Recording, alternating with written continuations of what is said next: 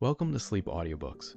If you would like our Better Sleep Quick Guide filled with proven techniques to improve sleep, sign up to our mailing list at sleepaudiobooks.com and we'll send the PDF as a thank you.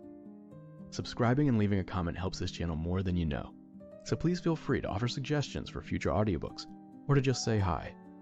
Thank you for listening. We hope you have an excellent night's sleep. This is Sleep Audiobooks.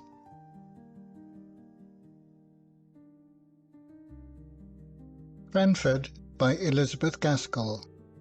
Recording by Noel Badrian. Chapter 1. Our Society. In the first place, Cranford is in possession of the Amazons. All the holders of houses above a certain rent are women.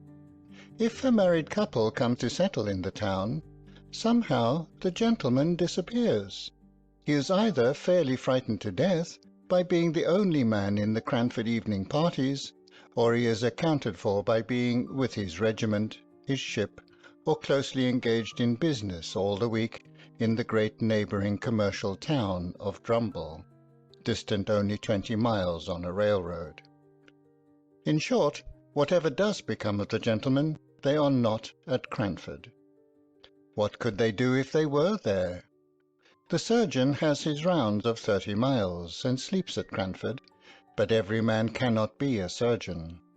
For keeping the trim gardens full of choice flowers without a weed to speck them, for frightening away little boys who look wistfully at the said flowers through the railings, for rushing out at the geese that occasionally venture into the gardens if the gates are left open, for deciding all questions of literature and politics without troubling themselves with unnecessary reasons or arguments, for obtaining clear and correct knowledge of everybody's affairs in the parish, for keeping their neat maidservants in admirable order, for kindness, somewhat dictatorial, to the poor, and real tender good offices to each other whenever they are in distress, the ladies of Cranford are quite sufficient.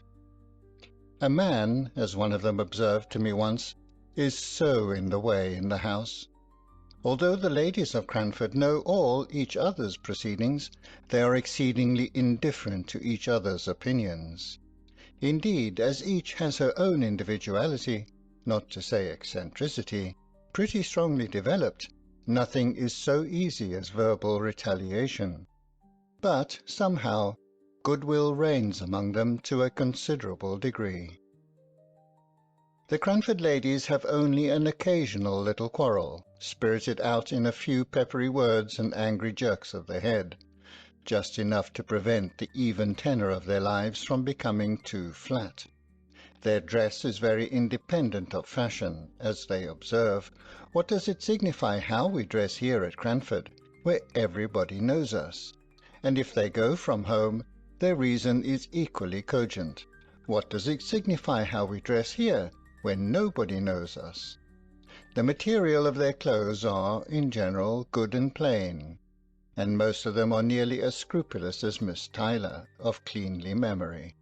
But I will answer for it that the last gigot, the last tight and scanty petticoat in wear in England, was seen in Cranford, and seen without a smile.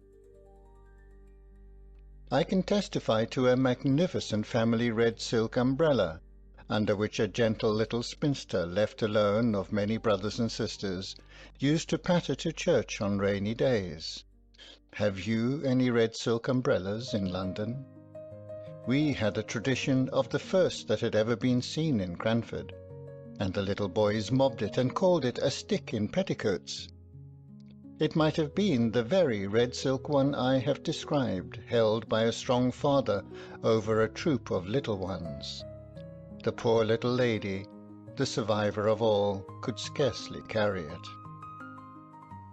Then there were the rules and regulations for visiting and calls, and they were announced to any young people who might be staying in the town, with all the solemnity with which the old Manx laws were read once a year on the Tynwald Mount. Our friends have sent to inquire how you are after your journey tonight, my dear. 15 miles in a gentleman's carriage. They will give you some rest tomorrow, but the next day I have no doubt they will call, so be at liberty after 12, From 12 to 3 are our calling hours. Then, after they had called, "It is the 3rd day. I dare say your mamma has told you, my dear, never to let more than 3 days elapse between receiving a call and returning it, and also that you are never to stay longer than a quarter of an hour." But am I to look at my watch? How am I to find out when a quarter of an hour has passed? You must keep thinking about the time, my dear, and not allow yourself to forget it in conversation. As everybody had this rule in their minds when they received or paid a call, of course no absorbing subject was ever spoken about. We kept ourselves to short sentences of small talk and were punctual to our time. I imagine that a few of the gentlefolks of Cranford were poor, and had some difficulty in making both ends meet, but they were like the Spartans, and concealed their smart under a smiling face. We none of us spoke of money, because that subject savoured of commerce and trade, and though some might be poor, we were all aristocratic. The Cranfordians had that kindly esprit de corps which made them overlook all deficiencies in success when some among them tried to conceal their poverty. When Mrs. Forrester, for instance, gave a party in her baby house of a dwelling, and the little maiden disturbed the ladies on the sofa by a request that she might get the tea-tray out from underneath, everyone took this novel proceeding as the most natural thing in the world, and talked on about household forms and ceremonies, as if we all believed that our hostess had a regular servants' hall, second table with housekeeper and steward, instead of the one little charity school maiden, whose short ruddy arms could never have been strong enough to carry the tray upstairs if she had not been assisted in private by her mistress, who now sat in state, pretending not to know what cakes were sent up, though she knew, and we knew, and she knew that we knew, and we knew that she knew that we knew she had been busy all the morning making tea bread and sponge cakes. There were 1 or 2 consequences arising from this general but unacknowledged poverty, and this very much acknowledged gentility, which were not amiss, and which might be introduced into many circles of society to their great improvement. For instance, the inhabitants of Cranford kept early hours, and clattered home in their pattens, under the guidance of a lantern-bearer, about 9 o'clock at night, and the whole town was abed and asleep by 10:30. Moreover, it was considered vulgar, a tremendous word in Cranford, to give anything expensive in the way of eatable or drinkable at the evening entertainments. Wafer bread and butter and sponge biscuits were all that the Honourable Mrs. Jameson gave, and she was sister-in-law to the late Earl of Glenmire, although she did practise such elegant economy. Elegant economy! How naturally one falls back into the phraseology of Cranford. There economy was always elegant, and money-spending always vulgar and ostentatious, a sort of sour grapeism which made us very peaceful and satisfied. I never shall forget the dismay felt when a certain Captain Brown came to live at Cranford, and openly spoke about his being poor, not in a whisper to an intimate friend, the doors and windows being previously closed, but in the public street, in a loud military voice, alleging his poverty as a reason for not taking a particular house. The ladies of Cranford were already rather moaning over the invasion of their territories by a man and a gentleman. He was a half-pay captain, and had obtained some situation on a neighbouring railroad, which had been vehemently petitioned against by the little town. And if, in addition to his masculine gender and his connections with the obnoxious railroad, he was so brazen as to talk of being poor, why, then, indeed, he must be sent to Coventry. Death was as true and as common as poverty, yet people never spoke about that loud out in the streets. It was a word not to be mentioned to ears polite. We had tacitly agreed to ignore that any with whom we associated on terms of visiting equality could ever be prevented by poverty from doing anything that they wished. If we walked to or from a party, it was because the night was so fine, or the air so refreshing, not because sedan chairs were expensive. If we wore prints instead of summer silks, it was because we preferred a washing material, and so on, till we blinded ourselves to the vulgar fact that we were, all of us, people of very moderate means. Of course, then we did not know what to make of a man who could speak of poverty as if it was not a disgrace. Yet, somehow, Captain Brown made himself respected in Cranford, and was called upon in spite of all resolutions to the contrary. I was surprised to hear his opinion quoted as authority at a visit which I paid to Cranford about a year after he had settled in the town. My own friends had been among the bitterest opponents of any proposal to visit the captain and his daughters only 12 months before, and now he was even admitted in the tabooed hours before 12. True, it was to discover the cause of a smoking chimney before the fire was lighted, but still Captain Brown walked upstairs, nothing daunted, spoke in a voice too large for the room, and joked quite in the way of a tame man about the house. He had been blind to all the small slights and omissions of trivial ceremonies with which he had been received. He had been friendly, though the Cranford ladies had been cool. He had answered small sarcastic compliments in good faith, and with his manly frankness had overpowered all the shrinking which met him as a man who was not ashamed to be poor. And at last his excellent masculine common sense, and his facility in devising expedients to overcome domestic dilemmas, had gained him an extraordinary place as an authority among the Cranford ladies. He himself went on in his course, as unaware of his popularity as he had been of the reverse, and I am sure he was startled one day when he found his advice so highly esteemed as to make some counsel which he had given in jest to be taken in sober, serious earnest. It was on this subject. An old lady had an Alderney cow, which she looked upon as a daughter. You could not pay the short quarter-of-an-hour call without being told of the wonderful milk or wonderful intelligence of this animal. The whole town knew and kindly regarded Miss Betsy Barker's Alderney. Therefore great was the sympathy and regret when in an unguarded moment the poor cow tumbled into a lime-pit. She moaned so loudly that she was soon heard and rescued, but meanwhile the poor beast had lost most of her hair, and came out looking naked, cold, and miserable in a bare skin. Everybody pitied the animal, though a few could not restrain their smiles at her droll appearance. Miss Betsy Barker absolutely cried with sorrow and dismay, and it was said she thought of trying a bath of oil.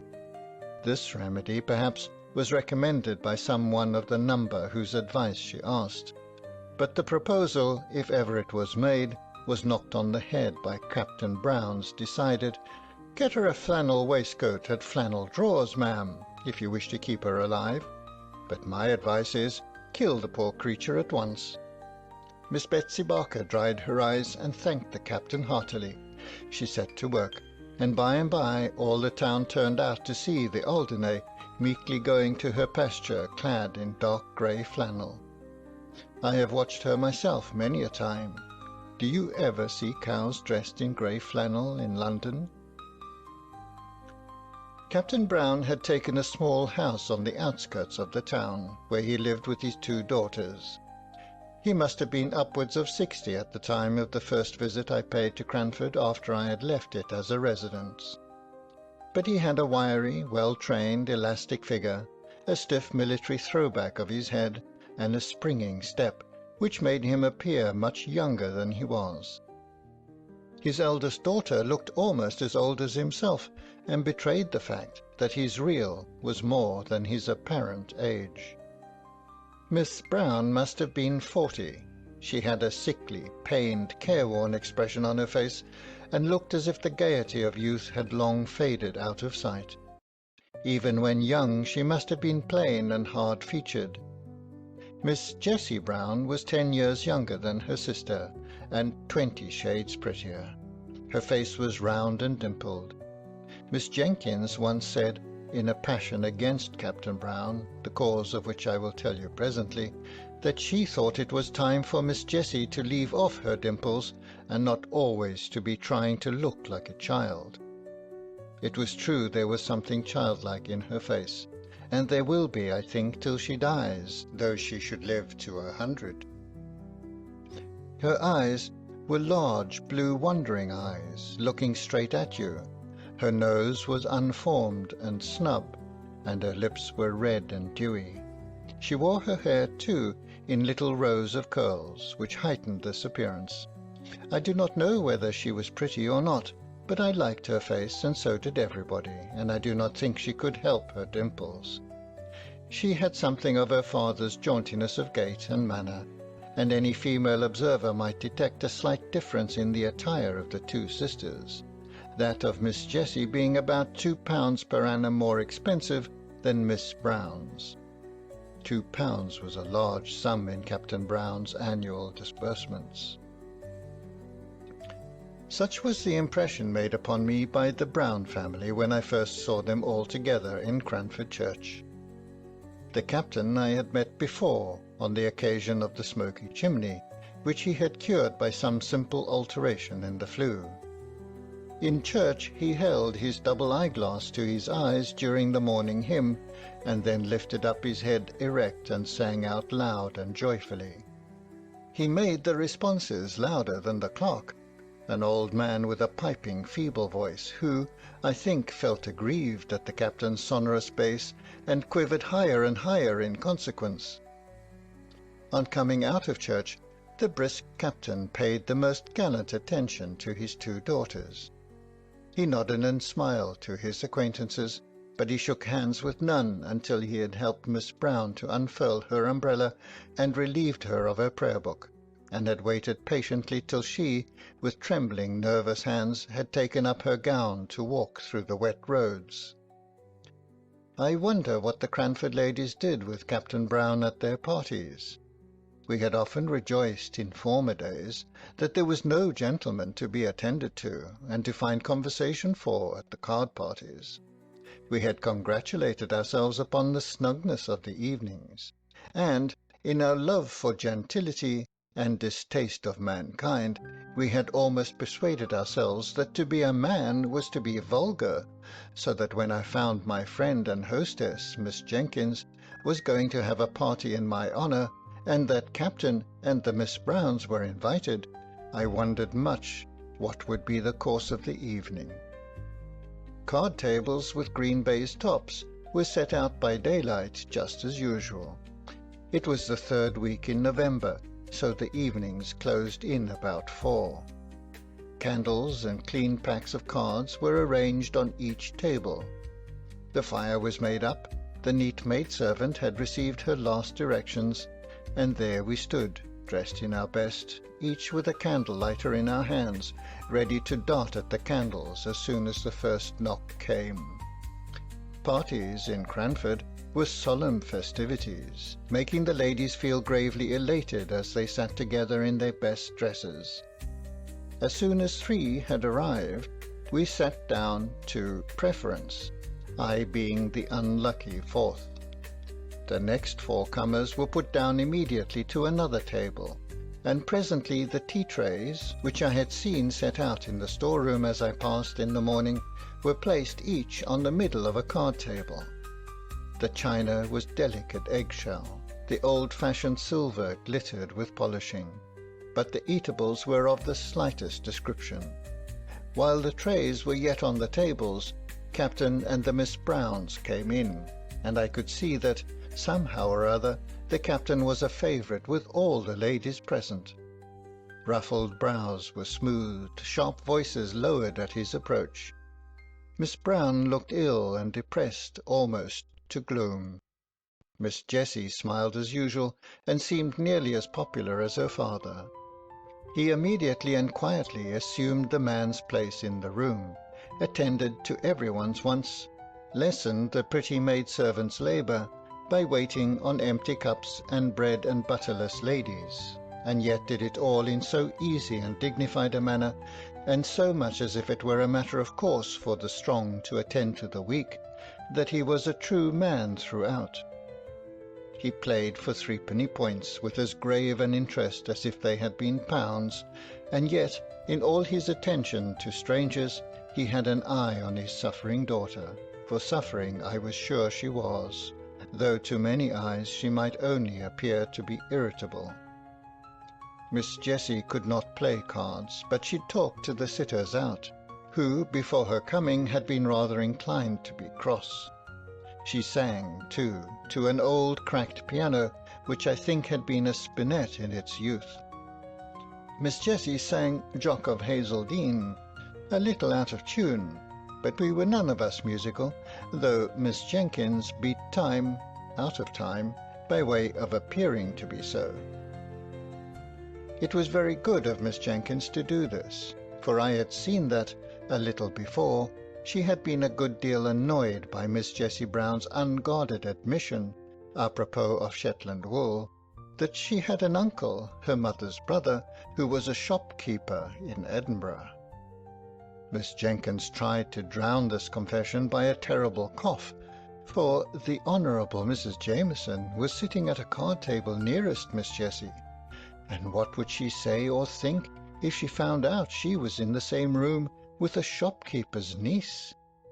But Miss Jessie Brown, who had no tact, as we all agreed the next morning, would repeat the information and assure Miss Pole she could easily get her the identical Shetland wool required, through my uncle, who has the best assortment of Shetland goods of anyone in Edinburgh. It was to take the taste of this out of our mouths, and the sound of this out of our ears, that Miss Jenkins proposed music. So I say again, it was very good of her to beat time to the song. When the trays reappeared with biscuits and wine punctually at 9:15, there was conversation, comparing of cards and talking over tricks, but by and by Captain Brown sported a little of literature. "Have you seen any numbers of the Pickwick Papers?" said he. They were then publishing it in parts. Capital thing! Now, Miss Jenkins was daughter of a deceased rector of Cranford, and, on the strength of a number of manuscript sermons and a pretty good library of divinity, considered herself literary, and looked upon any conversation about books as a challenge to her. So she answered and said, yes, she had seen them. Indeed, she might say she had read them. "And what do you think of them?" exclaimed Captain Brown. "Aren't they famously good?" So urged, Miss Jenkins could not but speak. "I must say I don't think they are by any means equal to Dr. Johnson. Still, perhaps the author is young. Let him persevere, and who knows what he may become if he will take the great doctor for his model."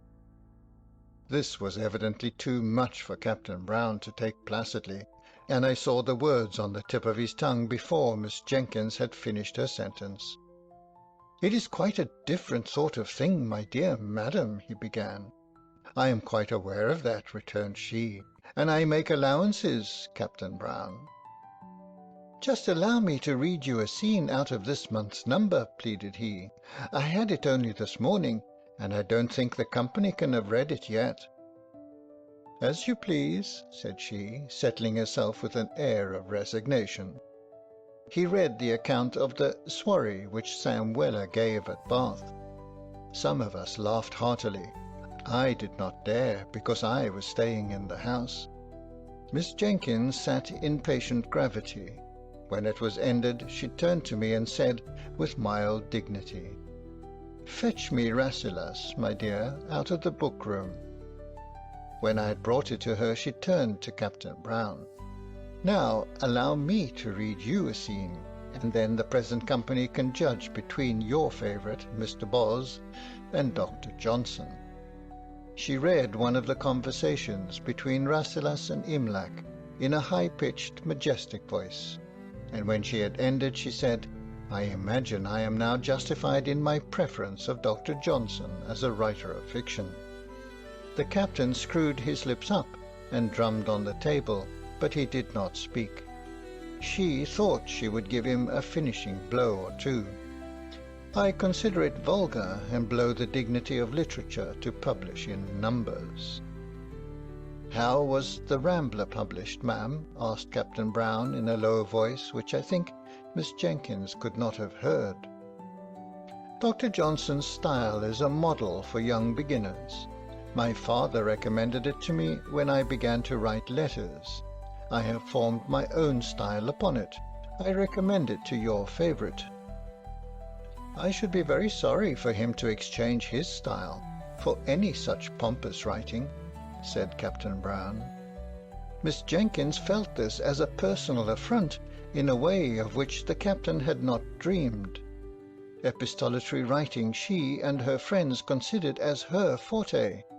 Many a copy of many a letter have I seen written and corrected on the slate, before she seized the half-hour just previous to post-time to assure her friends of this or that. And Dr. Johnson was, as she said, her model in these compositions. She drew herself up with dignity and only replied to Captain Brown's last remark by saying, with marked emphasis on every syllable, "I prefer Dr. Johnson to Mr. Boz." It is said, I won't vouch for the fact, that Captain Brown was heard to say, sotto voice, "Damn Dr. Johnson."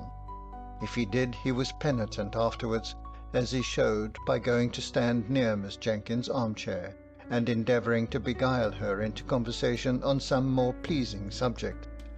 But she was inexorable. The next day she made the remark I have mentioned about Miss Jessie's dimples. End of Chapter 1. Chapter 2. The Captain. It was impossible to live a month at Cranford and not know the daily habits of each resident, and long before my visit was ended I knew much concerning the whole Brown trio.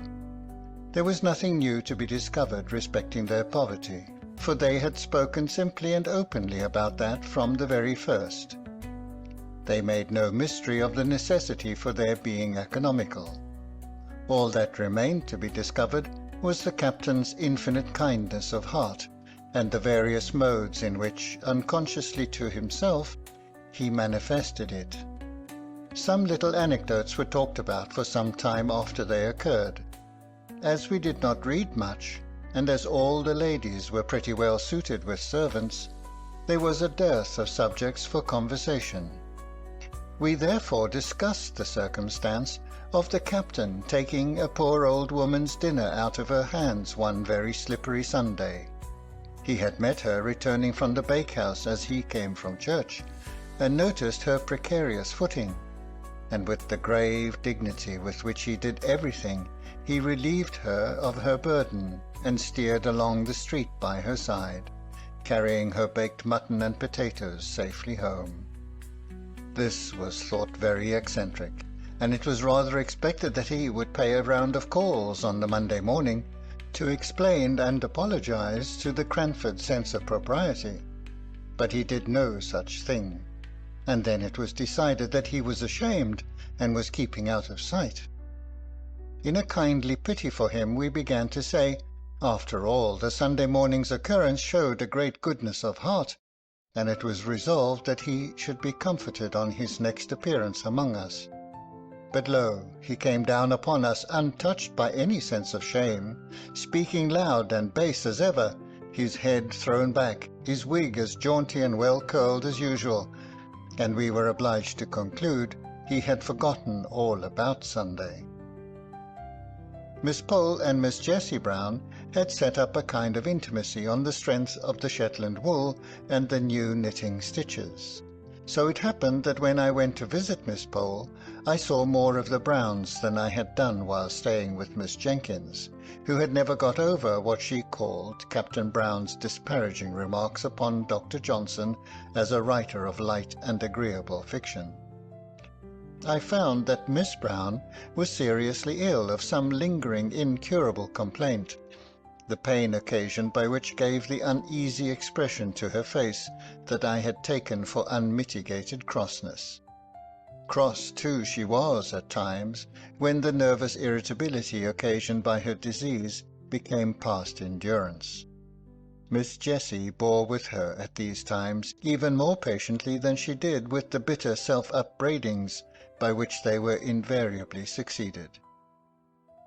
Miss Brown used to accuse herself not merely of hasty and irritable temper, but also of being the cause why her father and sister were obliged to pinch, in order to allow her the small luxuries which were necessaries in her condition. She would so fain have made sacrifices for them, and have lightened their cares, that the original generosity of her disposition added acerbity to her temper.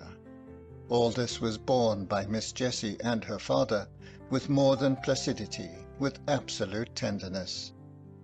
I forgave Miss Jessie her singing out of tune, and her juvenility of dress, when I saw her at home. I came to perceive that Captain Brown's dark Brutus wig and padded coat, alas, too often threadbare, were remnants of the military smartness of his youth, which he now wore unconsciously. He was a man of infinite resources, gained in his barrack experience. As he confessed, no one could black his boots to please him except himself. But, indeed, he was not above saving the little maidservant's labours in every way, knowing, most likely, that his daughter's illness made the place a hard one.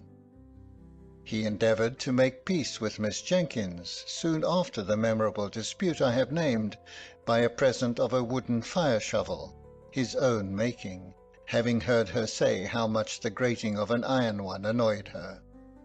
She received the present with cool gratitude, and thanked him formally.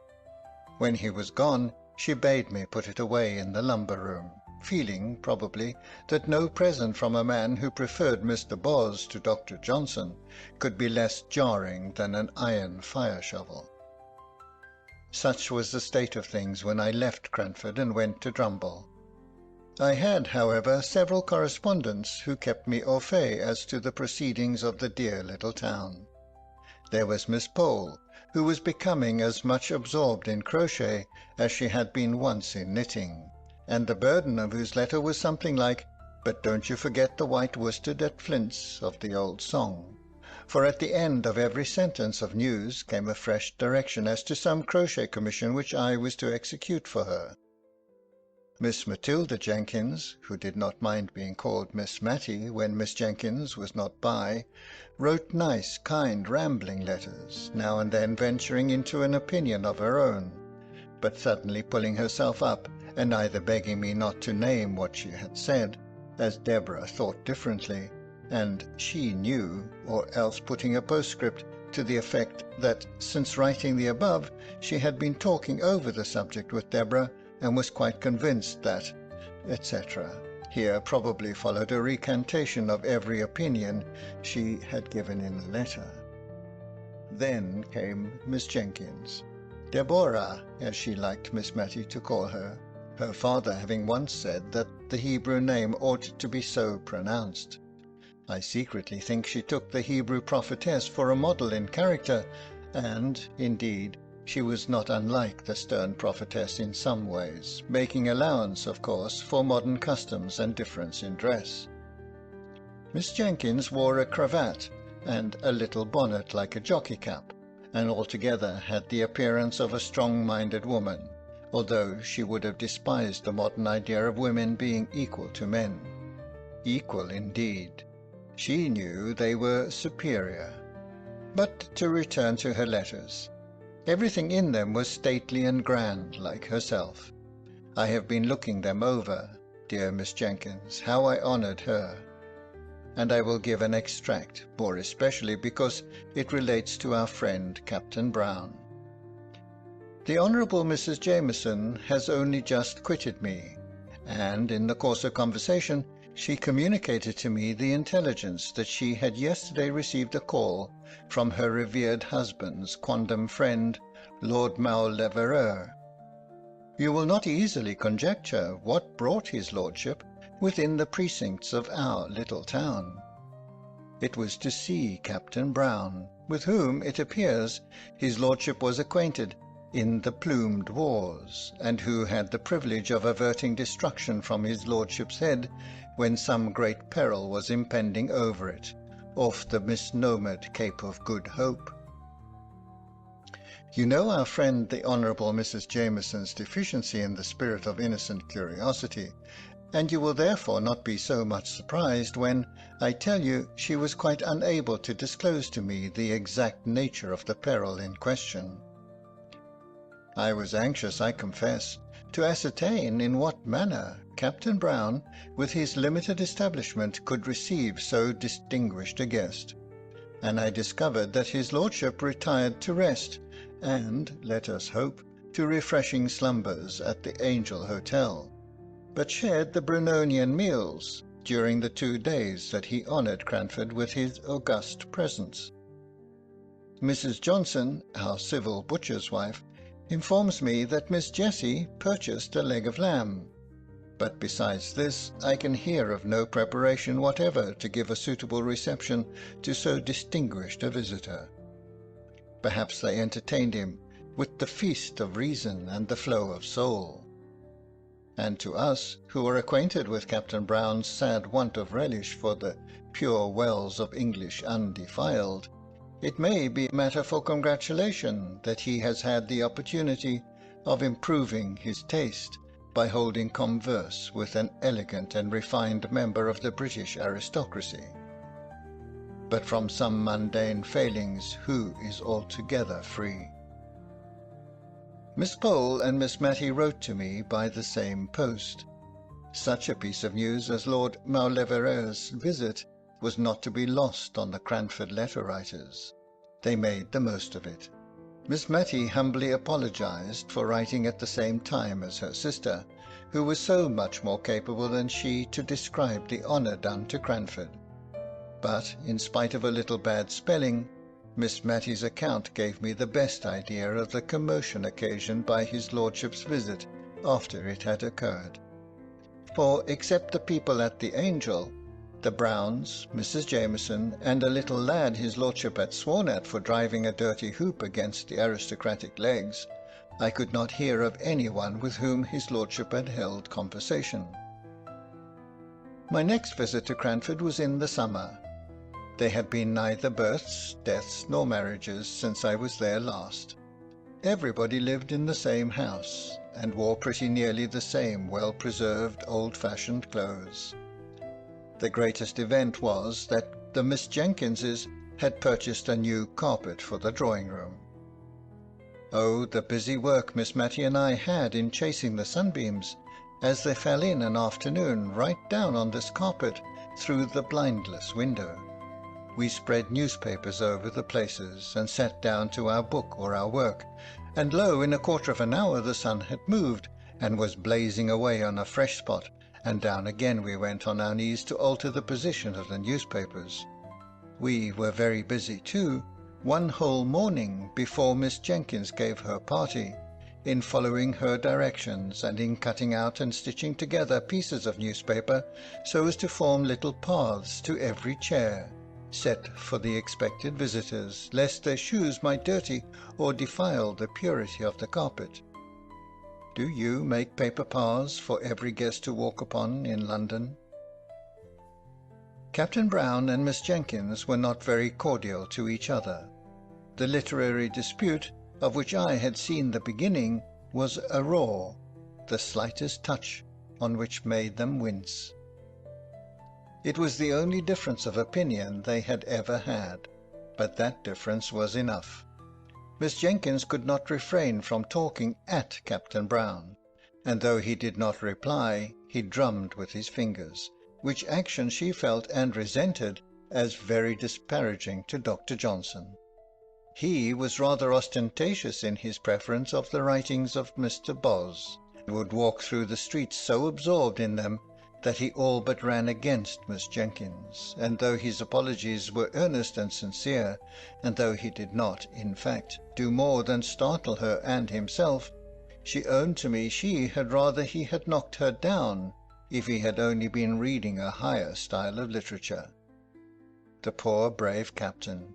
He looked older and more worn, and his clothes were very threadbare, but he seemed as bright and cheerful as ever, unless he was asked about his daughter's health. She suffers a great deal, and she must suffer more. We do what we can to alleviate her pain. God's will be done. He took off his hat at these last words. I found from Miss Matty that everything had been done, in fact. A medical man of high repute in that country neighbourhood had been sent for, and every injunction he had given was attended to, regardless of expense. Miss Matty was sure they denied themselves many things in order to make the invalid comfortable, but they never spoke about it. And as for Miss Jessie, I really think she's an angel, said poor Miss Matty, quite overcome.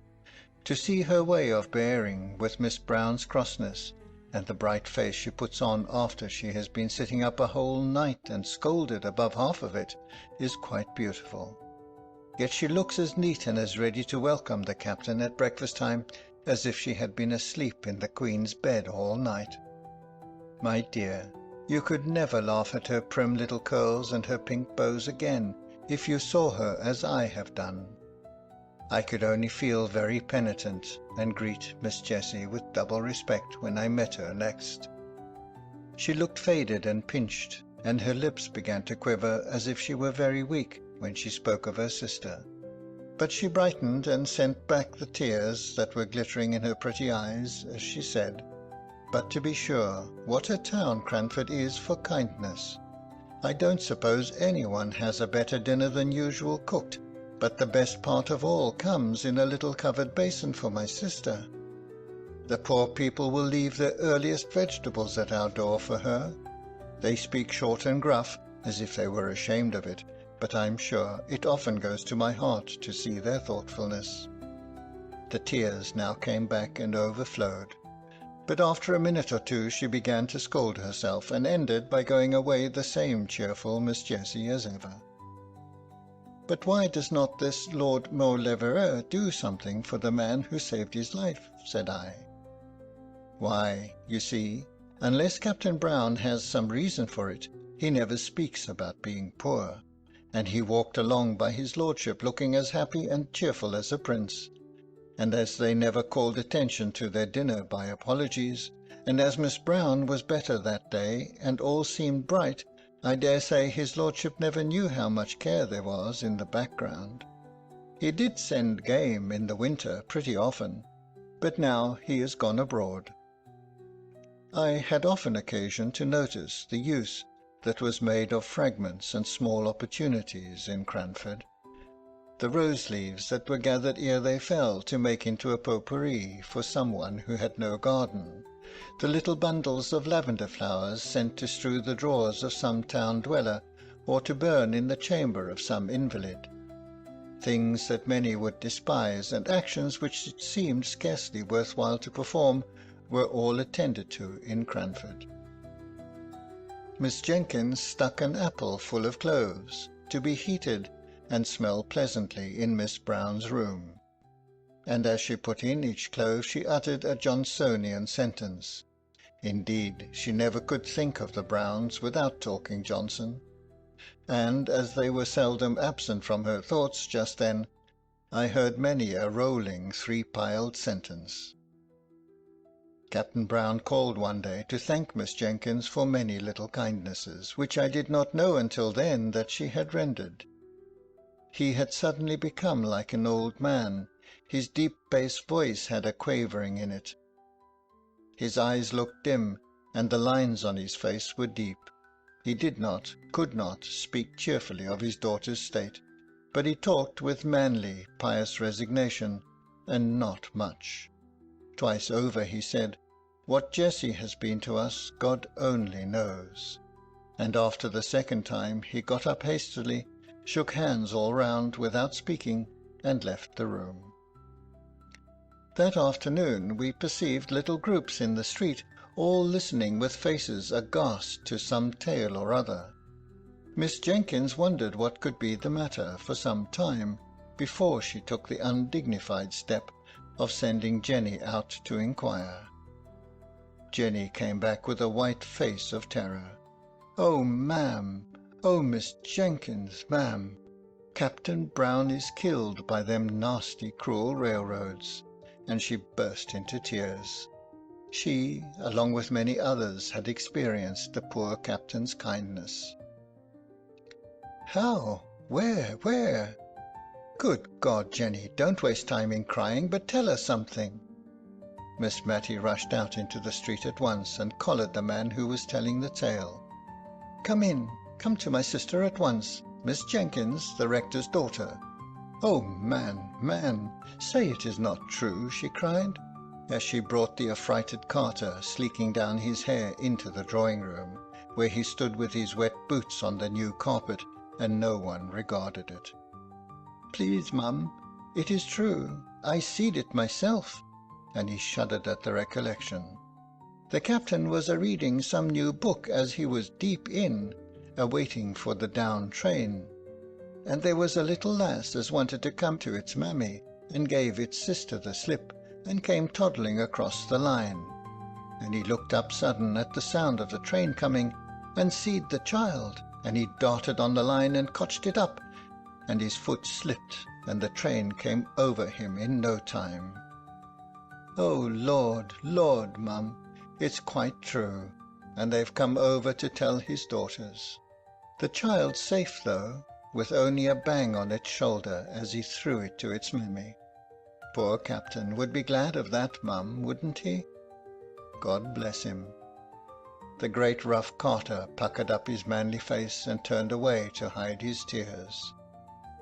I turned to Miss Jenkins. She looked very ill, as if she were going to faint, and signed to me to open the window. "Matilda, bring me my bonnet. I must go to those girls. God pardon me if ever I have spoken contemptuously to the captain." Miss Jenkins arrayed herself to go out, telling Miss Matilda to give the man a glass of wine.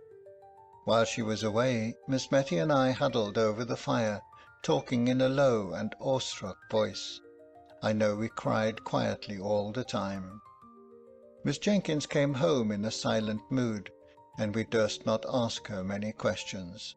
She told us that Miss Jessie had fainted, and that she and Miss Pole had had some difficulty in bringing her round, but that, as soon as she recovered, she begged one of them to go and sit with her sister.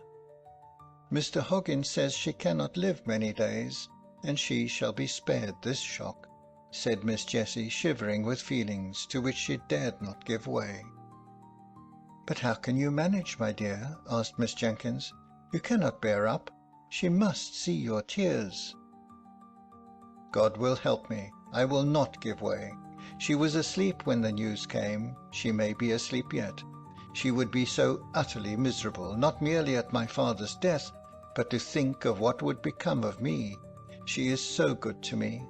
She looked up earnestly in their faces with her soft, true eyes, and Miss Pole told Miss Jenkins afterwards she could hardly bear it, knowing, as she did, how Miss Brown treated her sister. However, it was settled according to Miss Jessie's wish. Miss Brown was to be told her father had been summoned to take a short journey on railway business. They had managed it in some way. Miss Jenkins could not exactly say how. Miss Pole was to stop with Miss Jessie. Mrs. Jameson had sent to inquire, and this was all we heard that night, and a sorrowful night it was. The next day a full account of the fatal accident was in the county paper, which Miss Jenkins took in. Her eyes were very weak, she said, and she asked me to read it. When I came to the gallant gentleman was deeply engaged in the perusal of a number of Pickwick which he had just received, Miss Jenkins shook her head long and solemnly, and then sighed out. Poor dear infatuated man. The corpse was to be taken from the station to the parish church, there to be interred. Miss Jessie had set her heart on following it to the grave, and no dissuasives could alter her resolve. Her restraint upon herself made her most obstinate. She resisted all Miss Pole's entreaties and Miss Jenkins's advice. At last Miss Jenkins gave up the point, and after a silence, which I feared portended some deep displeasure against Miss Jessie, Miss Jenkins said she should accompany the latter to the funeral. "It is not fit for you to go alone. It would be against both propriety and humanity were I to allow it." Miss Jessie seemed as if she did not half like this arrangement, but her obstinacy, if she had any, had been exhausted in her determination to go to the interment. She longed, poor thing, I have no doubt, to cry alone over the grave of the dear father to whom she had been all in all, and to give way for one little half-hour uninterrupted by sympathy and unobserved by friendship. But it was not to be.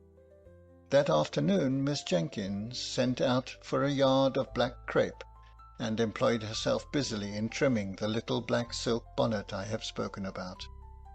When it was finished she put it on, and looked at us for approbation. Admiration she despised. I was full of sorrow, but, by one of those whimsical thoughts which come unbidden into our heads in times of deepest grief, I no sooner saw the bonnet than I was reminded of a helmet, and in that hybrid bonnet, half helmet, half jockey cap, did Miss Jenkins attend Captain Brown's funeral, and, I believe, supported Miss Jessie with a tender, indulgent firmness which was invaluable, allowing her to weep her passionate fill before they left.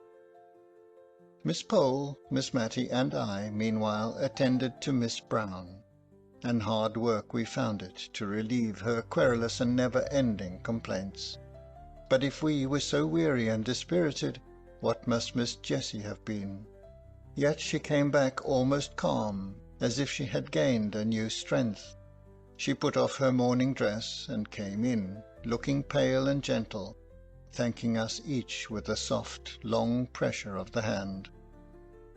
She could even smile, a faint, sweet, wintry smile, as if to reassure us of her power to endure, but her look made our eyes fill suddenly with tears, more than if she had cried outright. It was settled that Miss Pole was to remain with her all the watching livelong night, and that Miss Matty and I were to return in the morning to relieve them, and give Miss Jessie the opportunity for a few hours of sleep. But when the morning came, Miss Jenkins appeared at the breakfast table, equipped in her helmet bonnet, and ordered Miss Matty to stay at home, as she meant to go and help to nurse. She was evidently in a state of great friendly excitement, which she showed by eating her breakfast standing, and scolding the household all round. No nursing, no energetic, strong-minded woman could help Miss Brown now. There was that in the room as we entered which was stronger than us all, and made us shrink into solemn, awestruck helplessness. Miss Brown was dying. We hardly knew her voice, it was so devoid of the complaining tone we had always associated with it. Miss Jessie told me afterwards that it, and her face too, were just what they had been formerly, when her mother's death left her the young, anxious head of the family, of whom only Miss Jessie survived. She was conscious of her sister's presence, though not, I think, of ours. We stood a little behind the curtain. Miss Jessie knelt with her face near her sister's, in order to catch the last soft, awful whispers. "Oh, Jessie, Jessie, how selfish I have been. God forgive me for letting you sacrifice yourself for me as you did. I have so loved you, and yet I have thought only of myself. God forgive me." "Hush, love, hush," said Miss Jessie, sobbing. "And my father, my dear, dear father, I will not complain now, if God will give me strength to be patient. But oh, Jessie, tell my father how I longed and yearned to see him at last, and to ask his forgiveness. He can never know how I loved him. Oh, if I might but tell him before I die." What a life of sorrow his has been, and I have done so little to cheer him." A light came into Miss Jessie's face. "Would it comfort you, dearest, to think that he does know? Would it comfort you, love, to know that his cares, his sorrows—" Her voice quivered, but she steadied it into calmness. "Mary, he has gone before you to the place where the weary are at rest. He knows now how you loved him." A strange look, which was not distress, came over Miss Brown's face. She did not speak for some time, but then we saw her lips form the words rather than heard the sound. "Father, mother, Harry, Archie." Then, as if it were a new idea throwing a filmy shadow over her darkened mind, "But you will be alone, Jessie." Miss Jessie had been feeling this all during the silence, I think, for the tears rolled down her cheeks like rain at these words, and she could not answer at first. Then she put her hands together tight and lifted them up and said, but not to us, "Though he slay me, yet will I trust in him." In a few moments more Miss Brown lay calm and still, never to sorrow or murmur more. After this second funeral, Miss Jenkins insisted that Miss Jessie should come to stay with her rather than go back to the desolate house, which, in fact, we learnt from Miss Jessie must now be given up, as she had not wherewithal to maintain it. She had something above £20 a year, besides the interest of the money for which the furniture would sell, but she could not live upon that, and so we talked over her qualifications for earning money. "I can sew neatly," said she, "and I like nursing. I think, too, I could manage a house if anyone would try me as housekeeper. Or I would go into a shop as saleswoman, if they would have patience with me at first." Miss Jenkins declared in an angry voice that she should do no such thing, and talked to herself about some people having no idea of their rank as a captain's daughter, nearly an hour afterwards, when she brought Miss Jessie up a basin of delicately made arrowroot, and stood over her like a dragoon until the last spoonful was finished. Then she disappeared. Miss Jessie began to tell me some more of the plans which had suggested themselves to her, and insensibly fell into talking of the days that were past and gone, and interested me so much I neither knew nor heeded how time passed. We were both startled when Miss Jenkins reappeared and caught us crying. I was afraid lest she would be displeased, as she often said that crying hindered digestion, and I knew she wanted Miss Jessie to get strong. But instead she looked queer and excited, and fidgeted around us without saying anything. At last she spoke. "I have been so much startled." "No, I have not been at all startled. Don't mind me, my dear Miss Jessie. I have been very much surprised. In fact, I've had a caller whom you knew once, my dear Miss Jessie." Miss Jessie went very white, then flushed scarlet, and looked eagerly at Miss Jenkins. "A gentleman, my dear, who wants to know if you would see him." "Is it—" "It is not," stammered out Miss Jessie, and got no further. "This is his card," said Miss Jenkins, giving it to Miss Jessie, and while her head was bent over it, Miss Jenkins went through a series of winks and odd faces to me, and formed her lips into a long sentence, of which, of course, I could not understand a word. "May he come up?" asked Miss Jenkins at last. "Oh yes, certainly," said Miss Jessie, as much as to say, "This is your house. You may show any visitor where you like." She took up some knitting of Miss Mattie's, and began to be very busy, though I could see how she trembled all over. Miss Jenkins rang the bell, and told the servant who answered it to show Major Gordon upstairs, and presently in walked a tall, fine, frank-looking man of 40 or upwards. He shook hands with Miss Jessie, but he could not see her eyes. She kept them so fixed on the ground. Miss Jenkins asked me if I would come and help her to tie up the preserves in the storeroom, and though Miss Jessie plucked at my gown, and even looked up at me with begging eyes, I durst not refuse to go where Miss Jenkins asked.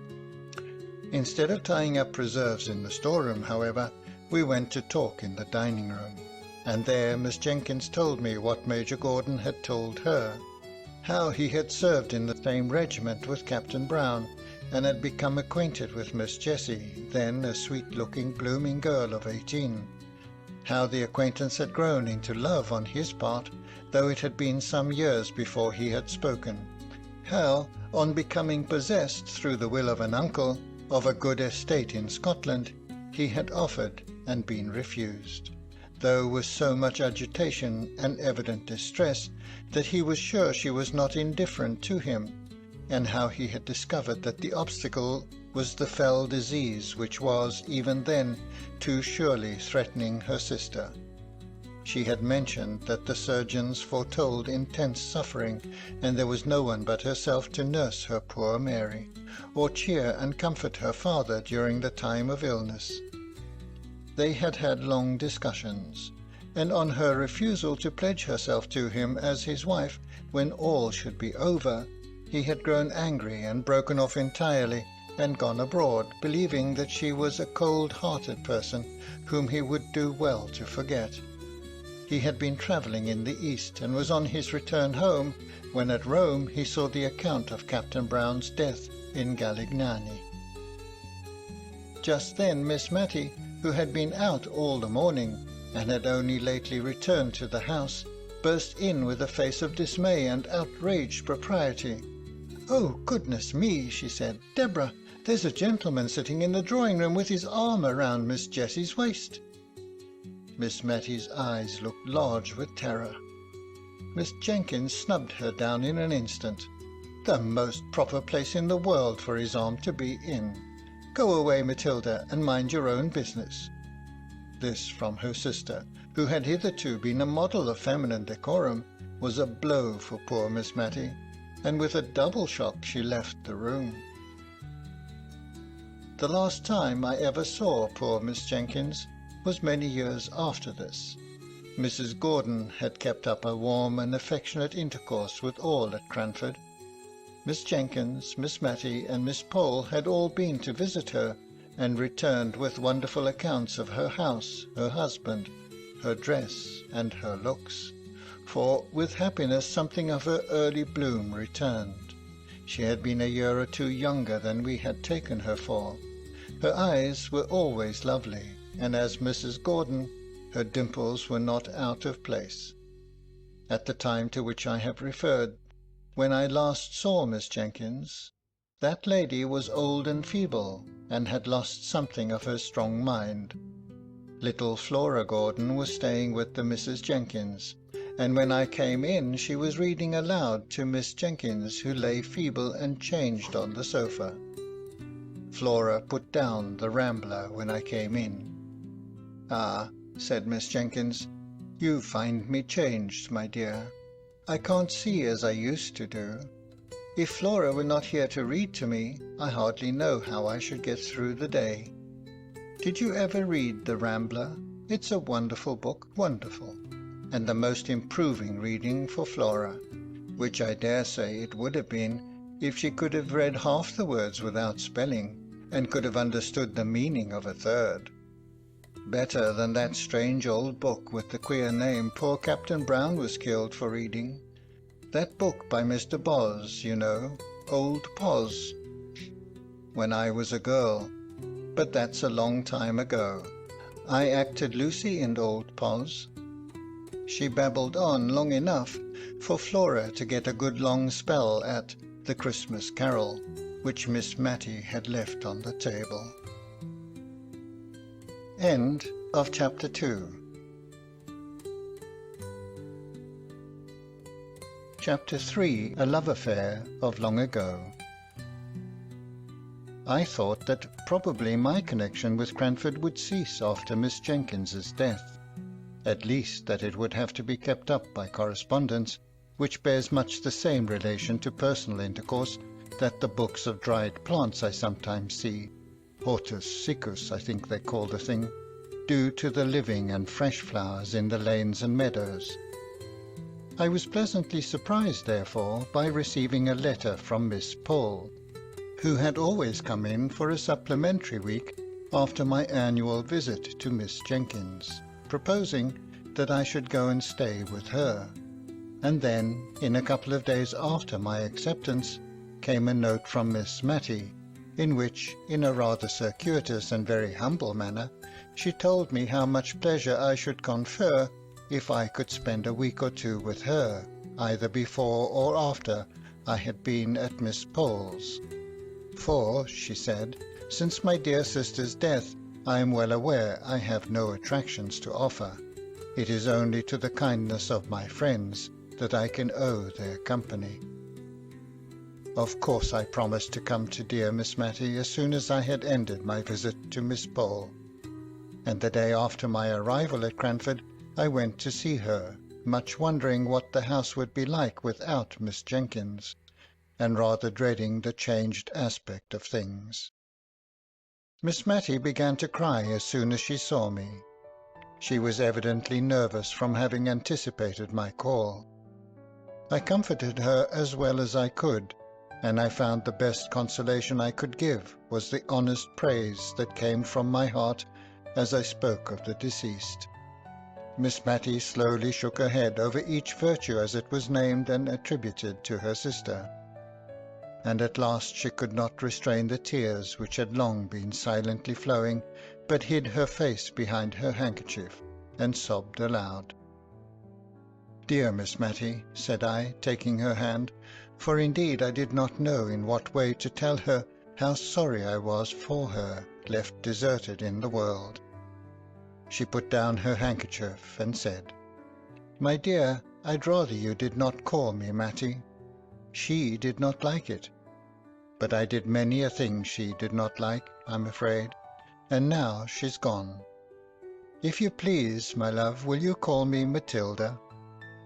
I promised faithfully, and began to practice the new name with Miss Pole that very day, and, by degrees, Miss Matilda's feelings on the subject was known through Cranford, and we all tried to drop the more familiar name, but with so little success that by and by we gave up the attempt.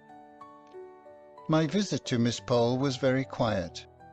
Miss Jenkins had so long taken the lead in Cranford that, now she was gone, they hardly knew how to give a party.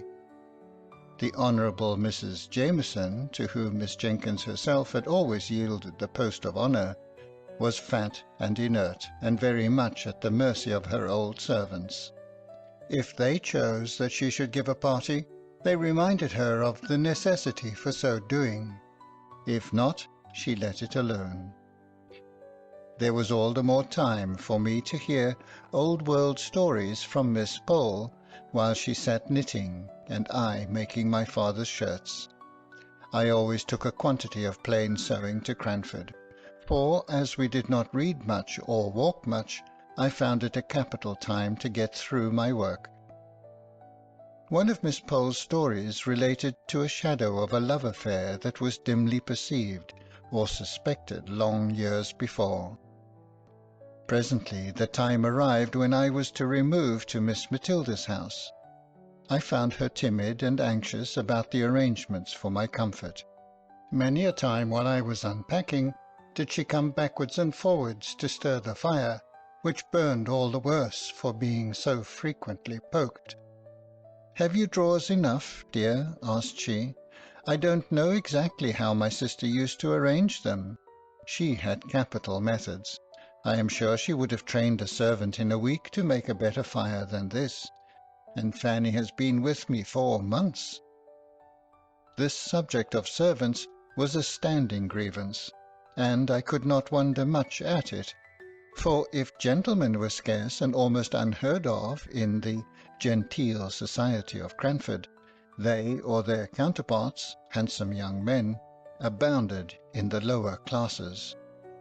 The pretty, neat servant maids had their choice of desirable followers, and their mistresses, without having the sort of mysterious dread of men and matrimony that Miss Matilda had, might well feel a little anxious lest the heads of their comely maids should be turned by the joiner or the butcher or the gardener, who were obliged by their callings to come to the house, and who, as ill luck would have it, were generally handsome and unmarried.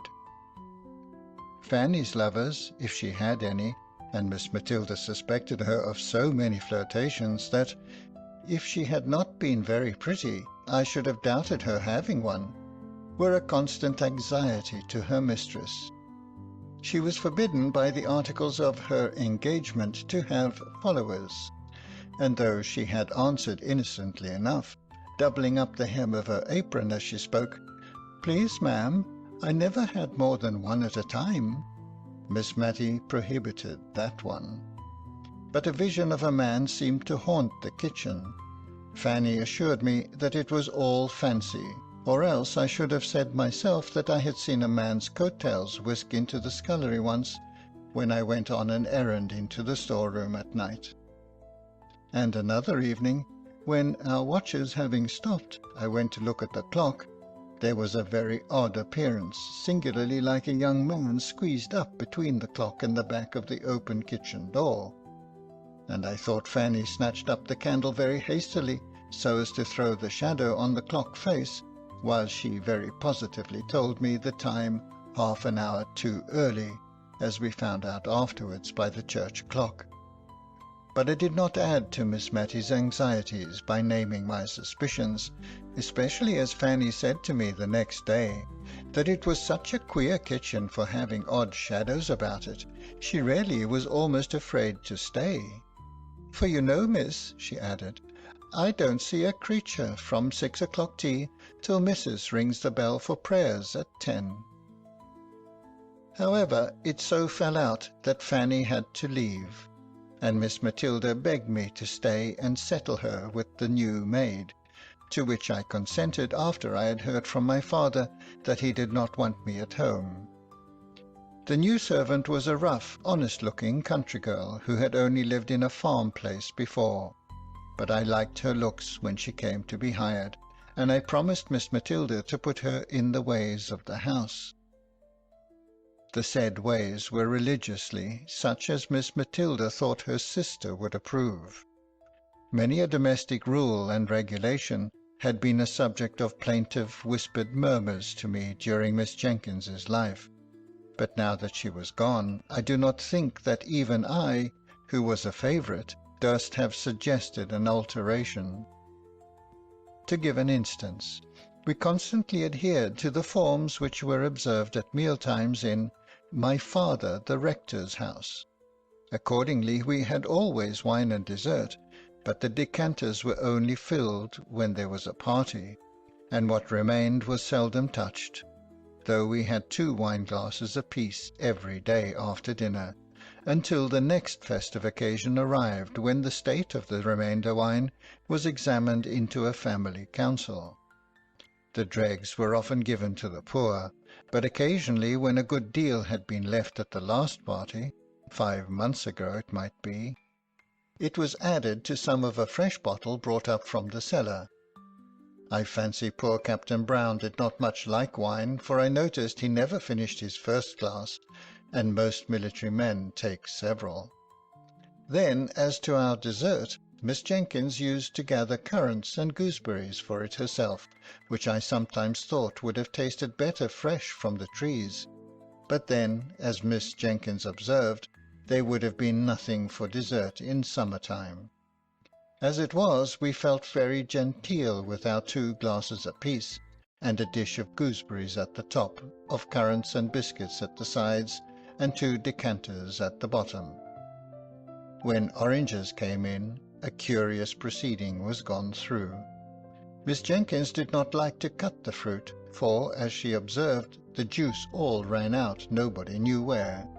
Sucking, only I think she used some more recondite word, was in fact the only way of enjoying oranges, but then there was the unpleasant association with a ceremony frequently gone through by little babies, and so, after dessert, in orange season, Miss Jenkins and Miss Matty used to rise up, possess themselves each of an orange in silence, and withdraw to the privacy of their own rooms to indulge in sucking oranges. I had once or twice tried on such occasions to prevail on Miss Matty to stay, and had succeeded in her sister's lifetime.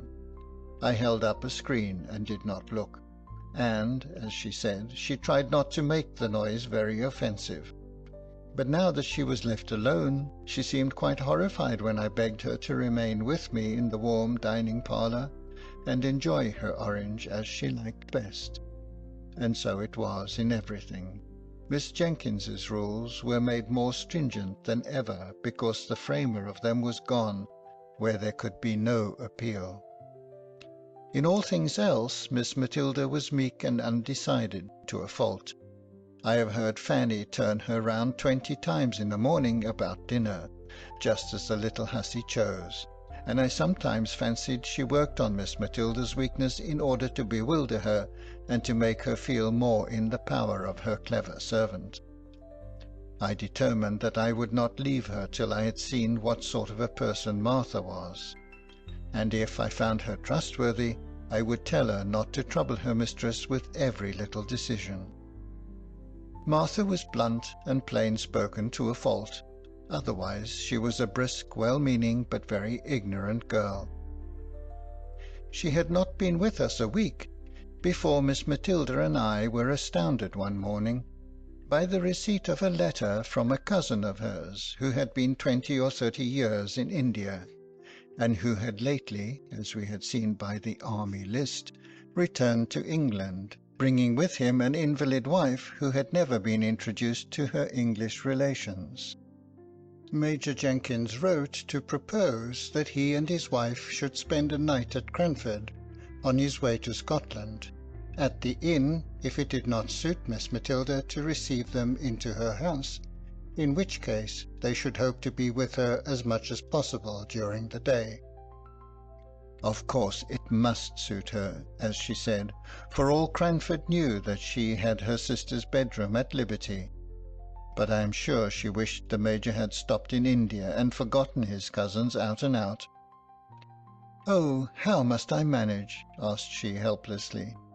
"If Deborah had been alive, she would have known what to do with a gentleman visitor. Must I put razors in his dressing-room? Dear, dear, and I've got none. Deborah would have had them. And slippers and coat-brushes." I suggested that probably he would bring all these things with him. "And after dinner, how am I to know when to get up and leave him to his wine?" "Deborah would have done it so well. She would have been quite in her element. Will you want coffee, do you think?" I undertook the management of the coffee, and told her I would instruct Martha in the art of waiting, in which, it must be owned, she was terribly deficient, and that I had no doubt Major and Mrs. Jenkins would understand the quiet mode in which a lady lived by herself in a country town. But she was sadly fluttered. I made her empty her decanters and bring up 2 fresh bottles of wine. I wish I could have prevented her from being present at my instructions to Martha, for she frequently cut in with some fresh direction, muddling the poor girl's mind, as she stood open-mouthed listening to us both. "Hand the vegetables round," said I, foolishly I see now, for it was aiming at more than we could accomplish with quietness and simplicity. And then, seeing her look bewildered, I added, "Take the vegetables round to people and let them help themselves." "And mind you go first to the ladies," put in Miss Matilda. "Always go to the ladies before gentlemen when you are waiting." "I'll do it as you tell me, ma'am," said Martha, "but I like lads best." We felt very uncomfortable and shocked at this speech of Martha's, yet I don't think she meant any harm, and, on the whole, she attended very well to our directions, except that she nudged the Major when he did not help himself as soon as she expected to the potatoes, while she was handing them round. The Major and his wife were quiet, unpretending people enough when they did come, languid, as all East Indians are, I suppose. We were rather dismayed at their bringing 2 servants with them, a Hindu body servant for the Major, and a steady elderly maid for his wife. But they slept at the inn and took off a good deal of the responsibility by attending carefully to their master's and mistress's comfort. Martha, to be sure, had never ended her staring at the East Indian's white turban and browned complexion, and I saw that Miss Matilda shrank away from him a little as he waited at dinner. Indeed, she asked me when they were gone if he did not remind me of Bluebeard. On the whole, the visit was most satisfactory, and is a subject of conversation even now with Miss Matilda. At the time it greatly excited Cranford, and even stirred up the apathetic and honourable Mrs. Jameson to some expression of interest, when I went to call and thank her for the kind answers she had vouchsafed to Miss Matilda's inquiries as to the arrangement of a gentleman's dressing-room, answers which, I must confess, she had given in the wearied manner of the Scandinavian prophetess. Leave me to repose. And now I come to the love affair. It seems that Miss Pole had a cousin, once or twice removed, who had offered to Miss Matty long ago. Now, this cousin lived 4 or 5 miles from Cranford on his own estate, but his property was not large enough to entitle him to rank higher than a yeoman, or rather, with something of the pride which apes humility, he had refused to push himself on, as so many of his class had done, into the ranks of the squires. He would not allow himself to be called Thomas Holbrook, Esquire. He even sent back letters with this address, telling the postmistress at Cranford that his name was Mr. Thomas Holbrook, yeoman. He rejected all domestic innovations. He would have the house door stand open in summer and shut in winter, without knocker or bell to summon a servant. The closed fist or the knob of the stick did this office for him if he found the door locked. He despised every refinement which had not its root deep down in humanity. If people were not ill, he saw no necessity for moderating his voice. He spoke the dialect of the country in perfection, and constantly used it in conversation, although Miss Pole, who gave me these particulars, added that he read aloud more beautifully and with more feeling than anyone she had ever heard, except the late rector. "And how came Miss Matilda not to marry him?" asked I. "Oh, I don't know. She was willing enough, I think. But, you know, cousin Thomas would not have been enough of a gentleman for the rector and Miss Jenkins." "Well, but they were not to marry him," said I impatiently. "No, but they did not like Miss Matty to marry below her rank. You know she was the rector's daughter, and somehow they are related to Sir Peter Arley. Miss Jenkins thought a deal of that." "Poor Miss Matty," said I. "Nay, now, I don't know anything more than that he offered and was refused. Miss Matty might not like him, and Miss Jenkins might never have said a word. It is only a guess of mine." "Has she never seen him since?" I inquired. "No, I think not. You see, Woodley, cousin Thomas's house, lies halfway between Cranford and Misselton, and I know he made Misselton his market town very soon after he had offered to Miss Matty, and I don't think he has been into Cranford above once or twice since. Once when I was walking with Miss Matty in High Street, and suddenly she darted from me and went up Shire Lane. A few minutes after, I was startled by meeting cousin Thomas." "How old is he?" I asked, after a pause of castle building. "He must be about 70, I think, my dear," said Miss Pole, blowing up my castle, as if by gunpowder, into small fragments. Very soon after, at least during my long visit to Miss Matilda, I had the opportunity of seeing Mr. Holbrook, seeing, too, his first encounter with his former love, after 30 or 40 years' separation.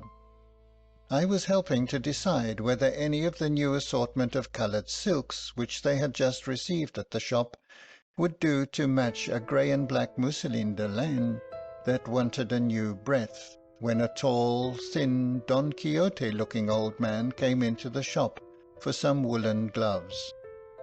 I had never seen the person, who was rather striking, before, and I watched him rather attentively while Miss Matty listened to the shopman. The stranger wore a blue coat with brass buttons, drab breeches and gaiters, and drummed with his fingers on the counter until he was attended to. When he answered the shop-boy's question, "What can I have the pleasure of showing you today, sir?" I saw Miss Matilda start, and then suddenly sit down, and instantly I guessed who it was. She had made some inquiry which had to be carried round to the other shopman. "Miss Jenkins wants the black sarsenet, 2 and 2pence the yard," and Mr. Holbrook had caught the name, and was across the shop in 2 strides. "Matty, Miss Matilda, Miss Jenkins! God bless my soul, I would not have known you. How are you? How are you?" He kept shaking her hand in a way which proved the warmth of his friendship, but he repeated so often, as if to himself, "I should not have known you," that any sentimental romance which I might be inclined to build was quite done away with by his manner. However, he kept talking to us all the time we were in the shop, and then waving the shopman with the unpurchased gloves on one side with, "Another time, sir, another time," he walked home with us. I am happy to say my client, Miss Matilda, also left the shop in an equally bewildered state, not having purchased either green or red silk. Mr. Holbrook was evidently full with honest, loud-spoken joy at meeting his old love again. He touched on the changes that had taken place. He even spoke of Miss Jenkins as "your poor sister." Well, well, we have all our faults, and bade us good-bye with many a hope that he should soon see Miss Matty again. She went straight to her room, and never came back till our early tea-time, when, I thought, she looked as if she had been crying. End of Chapter 3. Chapter 4. A visit to an old bachelor. A few days after, a note came from Mr. Holbrook, asking us, impartially asking both of us, in a formal old-fashioned style, to spend a day at his house, a long June day, for it was June now. He named that he had also invited his cousin, Miss Pole, so that we might join in a fly, which could be put up at his house. I expected Miss Matty to jump at this invitation, but no, Miss Pole and I had the greatest difficulty in persuading her to go. She thought it was improper, and was even half annoyed when we utterly ignored the idea of any impropriety in her going with 2 other ladies to see her old lover. Then came a more serious difficulty. She did not think Deborah would have liked her to go. This took us half a day's good hard talking to get over, but at the first sentence of relenting, I seized the opportunity, and wrote and dispatched an acceptance in her name, fixing day and hour, that all might be decided and done with. The next morning she asked me if I would go down to the shop with her, and there, after much hesitation, we chose out 3 caps to be sent home and tried on, that the most becoming might be selected to take with us on Thursday. She was in a state of silent agitation all the way to Woodley. She had evidently never been there before, and, although she little dreamt I knew anything of her early story, I could perceive she was in a tremor at the thought of seeing the place which might have been her home, and round which it is probable that many of her innocent girlish imaginations had clustered. It was a long drive there, through paved, jolting lanes. Miss Matilda sat bolt upright, and looked wistfully out of the windows as we drew near the end of our journey. The aspect of the country was quiet and pastoral. Woodley stood among fields, and there was an old-fashioned garden where roses and currant bushes touched each other, and where the feathery asparagus formed a pretty background to the pinks and gillyflowers. There was no drive up to the door. We got out at a little gate and walked up a straight box-edged path. "My cousin might make a drive, I think," said Miss Pole, who was afraid of earache and had only her cap on. "I think it is very pretty," said Miss Matty, with a soft plaintiveness in her voice, and almost in a whisper, for just then Mr. Holbrook appeared at the door, rubbing his hands in very effervescence of hospitality. He looked more like my idea of Don Quixote than ever, and yet the likeness was only external. His respectable housekeeper stood modestly at the door to bid us welcome, and while she led the elder ladies upstairs to a bedroom, I begged to look about the garden. My request evidently pleased the old gentleman, who took me all round the place, and showed me his 26 cows, named after the different letters of the alphabet. As we went along, he surprised me occasionally by repeating apt and beautiful quotations from the poets, ranging easily from Shakespeare and George Herbert to those of our own day. He did this as naturally as if he were thinking aloud, and their true and beautiful words were the best expression he could find for what he was thinking or feeling. To be sure, he called Byron "my Lord Byron," and pronounced the name of Goethe strictly in accordance with the English sound of the letters, as Goethe thee says, "Ye ever verdant palaces," etc. Altogether, I never met with a man before or since who had spent so long a life in a secluded and not impressive country, with ever-increasing delight in the daily and yearly change of season and beauty.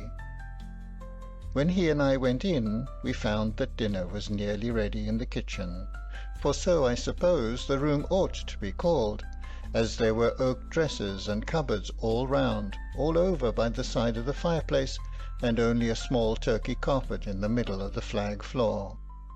The room might have been easily made into a handsome dark oak dining parlour by removing the oven and a few other appurtenances of a kitchen, which were evidently never used, the real cooking place being at some distance. The room in which we were expected to sit was a stiffly furnished, ugly apartment, but that in which we did sit was what Mr. Holbrook called the counting-house, when he paid his labourers their weekly wages at a great desk near the door. The rest of the pretty sitting-room, looking into the orchard and all covered over with dancing tree-shadows, was filled with books. They lay on the ground, they covered the walls, they strewed the table. He was evidently half ashamed and half proud of his extravagance in this respect. They were of all kinds, poetry and wild weird tales prevailing. He evidently chose his books in accordance with his own tastes, not because such and such were classical or established favourites. "Ah," he said, "we farmers ought not to have much time for reading, yet somehow one can't help it."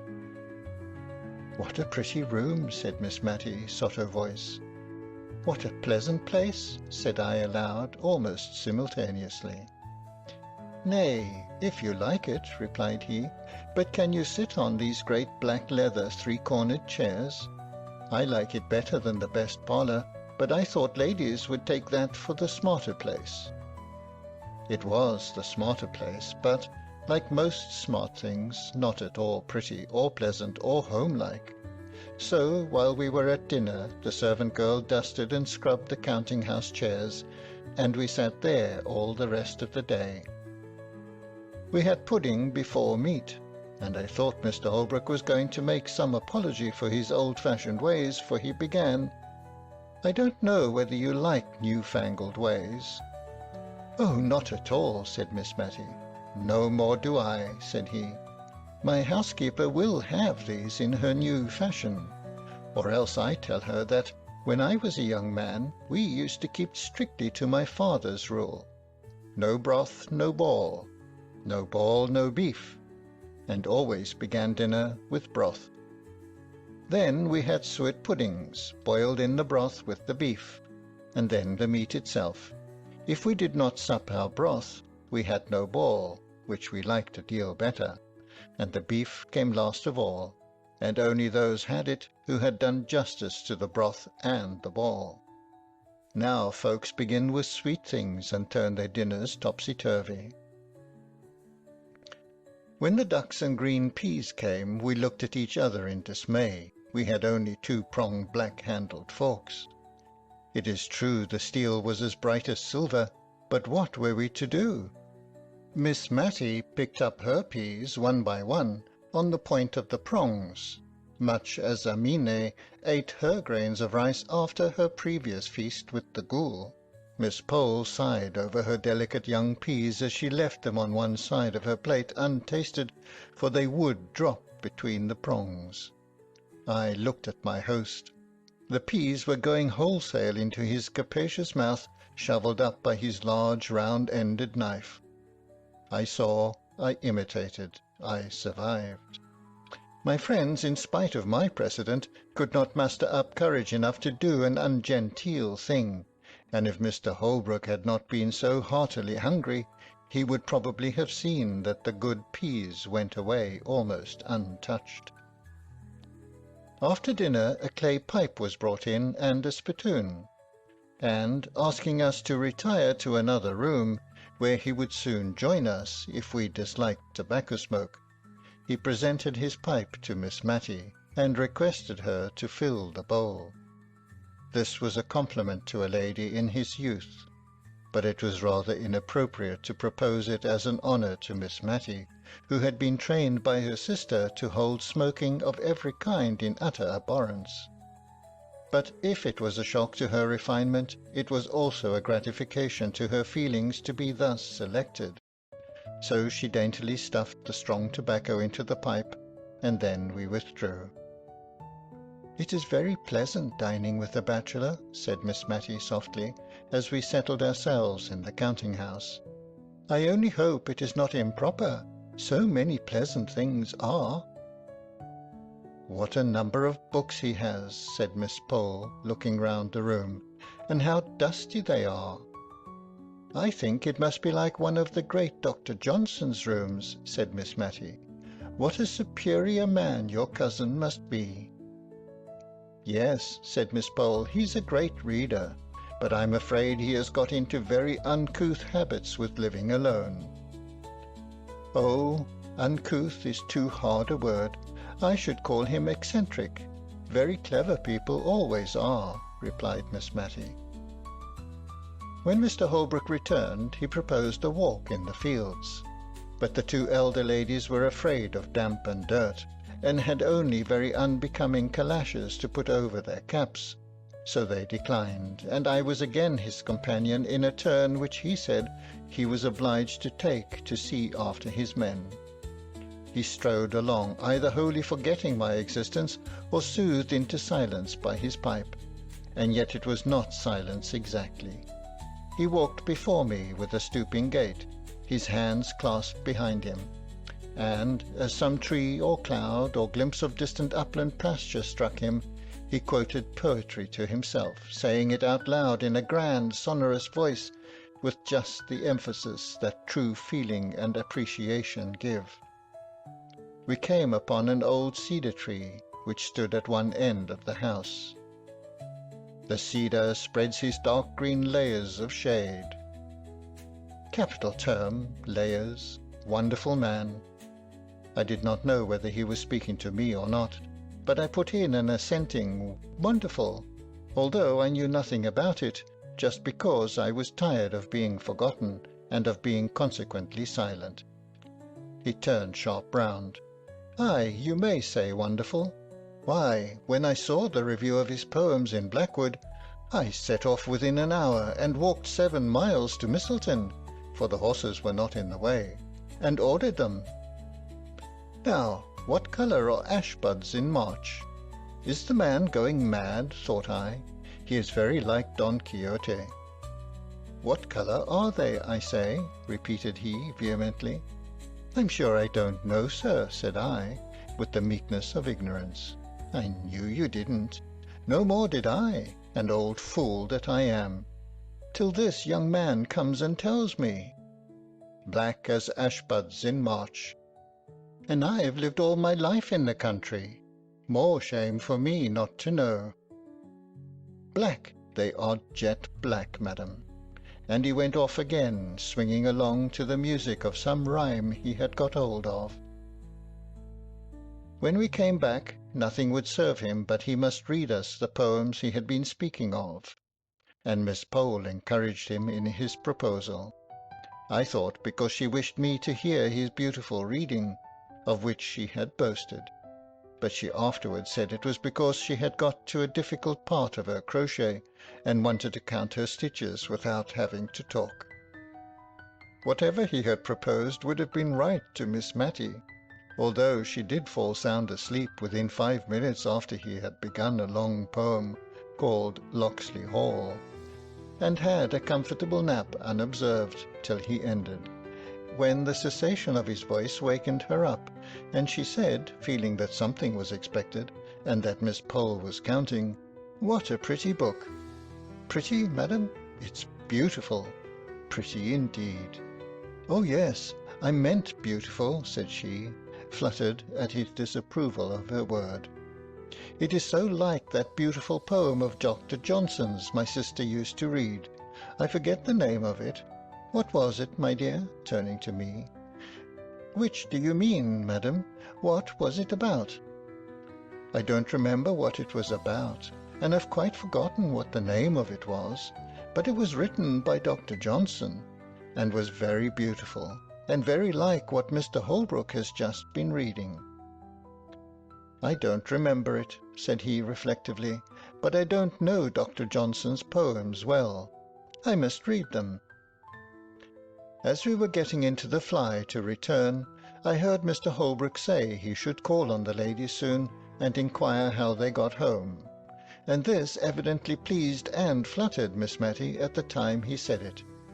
But after we had lost sight of the old house among the trees, her sentiments toward the master of it were gradually absorbed into a distressing wonder as to whether Martha had broken her word, and seized on the opportunity of her mistress's absence to have a follower. Martha looked good and steady and composed enough as she came to help us out. She was always careful of Miss Matty, and tonight she made use of this unlucky speech. "Eh, dear ma'am, to think of your going out in an evening in such a thin shawl. It's no better than muslin. At your age, ma'am, you should be careful." "My age," said Miss Matty, almost speaking crossly for her, for she was usually gentle. "My age? Why, how old do you think I am, that you talk about my age?" "Well, ma'am, I should say you were not far short of 60, but folks' looks is often against them, and I'm sure I meant no harm." "Martha, I'm not yet 52, said Miss Matty with grave emphasis, for probably the remembrance of her youth had come very vividly before her this day, and she was annoyed at finding that golden time so far away in the past.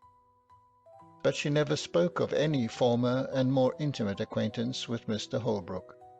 She had probably met with so little sympathy in her early love that she had shut it up close in her heart, and it was only by a sort of watching, which I could hardly avoid since Miss Pole's confidence, that I saw how faithful her poor heart had been in its sorrow and its silence.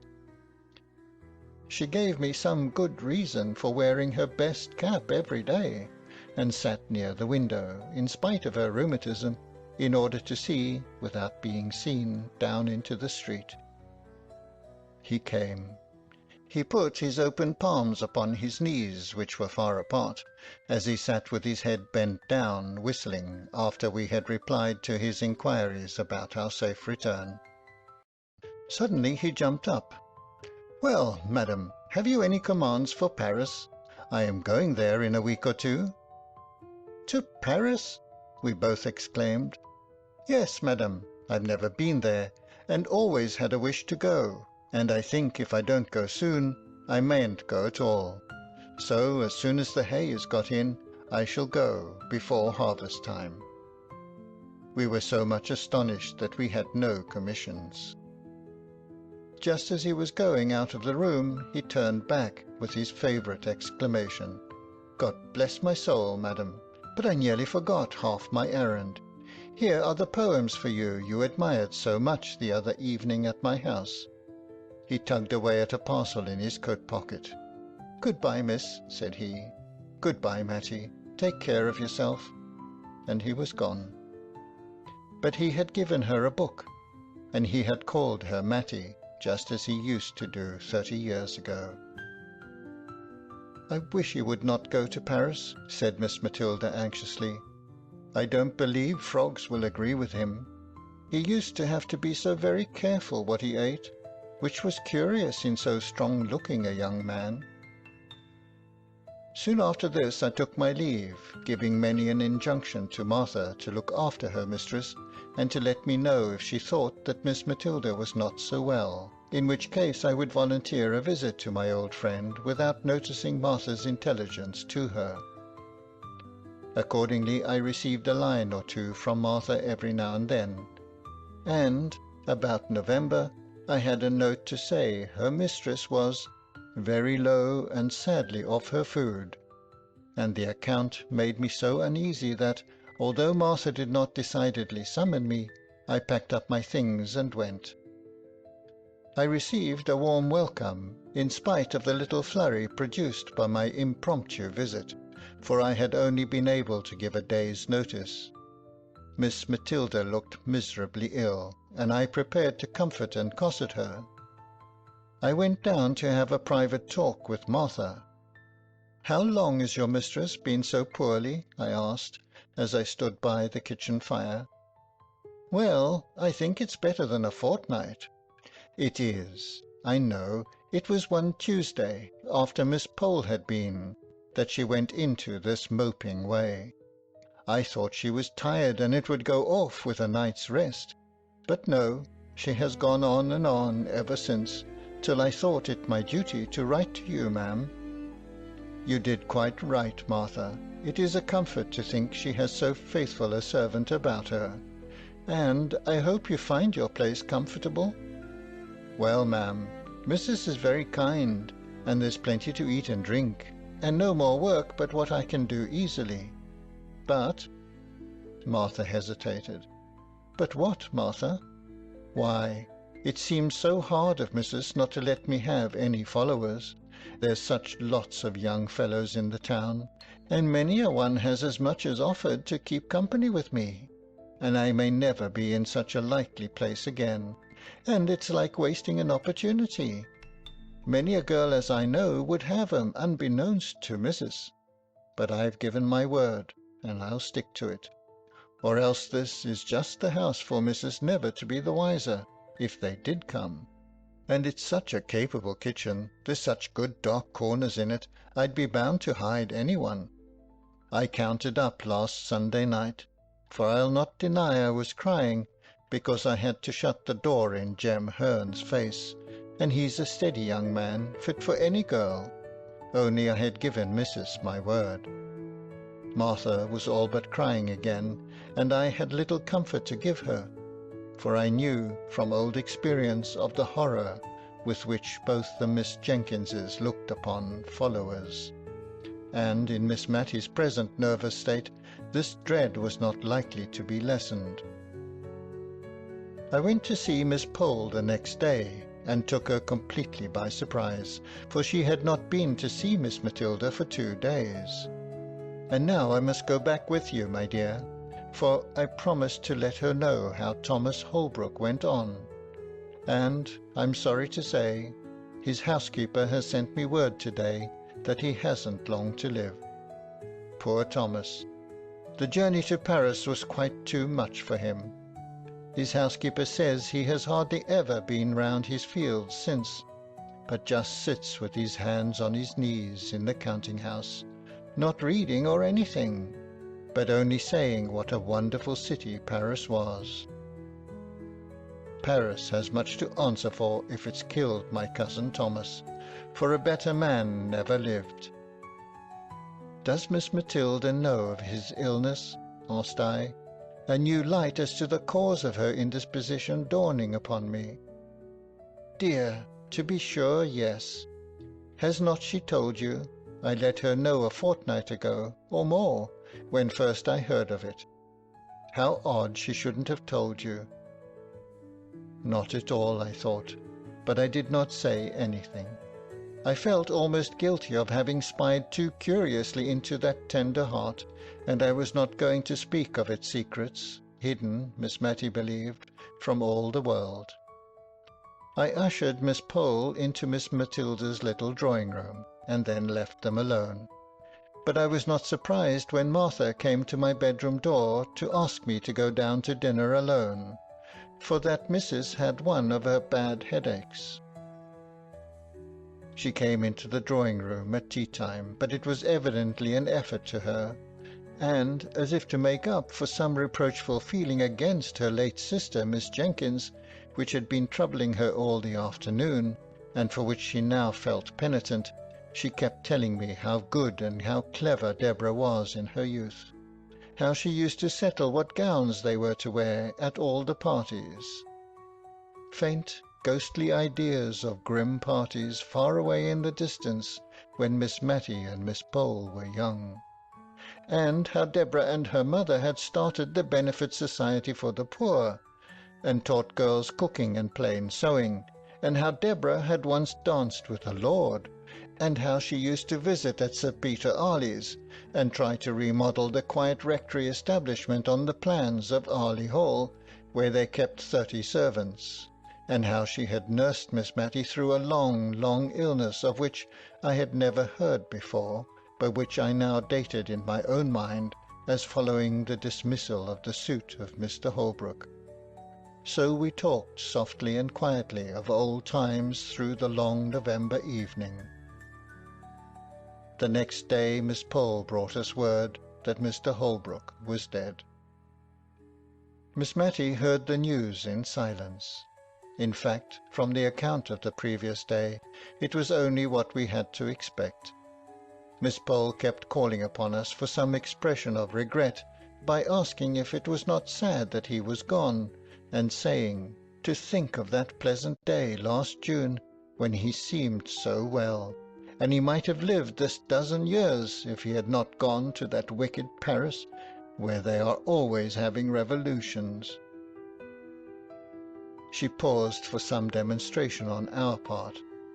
I saw Miss Matty could not speak, she was trembling so nervously, so I said what I really felt. And after a call of some duration, all the time of which I have no doubt Miss Pole thought Miss Matty received the news very calmly, our visitor took her leave. Miss Matty made a strong effort to conceal her feelings, a concealment she practised even with me, for she has never alluded to Mr. Holbrook again, although the book he gave her lies with her Bible on the little table by her bedside.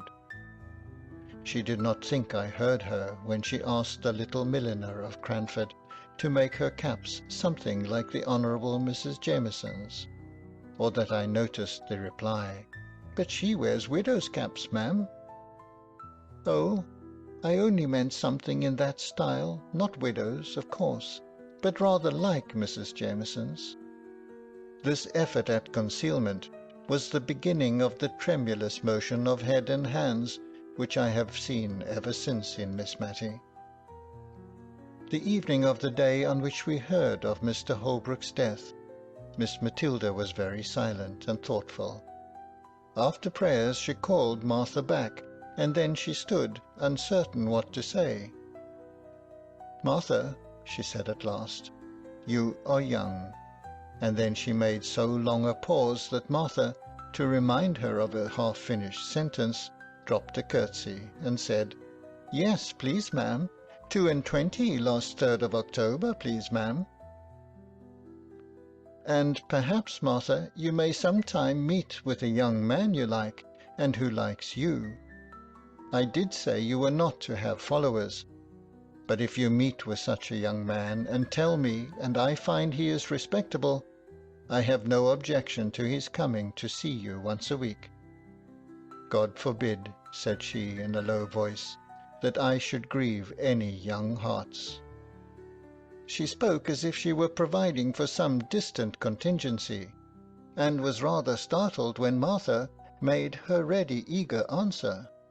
Please, ma'am, there's Jem Hearn, and he's a joiner making 3 and 6pence a day, and 6'1" in his stockinged feet. Please, ma'am, and if you'll ask about him tomorrow morning, every one will give him a character for steadiness, and he'll be glad enough to come tomorrow night, I'll be bound.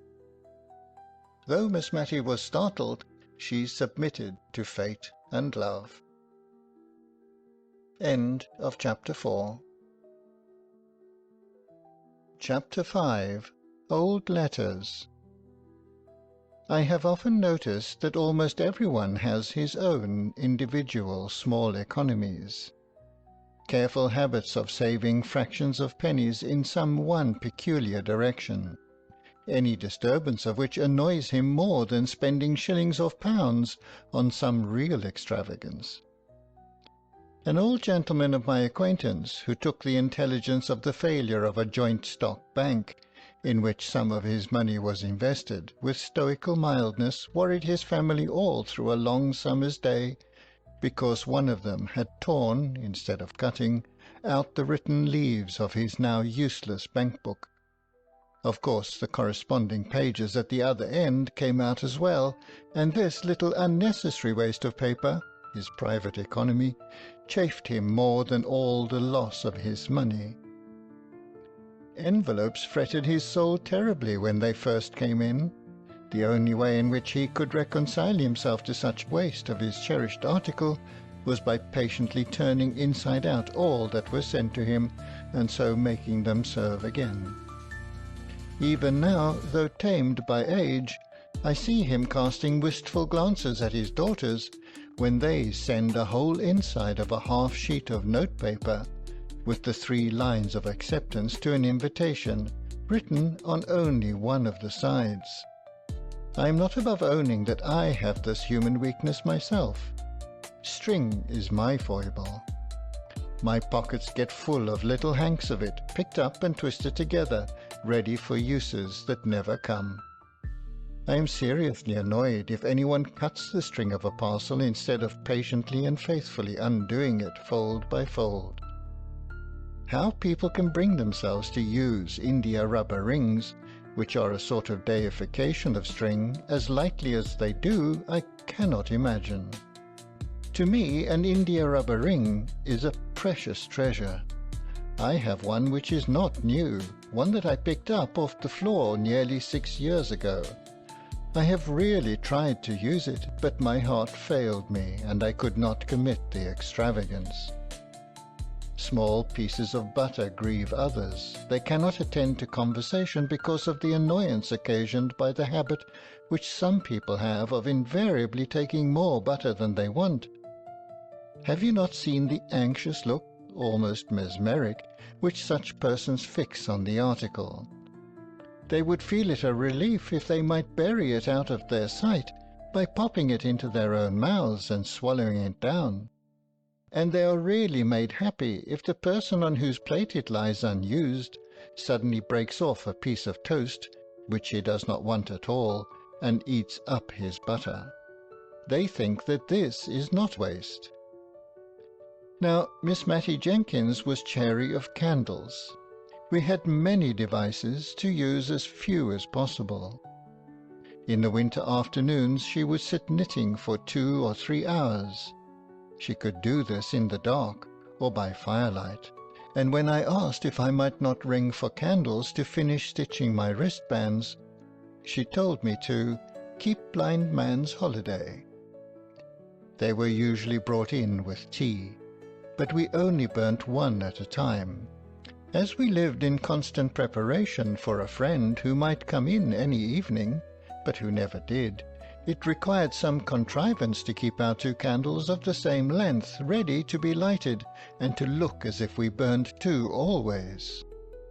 The candles took it in turns, and whatever we might be talking about or doing, Miss Matty's eyes were habitually fixed upon the candle, ready to jump up and extinguish it, and to light the other, before they had become too uneven in length to be restored to equality in the course of the evening. One night, I remember, this candle economy particularly annoyed me. I had been very much tired of my compulsory blind man's holiday, especially as Miss Matty had fallen asleep, and I did not like to stir the fire and run the risk of awakening her. So I could not even sit on the rug and scorch myself with sewing by firelight, according to my usual custom. I fancied Miss Matty must be dreaming of her early life, for she spoke one or two words in her uneasy sleep, bearing reference to persons who were dead long before. When Martha brought in the lighted candle and tea, Miss Matty started into wakefulness, with a strange bewildered look around, as if we were not the people she expected to see about her. There was a little sad expression that shadowed her face as she recognized me, but immediately afterwards she tried to give me her usual smile. All through tea-time her talk ran upon the days of her childhood and youth. Perhaps this reminded her of the desirableness of looking over all the old family letters, and destroying such as ought not to be allowed to fall into the hands of strangers, for she had often spoken of the necessity of this task, but she had always shrunk from it with a timid dread of something painful. Tonight, however, she rose up after tea and went for them, in the dark, for she piqued herself on the precise neatness of all her chamber arrangements, and used to look uneasily at me when I lighted a bed candle to go to another room for anything. When she returned, there was a faint, pleasant smell of Tonquin beans in the room. I had always noticed this scent about any of the things which had belonged to her mother, and many of the letters were addressed to her, yellow bundles of love letters, 60 or 70 years old. Miss Matty undid the packet with a sigh, but she stifled it directly, as if it were hardly right to regret the flight of time, or of life either. We agreed to look them over separately, each taking a different letter out of the same bundle and describing its contents to the other before destroying it. I never knew what sad work the reading of old letters was before that evening, though I could hardly tell why. The letters were as happy as letters could be, at least those early letters were. There was in them a vivid and intense sense of the present time, which seemed so strong and full, as if it could never pass away, and as if the warm living hearts that so expressed themselves could never die, and be as nothing to the sunny earth. I should have felt less melancholy, I believe, if the letters had been more so. I saw the tears stealing down the well-worn furrows of Miss Matty's cheeks, and her spectacles often wanted wiping. I trusted at last that she would light the other candle, for my own eyes were rather dim, and I wanted more light to see the pale and faded ink. But no, even through her tears she saw and remembered her little economical ways. The earliest set of letters were 2 bundles tied together and ticketed, in Miss Jenkins's handwriting, "Letters interchanged between my ever-honoured father and my dearly beloved mother prior to their marriage in July 1774. I should guess that the rector of Cranford was about 27 years of age when he wrote those letters, and Miss Matty told me that her mother was just 18 at the time of her wedding. With my idea of the rector derived from a picture in the dining-parlour, stiff and stately in a huge full-bottomed wig, with gown, cassock and bands, and his hand upon a copy of the only sermon he ever published. It was strange to read these letters. They were full of eager, passionate ardour, short, homely sentences, right fresh from the heart, very different from the grand Latinized Johnsonian style of the printed sermon, preached before some judge at assize-time. His letters were a curious contrast to those of his girl bride. She was evidently rather annoyed at his demands upon her for expressions of love, and could not quite understand what he meant by repeating the same thing over in so many different ways.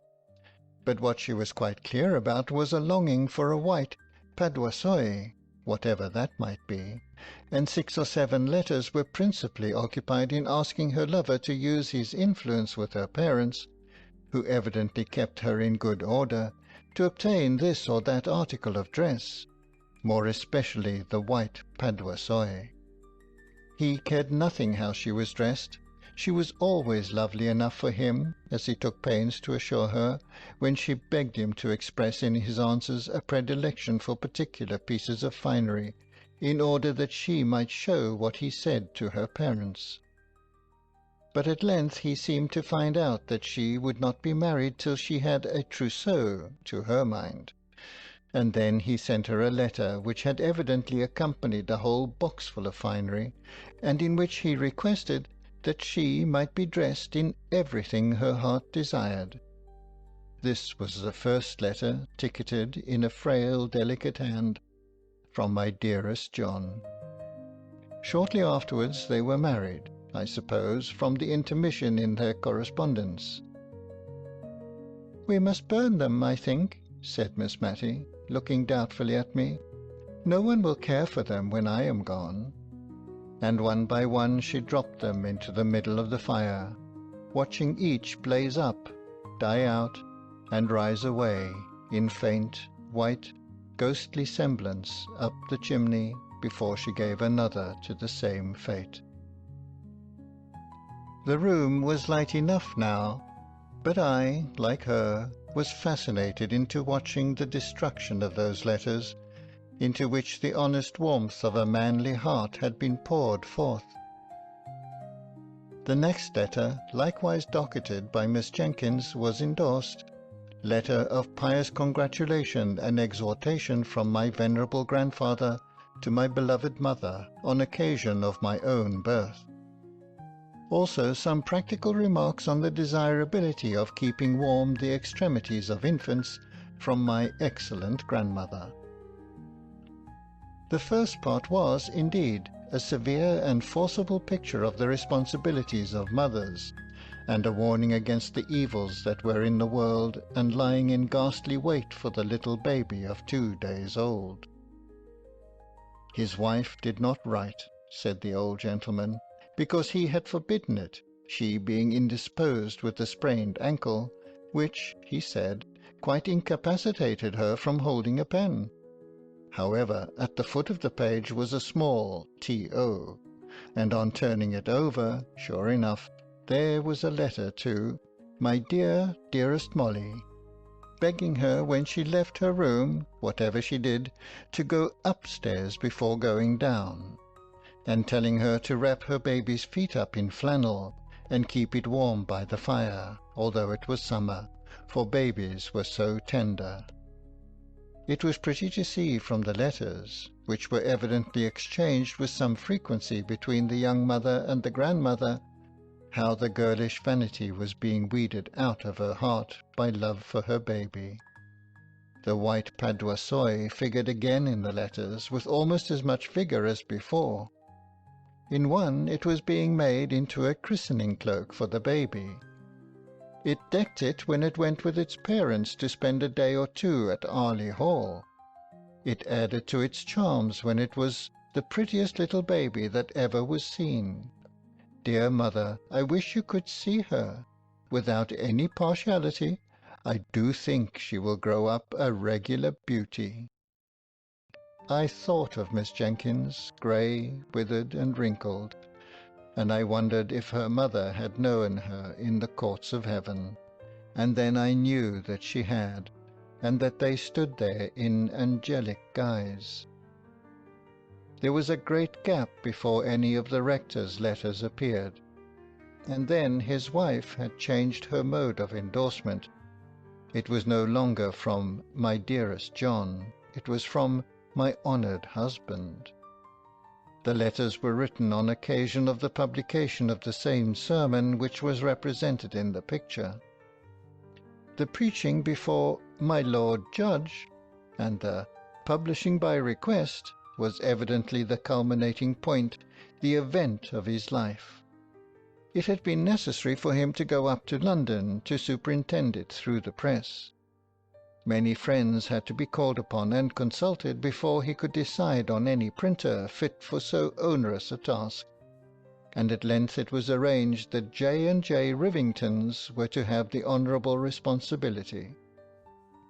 The worthy rector seemed to be strung up by the occasion to a high literary pitch, for he could hardly write a letter to his wife without cropping out into Latin. I remember the end of one of his letters ran thus: "I shall ever hold the virtuous qualities of my Molly in remembrance, dum memor ipse mei, dum spiritus regit artus," which, considering that the English of his correspondent was sometimes at fault in grammar, and often in spelling, might be taken as a proof of how much he idealized his Molly. And as Miss Jenkins used to say, people talk a great deal about idealizing nowadays, whatever that may mean. But this was nothing to a fit of writing classical poetry which soon seized him, in which his Molly figured away as Maria. The letter containing the Carmen was endorsed by her, "Hebrew verses sent me by my honoured husband." I thought to have a letter about killing the pig, but must wait.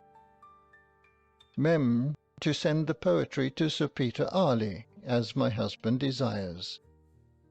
And in a postscriptum note in his handwriting it was stated that the ode had appeared in the Gentleman's Magazine, December 1782. Her letters back to her husband, treasured as fondly by him as if they had been MT Ciceronis Epistolae, were more satisfactory to an absent husband and father than his could ever have been to her. She told him how Deborah sewed her seam very neatly every day, and read to her in the books he had set her; how she was very forward, good child, but would ask questions her mother could not answer; but how she did not let herself down by saying she did not know, but took to stirring the fire or sending the forward child on an errand. Matty was now the mother's darling, and promised, like her sister at her age, to be a great beauty. I was reading this aloud to Miss Matty, who smiled and sighed a little at the hope, so fondly expressed, that little Matty might not be vain even if she were a beauty. "I had very pretty hair, my dear," said Miss Matilda, "and not a bad mouth." And I saw her soon afterwards adjust her cap and draw herself up. But to return to Mrs. Jenkins's letters. She told her husband about the poor in the parish, what homely domestic medicines she had administered, what kitchen physic she had sent. She had evidently held his displeasure as a rod in pickle over the heads of all the ne'er-do-wells. She asked for his direction about the cows and pigs, and did not always obtain them, as I have shown before. The kind old grandmother was dead when a little boy was born, soon after the publication of the sermon. But there was another letter of exhortation from the grandfather, more stringent and admonitory than ever, now that there was a boy to be guarded from the snares of the world. He described all the various sins into which men might fall, until I wondered how any man ever came to a natural death. The gallows seemed as if it must have been the termination of the lives of most of the grandfather's friends and acquaintances, and I was not surprised at the way in which he spoke of his life being a vale of tears. It seemed curious that I should never have heard of this brother before, but I concluded that he had died young, or else surely his name would have been alluded to by his sisters. By and by we came to packets of Miss Jenkins's letters. These Miss Matty did regret to burn. She said all the others had been only interesting to those who loved the writers, and that it seemed as if it would have hurt her to allow them to fall into the hands of strangers who had not known her dear mother and how good she was, although she did not always spell quite in the modern fashion. But Deborah's letters were so very superior. Anyone might profit by reading them. It was a long time since she had read Mrs. Chapone, but she knew she used to think that Deborah could have said the same thing quite as well. And as for Mrs. Carter, people thought a deal of her letters just because she had written Epictetus. But she was quite sure Deborah would never have made use of such a common expression as, "I canna be fashed." Miss Matty did grudge burning these letters, it was evident. She would not let them be carelessly passed over, with any quiet reading and skipping to myself. She took them from me, and even lighted the second candle in order to read them aloud, with a proper emphasis, and without stumbling over the big words. Oh dear, how I wanted facts instead of reflections before those letters were concluded. They lasted us 2 nights, and I won't deny that I made use of the time to think of many other things, and yet I was always at my post at the end of each sentence. The rector's letters, and those of his wife and mother-in-law, had all been tolerably short and pithy, written in a straight hand, with the lines very close together. Sometimes the whole letter was contained on a mere scrap of paper. The paper was very yellow, and the ink very brown. Some of the sheets were, as Miss Matty made me observe, the old original post, with the stamp in the corner representing a postboy riding for life and twanging his horn.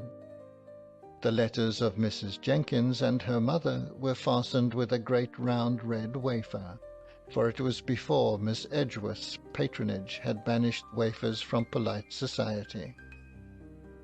It was evident from the tenor of what was said that francs were in great request, and were even used as a means of paying debts by needy members of Parliament. The rector sealed his epistles with an immense coat of arms, and showed by the care with which he had performed the ceremony that he expected they should be cut open, not broken by any thoughtless or impatient hand. Now, Miss Jenkins's letters were of a later date in form and writing. She wrote on the square sheet, which we have learnt to call old-fashioned. Her hand was admirably calculated, together with the use of many-syllabled words, to fill up a sheet, and then came the pride and delight of crossing. Poor Miss Matty got sadly puzzled with this, for the words gathered size like snowballs, and towards the end of her letter Miss Jenkins used to become quite sesquipedalian. In one to her father, slightly theological and controversial in its tone, she had spoken of Herod, Tetrarch of Idumea. Miss Matty read it, Herod, Petrarch of Etruria, and was just as well pleased as if she had been right. I can't remember the date, but I think it was in 1805 that Miss Jenkins wrote the longest series of letters, on occasion of her absence on a visit to some friends near Newcastle upon Tyne. These friends were intimate with the commandant of the garrison there, and heard from him of all the preparations that were being made to repel the invasion of Bonaparte, which some people imagined might take place at the mouth of the Tyne.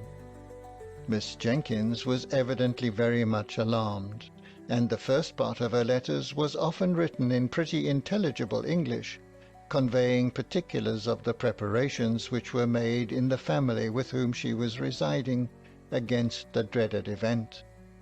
The bundles of clothes that were packed up ready for a flight to Alston Moor, a wild hilly piece of ground between Northumberland and Cumberland. The signal that was to be given for this flight, and for the simultaneous turning out of the volunteers under arms, which said signal was to consist, if I remember rightly, in ringing the church bells in a particular and ominous manner. One day, when Miss Jenkins and her hosts were at a dinner party in Newcastle, this warning summons was actually given. Not a very wise proceeding, if there be any truth in the moral attached to the fable of the boy and the wolf. But so it was, and Miss Jenkins, hardly recovered from her fright, wrote the next day to describe the sound, the breathless shock, the hurry and alarm. And then, taking breath, she added, "How trivial, my dear father, do all our apprehensions of the last evening appear at the present moment to calm and inquiring minds." And here Miss Matty broke in with, "But indeed, my dear, they were not at all trivial or trifling at the time. I know I used to wake up in the night many a time and think I heard the tramp of the French entering Cranford. Many people talked of hiding themselves in the salt mines, and meat would have been kept capitally down there, only perhaps we should have been thirsty. And my father preached a whole set of sermons on the occasion. One set in the mornings, all about David and Goliath, to spirit up the people to fighting, with spades or bricks if need were, and the other set in the afternoons, proving that Napoleon, that was another name for Boney, as we used to call him, was all the same as Apollyon and Abaddon. I remember my father rather thought he should be asked to print this last set, but the parish had, perhaps, had enough of them with hearing." Peter Marmaduke Arley Jenkins, poor Peter, as Miss Matty began to call him, was at school at Shrewsbury by this time. The rector took up his pen and rubbed up his Latin once more to correspond with his boy. It was very clear that the lads were what are called show letters. They were of a highly mental description, giving an account of his studies and his intellectual hopes of various kinds, with an occasional quotation from the classics. But now and then the animal nature broke out in such a little sentence as this, evidently written in a trembling hurry, after the letter had been inspected. "Mother dear, do send me a cake, and put plenty of citron in." The mother dear probably answered her boy in the form of cakes and goody, for there were none of her letters among this set, but a whole collection of the rector's, to whom the Latin in his boy's letters was like a trumpet to the old war-horse. I do not know much about Latin, certainly, and it is, perhaps, an ornamental language, but not very useful, I think, at least to judge from the bits I remember out of the rector's letters. One was, "You have not got that town in your map of Ireland, but bonus Bernardus non videt omnia, as the proverbia say." Presently it became very evident that poor Peter got himself into many scrapes. There were letters of stilted penitence to his father for some wrong-doing, and among them all was a badly written, badly sealed, badly directed, blotted note. "My dear, dear, dear, dearest mother, I will be a better boy, I will indeed, but don't, please, be ill for me. I am not worth it, but I will be good, darling mother." Miss Matty could not speak for crying after she had read this note. She gave it to me in silence, and then got up and took it to her sacred recesses in her own room, for fear, by chance, it might get burnt. "Poor Peter," she said, "he was always in scrapes. He was too easy. They led him wrong, and then left him in the lurch. But he was too fond of mischief. He could never resist a joke. Poor Peter." End of chapter 5. Chapter 6. Poor Peter. Poor Peter's career lay before him, rather pleasantly mapped out by kind friends, but bonus Bernardus non videt omnia in this map too. He was to win honours at Shrewsbury School and carry them thick to Cambridge, and after that a living awaited him, the gift of his godfather, Sir Peter Arley. Poor Peter! His lot in life was very different to what his friends had hoped and planned. Miss Matty told me all about it, and I think it was a relief to her when she had done so. He was the darling of his mother, who seemed to dote on all her children, though she was, perhaps, a little afraid of Deborah's superior acquirements. Deborah was the favourite of her father, and when Peter disappointed him, she became his pride. The sole honour Peter brought away from Shrewsbury was the reputation of being the best good fellow that ever was, and of being the captain of the school in the art of practical joking. His father was disappointed, but set about remedying the matter in a manly way. He could not afford to send Peter to read with any tutor, but he could read with him himself. And Miss Matty told me much of the awful preparations in the way of dictionaries and lexicons that were made in her father's study the morning Peter began. "My poor mother," said she, "I remember how she used to stand in the hall, just near enough the study door to catch the tone of my father's voice. I could tell in a moment if all was going right by her face. And it did go right for a long time." "What went wrong at last?" said I. "That tiresome Latin, I dare say?" No, it was not the Latin. Peter was in high favour with my father, for he worked up well for him.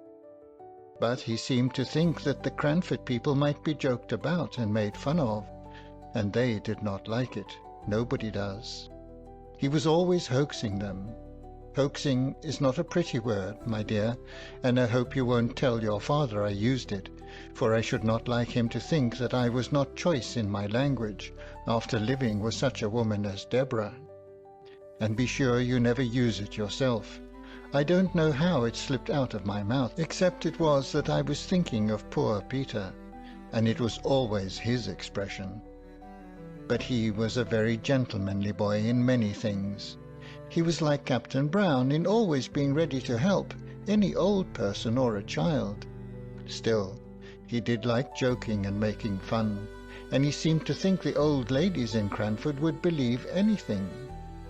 There were many old ladies living here then. We are principally ladies now, I know, but we are not so old as the ladies used to be when I was a girl. I could laugh to think of some of Peter's jokes. No, my dear, I won't tell you of them, because they might not shock you as they ought to do, and they were very shocking. He even took in my father once by dressing himself up as a lady that was passing through the town and wished to see the rector of Cranford, who had published that admirable assize sermon.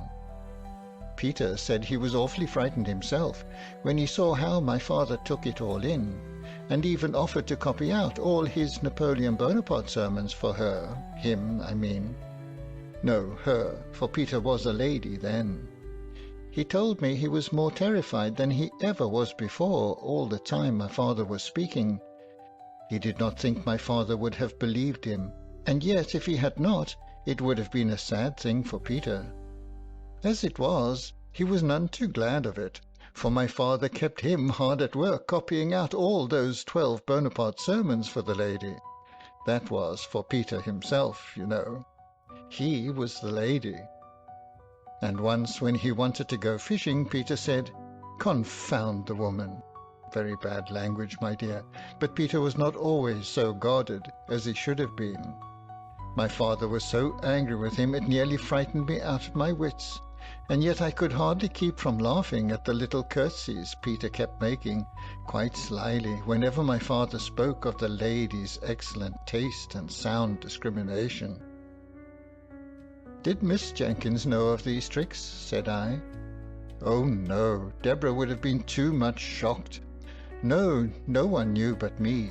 I wish I had always known of Peter's plans, but sometimes he did not tell me. He used to say the old ladies in the town wanted something to talk about, but I don't think they did. They had the St. James's Chronicle 3 times a week, just as we have now, and we have plenty to say. And I remember the clacking noise there always was when some of the ladies got together.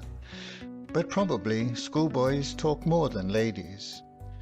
At last there was a terrible, sad thing happened. Miss Matty got up, went to the door and opened it. No one was there. She rang the bell for Martha, and when Martha came, her mistress told her to go for eggs to a farm at the other end of the town. "I will lock the door after you, Martha. You're not afraid to go, are you?" "No, ma'am, not at all. Jem Hearn will only be too proud to go with me." Miss Matty drew herself up, and as soon as we were alone, she wished that Martha had more maidenly reserve. "We'll put out the candle, my dear. We can talk just as well by firelight, you know. There. Well, you see, Deborah had gone from home for a fortnight or so. It was a very still, quiet day, I remember, overhead, and the lilacs were all in flower, so I suppose it was spring. My father had gone out to see some sick people in the parish. I recollect seeing him leave the house with his wig and shovel hat and cane. What possessed our poor Peter, I don't know. He had the sweetest temper, and yet he always seemed to like to plague Deborah. She never laughed at his jokes, and thought him ungenteel and not careful enough about improving his mind, and that vexed him. Well, he went to her room, it seems, and dressed himself in her old gown and shawl and bonnet, just the things she was used to wear in Cranford and was known by everywhere. And he made the pillow into a little— "You're sure you locked the door, my dear, for I should not like anyone to hear," into a little baby, with white long clothes. It was only, as he told me afterwards, to make something to talk about in the town. He never thought of it as affecting Deborah. And he went and walked up and down in the Filbert Walk, just half hidden by the rails and half seen. And he cuddled his pillow just like a baby, and talked to it all the nonsense people do. Oh dear! And my father came stepping stately up the street, as he always did, and what should he see but a little black crowd of people, I dare say as many as 20, all peeping through his garden rails. So he thought at first they were only looking at a new rhododendron that was in full bloom, and that he was very proud of, and he walked slower, that they might have more time to admire. And he wondered if he could make out a sermon from the occasion, and thought, perhaps, there was some relation between the rhododendrons and the lilies of the field. My poor father! When he came nearer, he began to wonder that they did not see him. But their heads were all so close together, peeping and peeping. My father was amongst them, meaning, he said, to ask them to walk into the garden with him and admire the beautiful vegetable production, when— oh, my dear, I tremble to think of it.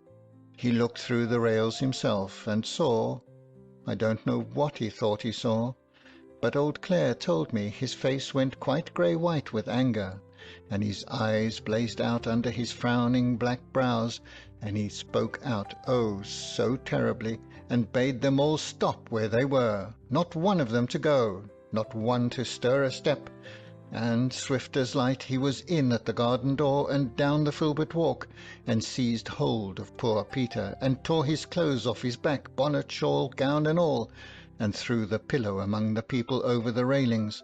And then he was very, very angry indeed, and before all the people he lifted up his cane and flogged Peter. My dear, that boy's tricks, on that sunny day when all seemed going straight and well, broke my mother's heart and changed my father for life. It did indeed. Old Clare said Peter looked as white as my father, and stood as still as a statue to be flogged, and my father struck hard. When my father stopped to take breath, Peter said, "Have you done enough, sir?" quite hoarsely, and still standing quite quiet. I don't know what my father said, or if he said anything, but old Clare said Peter turned to where the people outside the railings were, and made them a low bow, as grand and as grave as any gentleman, and then walked slowly into the house. I was in the storeroom helping my mother to make cowslip wine. I cannot abide the wine now, nor the scent of the flowers. They turn me sick and faint, as they did that day. when Peter came in, looking as haughty as any man, indeed, looking like a man, not like a boy. "Mother," he said, "I am come to say God bless you forever." I saw his lips quiver as he spoke, and I think he durst not say anything more loving, for the purpose that was in his heart. She looked at him rather frightened and wondering, and asked him what was to do. He did not smile or speak, but he put his arms round her and kissed her as if he did not know how to leave off, and before she could speak again, he was gone. We talked it over and could not understand it, and she bade me go and seek my father and asked what it was all about. I found him walking up and down, looking very highly displeased. "Tell your mother I have flogged Peter, and that he richly deserved it." I durst not ask any more questions. When I told my mother, she sat down quite faint for a minute. I remember a few days after, I saw the poor withered cowslip flowers thrown out to the leaf heap to decay and die there. There was no making of cowslip wine that year at the rectory, nor, indeed, ever after. Presently my mother went to my father. I know I thought of Queen Esther and King Ahasuerus, for my mother was very pretty and delicate looking, and my father looked as terrible as King Ahasuerus. Some time after they came out again, and then my mother told me what had happened, and that she was going up to Peter's room at my father's desire, though she was not to tell Peter this, to talk the matter over with him. But no Peter was there. We looked over the house. No Peter was there. Even my father, who had not liked to join in the search at first, helped us before long. The rectory was a very old house, steps up into a room, steps down into a room, all through. At first my mother went calling low and soft, as if to reassure the poor boy. "Peter, Peter dear, it's only me." But by and by, as the servants came back from the errands my father had sent them in different directions to find where Peter was, as we found he was not in the garden nor the hayloft nor anywhere about, my mother's cry grew louder and wilder. "Peter, Peter, my darling, where are you?" For then she felt and understood that that long kiss meant some sad kind of goodbye. For then she felt and understood that that long kiss meant some sad kind of goodbye. The afternoon went on, my mother never resting, but seeking again and again in every possible place that had been looked into 20 times before, nay, that she had looked into over and over again herself. My father sat with his head in his hands, not speaking except when his messengers came in, bringing no tidings. Then he lifted up his face, so strong and sad, and told them to go again, in some new direction. My mother kept passing from room to room, in and out of the house, moving noiselessly but never ceasing. Neither she nor my father durst leave the house, which was the meeting place for all the messengers. At last, and it was nearly dark, my father rose up. He took hold of my mother's arm as she came in with wild, sad pace through one door and quickly towards another. She started at the touch of his hand, for she had forgotten all in the world but Peter. "Molly," said he, "I did not think all this would happen." He looked into her face for comfort. Her poor face all wild and white, for neither she nor my father had dared to acknowledge, much less act upon, the terror that was in their hearts, lest Peter should have made away with himself. My father saw no conscious look in his wife's hot, dreary eyes, and he missed the sympathy that she had always been ready to give him, strong man as he was, and at the dumb despair in her face his tears began to flow. But when she saw this, a gentle sorrow came over her countenance, and she said, "Dearest John, don't cry. Come with me and we'll find him," almost as cheerfully as if she knew where he was. and she took my father's great hand in her little soft one, and led him along, the tears dropping as he walked on that same unceasing, weary walk from room to room, through house and garden.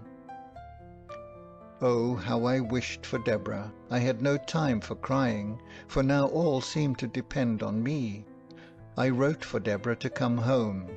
I sent a message privately to that same Mr. Holbrook's house.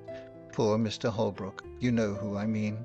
I don't mean I sent a message to him, but I sent one that I could trust to know if Peter was at his house. For at one time Mr. Holbrook was an occasional visitor at the rectory. You know he was Miss Pole's cousin, and he had been very kind to Peter and taught him how to fish. He was very kind to everybody, and I thought Peter might have gone off there. But Mr. Holbrook was from home, and Peter had never been seen. It was night now, but the doors were all wide open, and my father and mother walked on and on. It was more than an hour since he had joined her, and I don't believe that they had ever spoken all that time. I was getting the parlour fire lighted, and one of the servants was preparing tea, for I wanted them to have something to eat and drink, and warm them, when old Clare asked to speak to me. "I have borrowed the nets from the weir, Miss Matty. Shall we drag the ponds tonight, or wait for the morning?" I remember staring in his face to gather his meaning, and when I did, laughed out loud. The horror of that new thought, our bright darling Peter, cold and stark and dead. I remember the ring of my own laugh now. The next day Deborah was at home, before I was myself again. She would not have been so weak as to give way as I had done. But my screams, my horrible laughter had ended in crying, had roused my sweet dear mother, whose poor wandering wits were called back and collected as soon as the child needed her care. She and Deborah sat by my bedside. I knew by the looks of each that there had been no news of Peter, no awful, ghastly news, which was what I most had dreaded in my dull state between sleeping and waking. The same result of all the searching had brought something of the same relief to my mother, to whom, I am sure, the thought that Peter might even then be hanging dead in some of the familiar home places had caused that never-ending walk of yesterday. Her soft eyes never were the same again after that. They had always a restless, craving look, as if seeking for what they could not find. Oh, it was an awful time, coming down like a thunderbolt on the still sunny day when the lilacs were all in bloom. "Where was Mr. Peter?" said I. He had made his way to Liverpool, and there was war then, and some of the king's ships lay off the mouth of the Mersey, and they were only too glad to have a fine likely boy such as him, 5'9" he was, come to offer himself. The captain wrote to my father, and Peter wrote to my mother. Stay, those letters will be somewhere here. We lighted the candle, and found the captain's letter, and Peter's too. And we also found a little simple begging letter from Mrs. Jenkins to Peter, addressed to him at the house of an old schoolfellow, whither she fancied he might have gone. They had returned it unopened, and unopened it had remained ever since, having been inadvertently put by among the other letters of that time. This is it. My dearest Peter, you did not think we should be so sorry as we are, I know, or you would never have gone away. You are too good. Your father sits and sighs till my heart aches to hear him. He cannot hold up his head for grief, and yet he only did what he thought was right. Perhaps he has been too severe, and perhaps I have not been kind enough. But God knows how we love you, my dear only boy. Don looks sorry you are gone.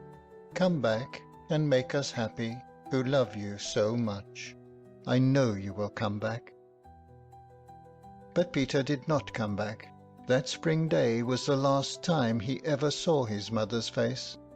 The writer of the letter, the last, the only person who had ever seen what was written in it, was dead long ago, and I, a stranger, not born at the time when this occurrence took place, was the one to open it. The captain's letter summoned the father and mother to Liverpool instantly if they wished to see their boy, and by some of the wild chances of life the captain's letter had been detained somewhere, somehow. Miss Matty went on, and it was race time, and all the post-horses at Cranford were gone to the races, but my father and mother set off in our own gig, and oh, my dear, they were too late. The ship was gone. And now read Peter's letter to my mother. It was full of love and sorrow and pride in his new profession, and a sore sense of his disgrace in the eyes of the people at Cranford, but ending with a passionate entreaty that she would come and see him before he left the Mersey. Mother, we may go into battle, I hope we shall, and lick those French, but I must see you again before that time. And she was too late, said Miss Matty, too late. We sat in silence, pondering on the full meaning of those sad, sad words. At length I asked Miss Matty to tell me how her mother bore it. Oh, she said, she was patience itself. She had never been strong, and this weakened her terribly. My father used to sit looking at her, far more sad than she was. He seemed as if he could look at nothing else when she was by, and he was so humble, so very gentle now. He would, perhaps, speak in his old way, laying down the law, as it were, and then, in a minute or two, he would come round and put his hand on our shoulders, and ask us in a low voice if he had said anything to hurt us. I did not wonder at his speaking so to Deborah, for she was so clever, but I could not bear to hear him talking so to me. But you see, he saw what we did not, that it was killing my mother, yes, killing her. Put out the candle, my dear. I can talk better in the dark. For she was but a frail woman, and ill-fitted to stand the fright and shock she had gone through, and she would smile at him and comfort him, not in words, but in her looks and tones, which were always cheerful when he was there. And she would speak of how she thought Peter stood a good chance of being admiral very soon. He was so brave and clever, and how she thought of seeing him in his navy uniform, and what sort of hats admirals wore, and how much more fit he was to be a sailor than a clergyman, and all in that way, just to make my father think she was quite glad of what came of that unlucky morning's work, and the flogging which was always in his mind, as we all knew. But oh, my dear, the bitter, bitter crying she had when she was alone. And at last, as she grew weaker, she could not keep her tears in when Deborah or me was by, and would give us message after message for Peter. His ship had gone to the Mediterranean or somewhere down there, and then he was ordered off to India, and there was no overland route then. But she still said that no one knew where their death lay in wait, and that we were not to think hers was near. We did not think it, but we knew it, as we saw her fading away. Well, my dear, it's very foolish of me, I know, when in all likelihood I am so near seeing her again. And only think, love, the very day after her death, for she did not live quite a 12-month after Peter went away, the very day after came a parcel for her from India, from her poor boy. It was a large, soft, white India shawl, with just a little narrow border all round, just what my mother would have liked. We thought it might rouse my father, for he had sat with her hand in his all night long. So Deborah took it in to him, and Peter's letter to her and all. At first he took no notice, and we tried to make a kind of light, careless talk about the shawl, opening it out and admiring it. Then suddenly he got up and spoke. She shall be buried in it, he said. Peter shall have that comfort, and she would have liked it. Well, perhaps it was not reasonable, but what could we do or say? One gives people in grief their own way. He took it up and felt it. It is just such a shawl as she wished for when she was married, and her mother did not give it her. I did not know of it till after, or she should have had it, she should. But she shall have it now. My mother looked so lovely in her death. She was always pretty, and now she looked fair and waxen and young, younger than Deborah, as she stood trembling and shivering by her. We decked her in the long soft folds. She lay smiling, as if pleased, and people came, all Cranford came, to beg to see her, for they had loved her dearly, as well they might. And the countrywomen brought posies. Old Clare's wife brought some white violets, and begged they might lie on her breast. Deborah said to me the day of my mother's funeral that if she had 100 offers she never would marry and leave my father. It was not very likely she would have so many. I don't know that she had one, but it was not less to her credit to say so. She was such a daughter to my father as I think there never was before or since. His eyes failed him, and she read book after book, and wrote and copied, and was always at his service in any parish business. She could do many more things than my poor mother could, and she even once wrote a letter to the bishop for my father. But he missed my mother sorely. The whole parish noticed it. Not that he was less active, I think he was more so, and more patient in helping everyone.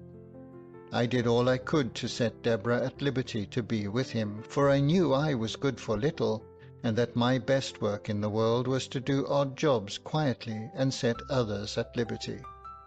But my father was a changed man. Did Mr. Peter ever come home? Yes, once. He came home a lieutenant. He did not get to be admiral. And he and my father were such friends. My father took him into every house in the parish. He was so proud of him. He never walked out without Peter's arm to lean upon. Deborah used to smile. I don't think we ever laughed again after my mother's death, and say she was quite put in a corner. Not but what my father always wanted her when there was letter writing or reading to be done, or anything to be settled. And then, said I, after a pause, then Peter went to sea again, and by my father died, blessing us both, and thanking Deborah for all she had been to him. And, of course, our circumstances were changed, and instead of living at the rectory and keeping 3 maids and a man, we had to come to this small house and be content with a servant of all work. But as Deborah used to say, we have always lived genteelly, even if circumstances have compelled us to simplicity. Poor Deborah. And Mr. Peter? Asked I.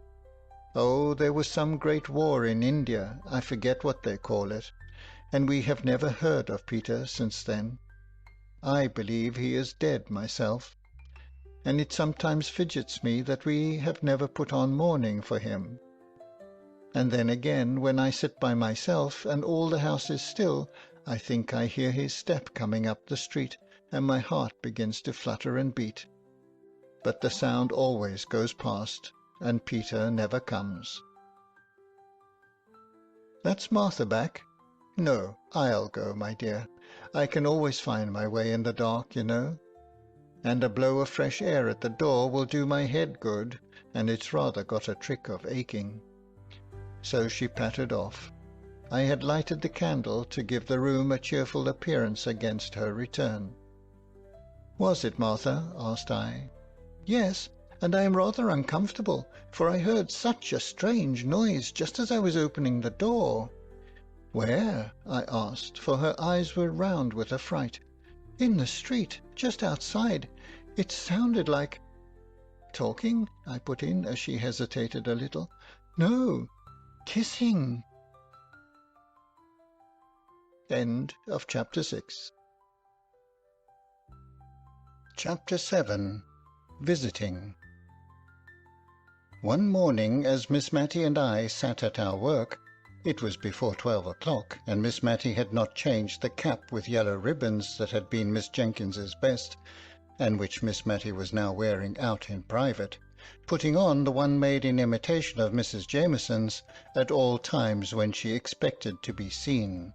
Martha came up and asked if Miss Betty Barker might speak to her mistress. Miss Matty assented, and quickly disappeared to change the yellow ribbons, while Miss Barker came upstairs. But as she had forgotten her spectacles, and was rather flurried by the unusual time of the visit, I was not surprised to see her return with one cap on top of the other. She was quite unconscious of it herself, and looked at us with bland satisfaction. Nor do I think Miss Barker perceived it, for, putting aside the little circumstance that she was not so young as she had been, she was very much absorbed in her errand, which she delivered herself of with an oppressive modesty that found vent in endless apologies. Miss Betty Barker was the daughter of the old clerk at Cranford, who had officiated in Mr. Jenkins's time. She and her sister had had pretty good situations as ladies' maids, and had saved enough money to set up a milliner's shop, which had been patronized by the ladies in the neighbourhood. Lady Arley, for instance, would occasionally give Miss Barker's the pattern of an old cap of hers, which they immediately copied and circulated among the elite of Cranford. I say the elite, for Miss Barker's had caught the trick of the place, and piqued themselves upon their aristocratic connection. They would not sell their caps and ribbons to anyone without a pedigree. Many a farmer's wife or daughter turned away huffed from Miss Barker's select millinery, and went rather to the universal shop, where the profits of brown soap and moist sugar enabled the proprietor to go straight to Paris, he said, until he found his customers too patriotic and John Bullish to wear what the Monsieurs wore. London, where, as he often told his customers, Queen Adelaide had appeared only the very week before in a cap exactly like the one he showed them, trimmed with yellow and blue ribbons, and had been complimented by King William on the becoming nature of her headdress. Miss Barker's, who confined themselves to truth, and did not approve of miscellaneous customers, throve notwithstanding. They were self-denying, good people. Many a time have I seen the eldest of them, she that had been maid to Mrs. Jameson, carrying out some delicate mess to a poor person. They only aped their betters in having nothing to do with the class immediately below theirs. And when Miss Barker died, their profits and income were found to be such that Miss Betty was justified in shutting up shop and retiring from business. She also, as I think I have before said, set up her cow, a mark of respectability in Cranford almost as decided as setting up a gig is among some people. She dressed finer than any lady in Cranford, and we did not wonder at it, for it was understood that she was wearing out all the bonnets and caps and outrageous ribbons which had once formed her stock in trade. It was 5 or 6 years since she had given up shop, so in any other place than Cranford her dress might have been considered passé. And now Miss Betty Barker had called to invite Miss Matty to tea at her house on the following Tuesday. She gave me also an impromptu invitation, as I happened to be a visitor, though I could see she had a little fear lest, since my father had gone to live in Drumble, he might have engaged in that horrid cotton trade, and so dragged his family down out of aristocratic society. She prefaced this invitation with so many apologies that she quite excited my curiosity. Her presumption was to be excused. What had she been doing? She seemed so overpowered by it. I could only think that she had been writing to Queen Adelaide to ask for a receipt for washing lace. But the act which she so characterized was only an invitation she had carried to her sister's former mistress, Mrs. Jameson. her former occupation considered, could Miss Matty excuse the liberty? Ah, thought I, she has found out that double cap, and is going to rectify Miss Matty's headdress. No, it was simply to extend her invitation to Miss Matty and to me. Miss Matty bowed acceptance, and I wondered that, in the graceful action, she did not feel the unusual weight and extraordinary height of her headdress. But I do not think she did, for she recovered her balance and went on talking to Miss Betty in a kind, condescending manner, very different from the fidgety way she would have if she had suspected how singular her appearance was. "Mrs. Jameson is coming, I think you said?" asked Miss Matty. "Yes, Mrs. Jameson most kindly and condescendingly said she would be happy to come. One little stipulation she made, that she should bring Carlo. I told her that if I had a weakness it was for dogs." "And Miss Pole?" questioned Miss Matty, who was thinking of her pool at Preference, in which Carlo would not be available as a partner. "I am going to ask Miss Pole. Of course I would not think of asking her until I had asked you, madam. The rector's daughter, madam. Believe me, I do not forget the situation my father held under yours." "And Mrs. Forrester, of course?" "And Mrs. Forrester. I thought, in fact, of going to her before I went to Miss Pole, although her circumstances are changed, madam. She was born a Tyrrell, and we can never forget her alliance to the Biggers of Bigelow Hall." Miss Matty cared much for the little circumstance of her being a very good card-player. "Mrs. Fitzadam, I suppose?" "No, madam. I must draw a line somewhere. Mrs. Jameson would not, I think, like to meet Mrs. Fitzadam. I have the greatest respect for Mrs. Fitzadam, but I cannot think her fit society for such ladies as Mrs. Jameson and Miss Matilda Jenkins." Miss Betty Barker bowed low to Miss Matty and pursed her mouth. She looked at me with sidelong dignity, as much as to say, although a retired milliner, she was no democrat and understood the difference of ranks. "May I beg you to come as near 6:30 to my little dwelling as possible, Miss Matilda? Mrs. Jameson dines at 5, but has kindly promised not to delay her visit beyond that time, 6:30. And with a swimming curtsy, Miss Betty Barker took her leave. My prophetic soul foretold a visit that afternoon from Miss Pole, who usually came to call on Miss Matilda after any event, or indeed in sight of any event, to talk it over with her. "Miss Betty told me it was to be a choice and select few," said Miss Pole, as she and Miss Matty compared notes. "Yes, so she said, not even Mrs. Fitzadam." Now, Mrs. Fitzadam was the widowed sister of the Cranford surgeon, whom I have named before. Their parents were respectable farmers, content with their station. The name of these good people was Hoggins. Mr. Hoggins was the Cranford doctor now. We disliked the name and considered it coarse, but, as Miss Jenkins said, if he changed it to Piggins, it would not be much better. We had hoped to discover a relationship between him and the Marchioness of Exeter, whose name was Molly Hoggins.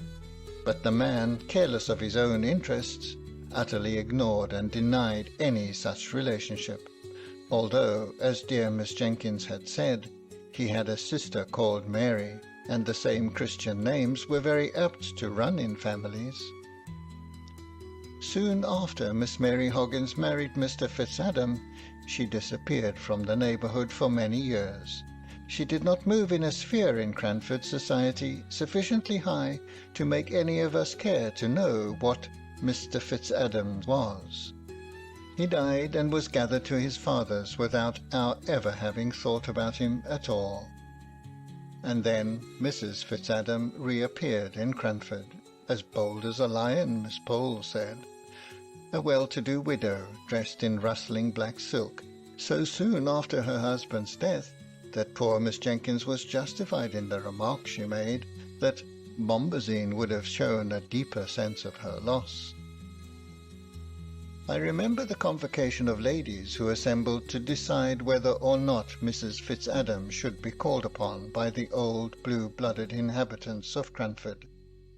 She had taken a large rambling house which had been usually considered to confer a patent of gentility upon its tenant, because once upon a time, 70 or 80 years before, the spinster daughter of an earl had resided in it. I am not sure if the inhabiting this house was not also believed to convey some unusual power of intellect, for the earl's daughter, Lady Jane, had a sister, Lady Anne, who had married a general officer in the time of the American War, and this general officer had written 1 or 2 comedies which were still acted on the London boards, and which, when we saw them advertised, made us all draw up and feel that Drury Lane was paying a very pretty compliment to Cranford. Still, it was not a very settled thing that Mrs. Fitzadam was to be visited when dear Miss Jenkins died, and with her something of the clear knowledge of the strict code of gentility went out too. As Miss Pole observed, as most of the ladies of good family in Cranford were elderly spinsters or widows without children, if we did not relax a little and become less exclusive, by and by we should have no society at all. Mrs. Forrester continued on the same side. She had always understood that Fitz meant something aristocratic. There was Fitzroy. She thought that some of the king's children had been called Fitzroy, and there was Fitzclarence now. They were the children of dear good King William the Fourth. Fitzadam. It was a pretty name, and she thought it very probably meant child of Adam. No one who had not got some good blood in their veins would dare to be called Fitz. There was a deal in a name. She had had a cousin who spelt his name with 2 little f's, Fulks, and he always looked down upon capital letters and said they belonged to lately invented families. She had been afraid he would die a bachelor, he was so very choice. When he met with a Mrs. Farringdon at a watering place, he took to her immediately, and a very pretty genteel woman she was, a widow with a very good fortune, and my cousin Mr. Fulks married her, and it was all owing to her 2 little f's. Mrs. Fitzadam did not stand a chance of meeting with a Mr. Fitz anything in Cranford, so that could not have been her motive for settling there. Miss Matty thought it might have been the hope of being admitted into the society of the place, which would certainly be a very agreeable rise for ci devant Miss Hoggins, and if this had been her hope, it would be cruel to disappoint her. So everybody called upon Mrs. Fitzadam, everybody but Mrs. Jameson, who used to show how honourable she was by never seeing Mrs. Fitzadam when they met at the Cranford parties. There would be only 8 or 10 ladies in the room, and Mrs. Fitzadam was the largest of all, and she invariably used to stand up when Mrs. Jameson came in, and curtsy very low to her whenever she turned in her direction, so low, in fact, that I think Mrs. Jameson must have looked at the wall above her, for she never moved a muscle of her face, no more than if she had not seen her. Still Mrs. Fitzadam persevered. The spring evenings were getting bright and long when 3 or 4 ladies in calashes met at Miss Barker's door. Do you know what a calash is? It is a covering worn over caps, not unlike the heads fastened on old-fashioned gigs, but sometimes it is not quite so large. This kind of headgear always made an awful impression on the children in Cranford, and now 2 or 3 left off their play in the quiet sunny little street and gathered in wondering silence round Miss Pole, Miss Matty, and myself. We were silent too, so that we could hear loud suppressed whispers inside Miss Barker's house.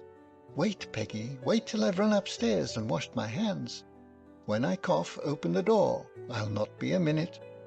And true enough, it was not a minute before we heard a noise, between a sneeze and a crow, on which the door flew open.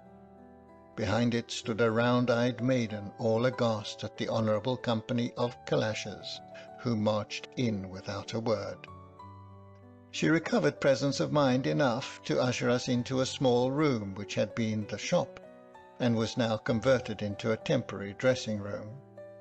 There we unpinned and shook ourselves, and arranged our features before the glass into a sweet and gracious company face, and then, bowing backwards with "After you, ma'am," we allowed Mrs. Forrester to take precedence up the narrow staircase that led to Miss Barker's drawing-room. There she sat, as stately and composed as though we had never heard that odd-sounding cough, from which her throat must have been even then sore and rough. Kind, gentle, shabbily dressed Mrs. Forrester was immediately conducted to the second place of honour, a seat arranged something like Prince Albert's near the Queen's. Good, but not so good. The place of pre-eminence was, of course, reserved for the Honourable Mrs. Jameson, who presently came panting up the stairs, Carlo rushing round her on her progress as if he meant to trip her up. And now Miss Betty Barker was a proud and happy woman. She stirred the fire and shut the door, and sat as near to it as she could, quite on the edge of her chair. When Peggy came in, tottering under the weight of the tea-tray, I noticed that Miss Barker was sadly afraid lest Peggy should not keep her distance sufficiently. She and her mistress were on very familiar terms in their everyday intercourse, and Peggy wanted now to make several little confidences to her, which Miss Barker was on thorns to hear, but which she thought it her duty as a lady to repress. So she turned away from all Peggy's asides and signs, but she made one or two very malapropos answers to what was said, and at last, seized with a bright idea, she exclaimed, "Poor sweet Carlo, I'm forgetting him. Come downstairs with me, poor itty doggy, and it shall have its tea, it shall." In a few minutes she returned, bland and benignant as before, but I thought she had forgotten to give the poor itty doggy anything to eat, judging by the avidity with which he swallowed down chance pieces of cake. The tea-tray was abundantly loaded. I was pleased to see it, I was so hungry, but I was afraid the ladies present might think it vulgarly heaped up. I know they would have done at their own houses, but somehow the heaps disappeared here. I saw Mrs. Jameson eating seed cake slowly and considerately, as she did everything, and I was rather surprised, for I knew she had told us on the occasion of her last party that she never had it in her house. It reminded her so much of scented soap. She always gave us Savoy biscuits. However, Mrs. Jameson was kindly indulgent to Miss Barker's want of knowledge of the customs of high life, and, to spare her feelings, ate 3 large pieces of seed cake, with a placid ruminating expression of countenance, not unlike a cow's. After tea there was some little demur and difficulty. We were 6 in number. 4 could play at preference, and for the other 2 there was cribbage, but all except myself. I was rather afraid of the Cranford ladies at cards, for it was the most earnest and serious business they ever engaged in, were anxious to be of the pool. Even Miss Barker, while declaring she did not know Spadille from Manille, was evidently hankering to take a hand. The dilemma was soon put an end to by a singular kind of noise.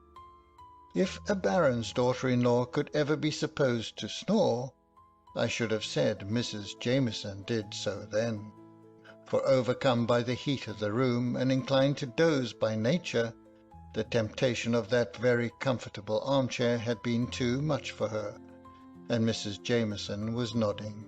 Once or twice she opened her eyes with an effort, and calmly but unconsciously smiled upon us, but by and by even her benevolence was not equal to this exertion, and she was sound asleep. "It is very gratifying to me," whispered Miss Barker at the card-table to her 3 opponents, whom, notwithstanding her ignorance of the game, she was basting most unmercifully, very gratifying indeed to see how completely Mrs. Jameson feels at home in my poor little dwelling. She could not have paid me a greater compliment. Miss Barker provided me with some literature in the shape of 3 or 4 handsomely bound fashion books, 10 or 12 years old, observing, as she put a little table and a candle for my special benefit, that she knew young people liked to look at pictures. Carlo lay and snorted and stared at his mistress's feet. He, too, was quite at home. The card table was an animated scene to watch. 4 ladies' heads, with needle-noddling caps, all nearly meeting over the middle of the table in their eagerness to whisper quick enough and loud enough. And every now and then came Miss Barker's, "Hush, ladies, if you please, hush! Mrs. Jameson is asleep." It was very difficult to steer clear between Mrs. Forrester's deafness and Mrs. Jameson's sleepiness, but Miss Barker managed her arduous task well. She repeated the whispers to Mrs. Forrester, distorting her face considerably in order to show, by the motions of her lips, what was said, and then she smiled kindly all round at us, and murmured to herself, "Very gratifying indeed. I wish my poor sister had been alive to see this day." Presently the door was thrown wide open. Carlo started to his feet with a loud snapping bark, and Mrs. Jameson awoke, or perhaps she had not been asleep. As she said almost directly, the room had been so light she had been glad to keep her eyes shut, but had been listening with great interest to all our amusing and agreeable conversation. Peggy came in once more, red with importance. "Another tray? Oh, gentility," thought I, "can you endure this last shock?" For Miss Barker had ordered, nay, I doubt not prepared, although she did say, "Why, Peggy, what have you brought us?" and looked presently surprised at the unexpected pleasure. All sorts of good things for supper. Scalloped oysters, potted lobsters, jelly, a dish called Little Cupids, which was in great favour with the Cranford ladies, although too expensive to be given except on solemn and state occasions.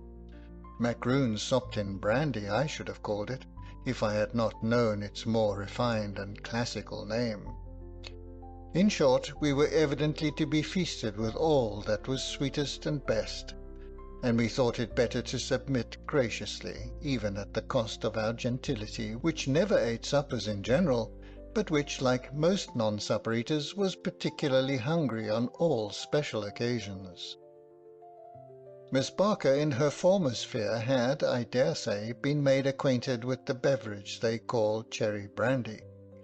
We none of us had ever seen such a thing, and rather shrank back when she proffered it us.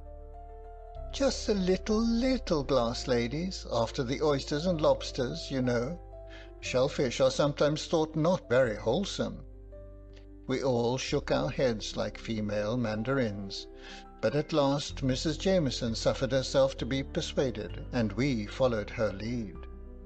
It was not exactly unpalatable, though so hot and so strong that we thought ourselves bound to give evidence that we were not accustomed to such things by coughing terribly, almost as strangely as Miss Barker had done before we were admitted by Peggy. "It's very strong," said Miss Pole, as she put down her empty glass. "I do believe there's spirit in it." "Only a little drop, just necessary to make it keep," said Miss Barker.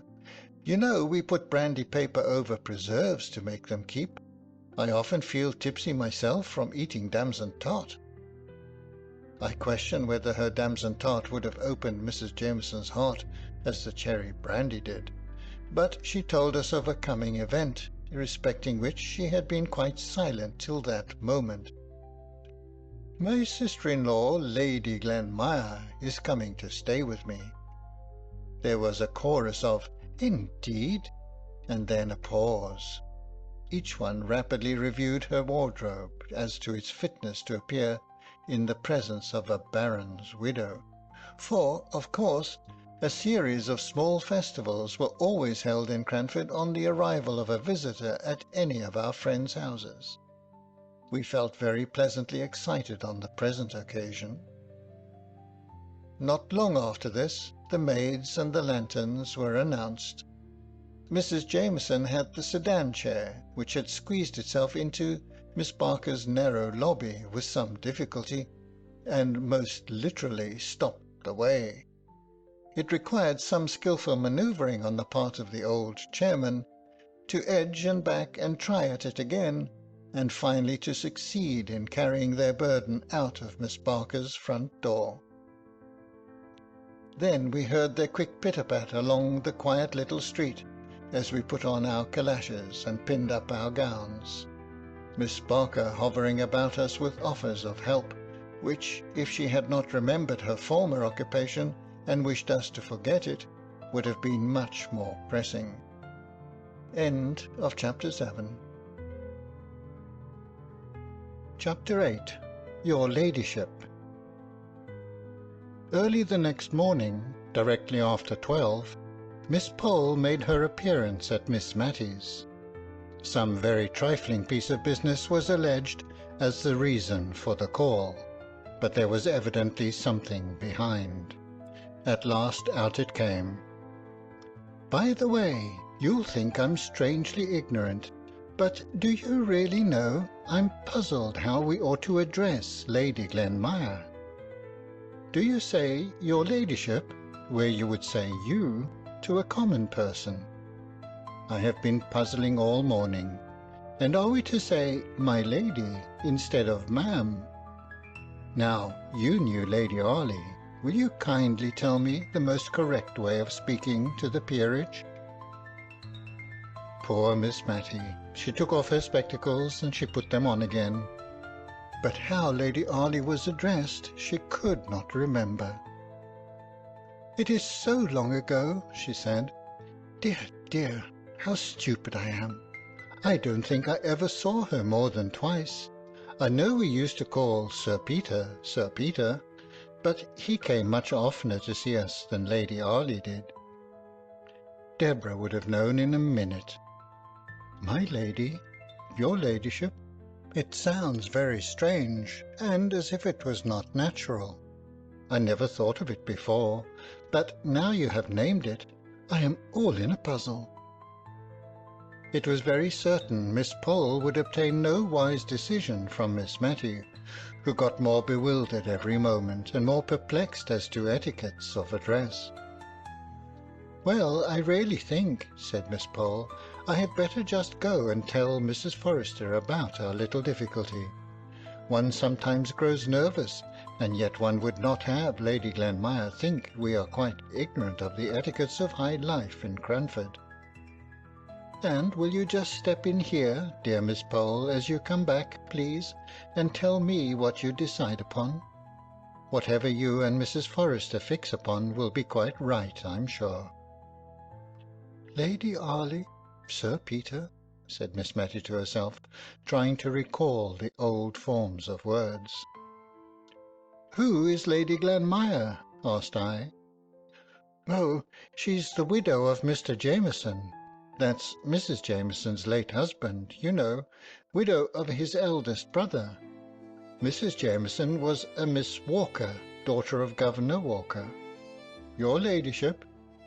My dear, if they fix on that way of speaking, you must let me practice a little on you first, for I shall feel so foolish and hot saying it the first time to Lady Glenmire." It was really a relief to Miss Matty when Mrs. Jameson came on a very unpolite errand. I notice that apathetic people have more quiet impertinence than others, and Mrs. Jameson came now to insinuate pretty plainly that she did not particularly wish that the Cranford ladies should call upon her sister-in-law.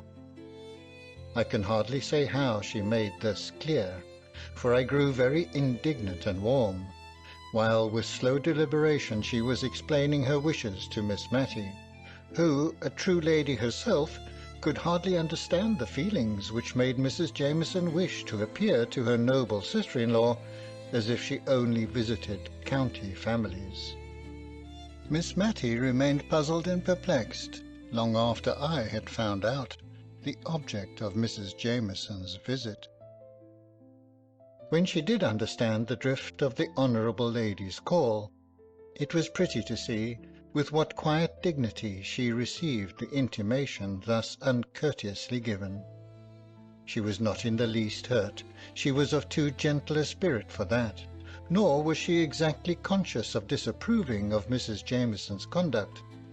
But there was something of this feeling in her mind, I am sure, which made her pass from the subject to others in a less flurried and more composed manner than usual.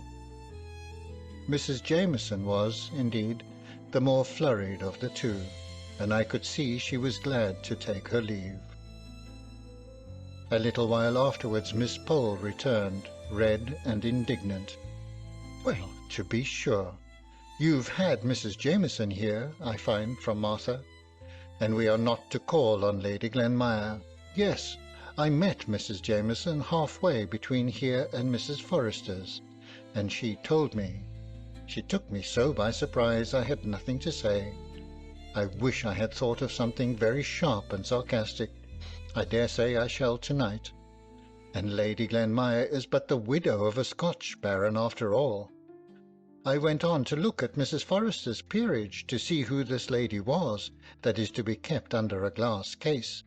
Widow of a Scotch peer, never sat in the House of Lords, and as poor as Job, I dare say. And she, fifth daughter of some Mr. Campbell or other. You are the daughter of a rector at any rate, and related to the Arleys. And Sir Peter might have been Viscount Arley, everyone says." Miss Matty tried to soothe Miss Pole, but in vain.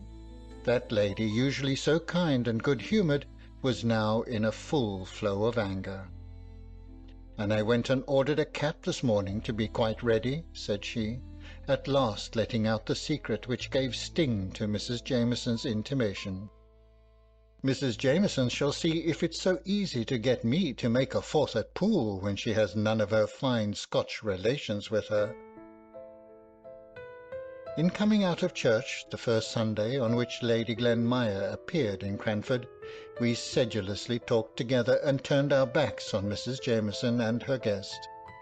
If we might not call on her, we would not even look at her, though we were dying with curiosity to know what she was like. We had the comfort of questioning Martha in the afternoon. Martha did not belong to a sphere of society whose observation could be an implied compliment to Lady Glenmire, and Martha had made good use of her eyes. "Well, ma'am, is it the little lady with Mrs. Jameson you mean? I thought you would like more to know how young Mrs. Smith was dressed, her being a bride." Mrs. Smith was the butcher's wife. Miss Pole said, "Good gracious me, as if we cared about a Mrs. Smith," but was silent as Martha resumed her speech. "The little lady in Mrs. Jameson's pew had on, ma'am, rather an old black silk, and a shepherd's plaid cloak, ma'am, and very bright black eyes she had, ma'am, and a pleasant sharp face, not over young, ma'am, but yet, I should guess, younger than Mrs. Jameson herself. She looked up and down the church like a bird, and nipped up her petticoats when she came out, as quick and sharp as ever I see. I'll tell you what, ma'am, she's more like Mrs. Deacon at the Coach and Horses, nor any one." "Hush, Martha," said Miss Matty, "that's not respectful." "Isn't it, ma'am? I beg pardon, I'm sure, but Jem Hearn said so as well. He said she was just such a sharp, stirring sort of a body." "Lady," said Miss Pole, "lady as Mrs. Deacon." Another Sunday passed away, and we still averted our eyes from Mrs. Jameson and her guest, and made remarks to ourselves that we thought were very severe, almost too much so. Miss Matty was evidently uneasy at our sarcastic manner of speaking. Perhaps by this time Lady Glenmire had found out that Mrs. Jameson was not the gayest, liveliest house in the world. Perhaps Mrs. Jameson had found out that most of the county families were in London, and that those who remained in the country were not so alive as they might have been to the circumstance of Lady Glenmire being in their neighbourhood. Great events spring out of small causes, so I will not pretend to say what induced Mrs. Jameson to alter her determination of excluding the Cranford ladies, and send notes of invitation all round for a small party on the following Tuesday. Mr. Mulliner himself brought them round. He would always ignore the fact of there being a back door to any house, and gave a louder rat-tat than his mistress, Mrs. Jameson. He had 3 little notes, which he carried in a large basket, in order to impress his mistress with an idea of their great weight, though they might easily have gone into his waistcoat pocket. Miss Matty and I quietly decided we would have a previous engagement at home. It was the evening on which Miss Matty usually made candle-lighters of all the notes and letters of the week, for on Mondays her accounts were always made straight, not a penny owing from the week before. So, by a natural arrangement, making candle-lighters fell upon a Tuesday evening, and gave us a legitimate excuse for declining Mrs. Jameson's invitation. But before our answer was written, in came Miss Pole with an open note in her hand. "So," she said, "ah, I see you have got your note too. Better late than never. I could have told my Lady Glenmire she would be glad enough of our society before a fortnight was over." "Yes," said Miss Matty, "we're asked for Tuesday evening, and perhaps you would just kindly bring your work across and drink tea with us that night. It is my usual regular time for looking over the last week's bills and notes and letters, and making candle-lighters of them. But that does not seem quite reason enough for saying I have a previous engagement at home, though I meant to make it do. Now, if you would come, my conscience would be quite at ease, and luckily the note is not written yet." I saw Miss Pole's countenance change while Miss Matty was speaking. "Don't you mean to go then?" asked she. "Oh no," said Miss Matty quietly. "You don't either, I suppose?" "I don't know," replied Miss Pole. "Yes, I think I do," said she rather briskly, and on seeing Miss Matty look surprised, she added, "You see, one would not like Miss Jameson to think that anything she could do or say was of consequence enough to give offence. It would be kind of letting down of ourselves that I, for one, should not like. It would be too flattering to Mrs. Jameson if we allowed her to suppose that what she had said affected us a week, nay, 10 days afterwards." "Well, I suppose it is wrong to be hurt and annoyed so long about anything, and perhaps, after all, she did not mean to vex us. But I must say I could not have brought myself to say the things Mrs. Jameson did about our not calling. I really don't think I shall go." "Oh, come, Miss Matty, you must go. You know our friend Mrs. Jameson is much more phlegmatic than most people, and does not enter into the little delicacies of feeling which you possess in so remarkable a degree." "I thought you possessed them too that day Mrs. Jameson called to tell us not to go," said Mrs. Matty innocently. But Miss Pole, in addition to her delicacies of feeling, possessed a very smart cap, which she was anxious to show to an admiring world, and so she seemed to forget all her angry words uttered not a fortnight before, and to be ready to act on what she called the great Christian principle of forgive and forget, and she lectured dear Miss Matty so long on this head that she absolutely ended by assuring her it was her duty as a deceased rector's daughter to buy a new cap and to go to the party at Mrs. Jameson's. So we were most happy to accept, instead of regretting that we were obliged to decline. The expenditure on dress in Cranford was principally in that one article referred to. If the heads were buried in smart new caps, the ladies were like ostriches, and cared not what became of their bodies. Old gowns, white and venerable collars, any number of brooches, up and down and everywhere, some with dogs' eyes painted in them, some that were like small picture frames with mausoleums and weeping willows neatly executed in hair inside, some again with miniatures of ladies and gentlemen sweetly smiling out of a nest of stiff muslin, old brooches for a permanent ornament, and new caps to suit the fashion of the day. The ladies of Cranford always dressed with chaste elegance and propriety, as Miss Barker once prettily expressed it.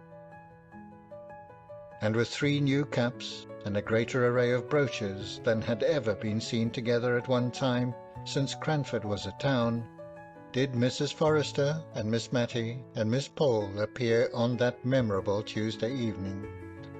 I counted 7 brooches myself on Miss Pole's dress. 2 were fixed negligently in her cap. 1 was a butterfly made of Scotch pebbles, which a vivid imagination might believe to be the real insect. 1 fastened her neckerchief, 1 her collar, 1 ornamented the front of her gown midway between her throat and waist, and another adorned the point of her stomacher. Where the 7th was I have forgotten, but it was somewhere about her, I am sure. But I'm getting on too fast in describing the dresses of the company. I should first relate the gathering on the way to Mrs. Jameson's. That lady lived in a large house just outside the town. A road which had known what it was to be a street ran right before the house, which opened out upon it without any intervening garden or court. Whatever the sun was about, he never shone on the front of that house. To be sure, the living rooms were at the back, looking onto a pleasant garden. The front windows only belonged to kitchens and housekeepers' rooms and pantries, and in one of them Mr. Mulliner was reported to sit. Indeed, looking askance, we often saw the back of a head covered with hair powder, which also extended itself over his coat collar down to his very waist, and this imposing back was always engaged in reading the St. James's Chronicle, open wide, which in some degree accounted for the length of time the said newspaper was in reaching us, equal subscribers with Mrs. Jameson, though in right of her honourableness she always had the reading of it first. This very Tuesday, the delay in forwarding the last number had been particularly aggravating, just when both Miss Pole and Miss Matty, the former more especially, had been wanting to see it in order to coach up the court news ready for the evening interview with the aristocracy. Miss Pole told us she had absolutely taken time by the forelock and been dressed by 5 o'clock in order to be ready if the St. James's Chronicle should come in at the last moment, the very St. James's Chronicle which the powdered head was tranquilly and composedly reading as we passed the accustomed window this evening. "The impudence of the man," said Miss Pole in a low indignant whisper. "I should like to ask him whether his mistress pays her quarter share for his exclusive use." We looked at her in admiration of the courage of her thought, for Mr. Mulliner was an object of great awe to all of us. He seemed never to have forgotten his condescension in coming to live at Cranford. Miss Jenkins at times had stood forth as the undaunted champion of her sex and spoken to him on terms of equality, but even Miss Jenkins could get no higher. In his pleasantest and most gracious moods he looked like a sulky cockatoo. He did not speak except in gruff monosyllables. He would wait in the hall when we begged him not to wait, and then looked deeply offended because we had kept him there, while, with trembling, hasty hands, we prepared ourselves for appearing in company. Miss Pole ventured on a small joke as we went upstairs, intended, though addressed to us, to afford Mr. Mulliner some slight amusement. We all smiled in order to seem as if we felt at our ease, and timidly looked for Mr. Mulliner's sympathy. Not a muscle of that wooden face had relaxed, and we were grave in an instant. Mrs. Jameson's drawing-room was cheerful. The evening sun came streaming into it, and the large square window was clustered round with flowers. The furniture was white and gold, not the later style, Louis XIV, I think they call it, all shells and twirls. No, Mrs. Jameson's chairs and tables had not a curve or bend about them. The chair and table legs diminished as they neared the ground, and were straight and square in all their corners. The chairs were all a row against the walls, with the exception of 4 or 5 which stood in a circle round the fire. They were railed with white bars across the back, and knobbed with gold. Neither the railings nor the knobs invited to ease. There was a japanned table devoted to literature, on which lay a Bible, a peerage, and a prayer book. There was another square Pembroke table dedicated to the fine arts, on which were a kaleidoscope, conversation cards, puzzle cards, tied together to an interminable length with faded pink satin ribbon, and a box painted in fond imitation of the drawings which decorate tea-chests. Carlo lay on the worsted-worked rug, and ungraciously barked at us as we entered.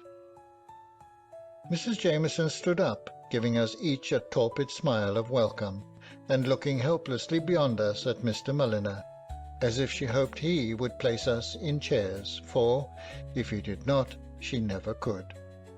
I suppose he thought we could find our way to the circle round the fire, which reminded me of Stonehenge. I don't know why. Lady Glenmire came to the rescue of our hostess, and, somehow or other, we found ourselves for the first time placed agreeably, and not formally, in Mrs. Jameson's house. Lady Glenmire, now we had time to look at her, proved to be a bright little woman of middle age, who had been very pretty in the days of her youth, and who was even yet very pleasant-looking. I saw Miss Pole appraising her dress in the first 5 minutes, and I take her word when she said the next day, "My dear, £10 would have purchased every stitch she had on, lace and all." It was pleasant to suspect that a peeress could be poor, and partly reconciled us to the fact that her husband had never sat in the House of Lords, which, when we first heard of it, seemed a kind of swindling us out of our respect on false pretences, a sort of a lord and no lord business. We were all very silent at first. We were thinking what we could talk about that would be high enough to interest my lady. There had been a rise in the price of sugar, which, as preserving time was near, was a piece of intelligence to all our housekeeping hearts, and would have been the natural topic if Lady Glenmire had not been by. But we were not sure if the peerage ate preserves, much less knew how they were made. At last Miss Pole, who had always a great deal of courage and savoir-faire, spoke to Lady Glenmire, who on her part had seemed just as much puzzled to know how to break the silence as we were. "Has your ladyship been to court lately?" asked she, and then gave a little glance round at us, half timid and half triumphant, as much as to say, "See how judiciously I have chosen a subject befitting the rank of the stranger." "I never was there in my life," said Lady Glenmire, with a broad Scotch accent, but in a very sweet voice. And then, as if she had been too abrupt, she added, "We very seldom went to London, only twice, in fact, during all my married life. And before I was married, my father had far too large a family. 5th daughter of Mr. Campbell was in all our minds, I'm sure, to take us often from our home, even to Edinburgh." "Ye'll have been in Edinburgh, maybe?" said she, suddenly brightening up with the hope of a common interest. We had none of us been there, but Miss Pole had an uncle who once had passed a night there, which was very pleasant. Mrs. Jameson, meanwhile, was absorbed in wonder why Mr. Mulliner did not bring the tea, and at length the wonder oozed out of her mouth. "I had better ring the bell, my dear, had not I?" said Lady Glenmire briskly. "No, I think not. Mulliner does not like to be hurried." We should have liked our tea, for we dined at an earlier hour than Mrs. Jameson. I suspect Mr. Mulliner had to finish the St. James's Chronicle before he chose to trouble himself about tea. His mistress fidgeted and kept saying, "I can't think why Mulliner does not bring tea. I can't think what he can be about." And Lady Glenmire at last grew quite impatient. But it was a pretty kind of impatience after all. She rang the bell rather sharply on receiving a half permission from her sister-in-law to do so. Mr. Mulliner appeared in dignified surprise. "Oh," said Mrs. Jameson, "Lady Glenmire rang the bell. I believe it was for tea." In a few minutes tea was brought. Very delicate was the china, very old the plate, very thin the bread and butter, and very small the lumps of sugar. Sugar was evidently Mrs. Jameson's favourite economy. I question if the little filigree sugar tongs, made something like scissors, could have opened themselves wide enough to take up an honest, vulgar, good-sized piece. And when I tried to seize 2 little minikin pieces at once, so as not to be detected in too many returns to the sugar basin, they absolutely dropped one with a little sharp clatter, quite in a malicious and unnatural manner. But before this happened, we had had a slight disappointment. In the little silver jug was cream, in the larger one was milk. As soon as Mr. Mulliner came in, Carlo began to beg, which was a thing our manners forbade us to do, though I am sure we were just as hungry. And Mrs. Jameson said she was certain we would excuse her if she gave her poor dumb Carlo his tea first. She accordingly mixed a saucerful for him, and put it down for him to lap, and then she told us how intelligent and sensible the dear little fellow was. He knew cream quite well, and constantly refused tea with only milk in it. So the milk was left for us, but we silently thought we were quite as intelligent and sensible as Carlo, and felt as if insult were added to injury when we were called upon to admire the gratitude evinced by his wagging his tail for the cream which should have been ours. After tea we thawed down into common life subjects. We were thankful to Lady Glenmire for having proposed some more bread and butter, and this mutual want made us better acquainted with her than we should have been with talking about the court, though Miss Pole said she had hoped to know how the dear Queen was from some one who had seen her. The friendship begun over bread and butter extended on to cards. Lady Glenmire played preference to admiration, and was a complete authority as to ombre and quadrille. Even Miss Pole quite forgot to say "my lady" and "your ladyship," and said "Basto, ma'am. You have spadille, I believe," just as quietly as if we had never held the great Cranford Parliament on the subject of the proper mode of addressing a peeress. As a proof of how thoroughly we had forgotten that we were in the presence of one who might have sat down to tea with a coronet instead of a cap on her head, Mrs. Forrester related a curious little fact to Lady Glenmire, an anecdote known to the circle of her intimate friends, but of which even Mrs. Jameson was not aware. It related to some fine old lace, the sole relic of better days, which Lady Glenmire was admiring on Mrs. Forrester's collar. "Yes," said the lady, "such lace cannot be got now for either love or money. Made by the nuns abroad, they tell me. They say that they can't make it now even there, but perhaps they can now they've passed the Catholic Emancipation Bill. I should not wonder. But in the meantime I treasure up my lace very much. I daren't even trust the washing of it to my maid, the little charity school girl I have named before, but who sounded well as my maid. I always wash it myself, and once it had a narrow escape. Of course your ladyship knows that such lace must never be starched or ironed. Some people wash it in sugar and water, and some in coffee to make it the right yellow colour. But I myself have a very good receipt for washing it in milk, which stiffens it enough and gives it a very good creamy colour. Well, ma'am, I had tacked it together, and the beauty of this fine lace is that when it is wet it goes into a very little space, and put it to soak in milk, when, unfortunately, I left the room. On my return I found Pussy on the table, looking very like a thief, but gulping very uncomfortably, as if she were half choked on something she wanted to swallow and could not. And would you believe it?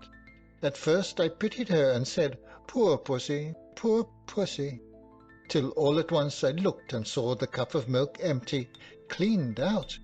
"You naughty cat," said I, and I believe I was provoked enough to give her a slap, which did no good, but only helped the lace down, just as one slaps a choking child on the back.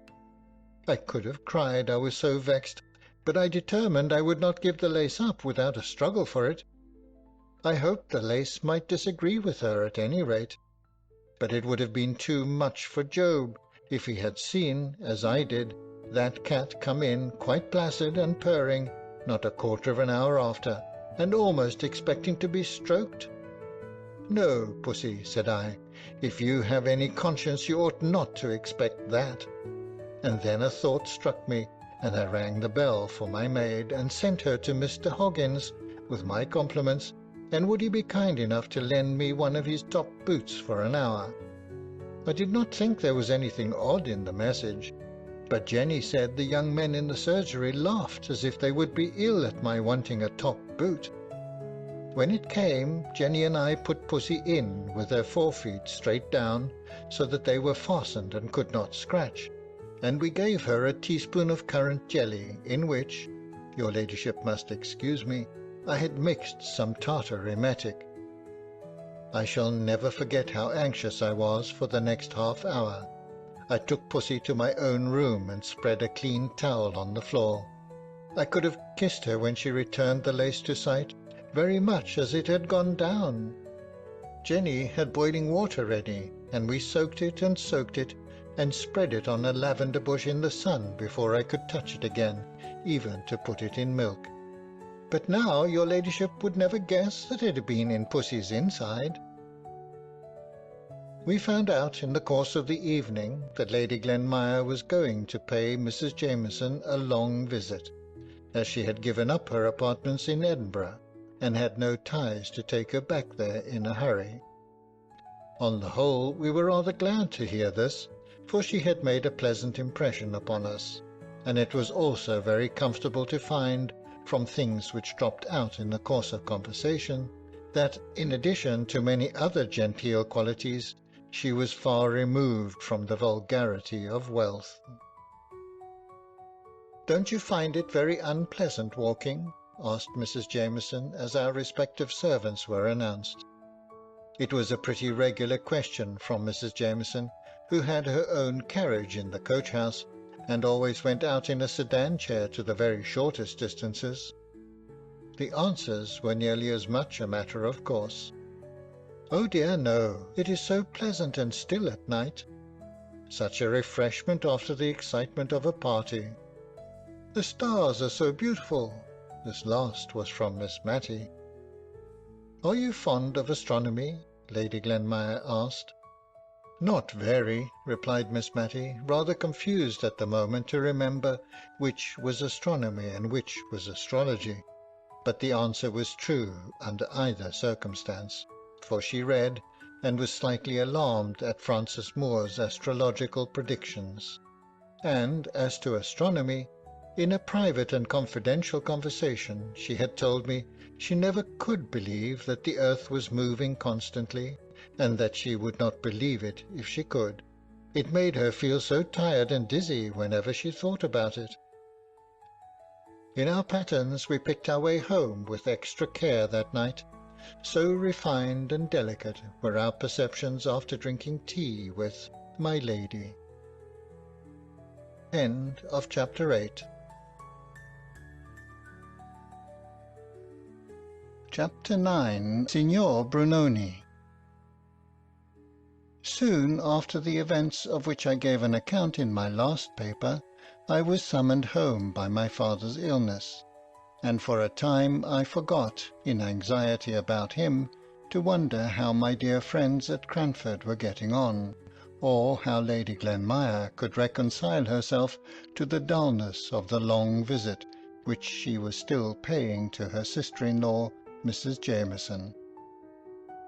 When my father grew a little stronger, I accompanied him to the seaside, so that altogether I seemed banished from Cranford, and was deprived of the opportunity of hearing any chance intelligence of the dear little town for the greater part of that year.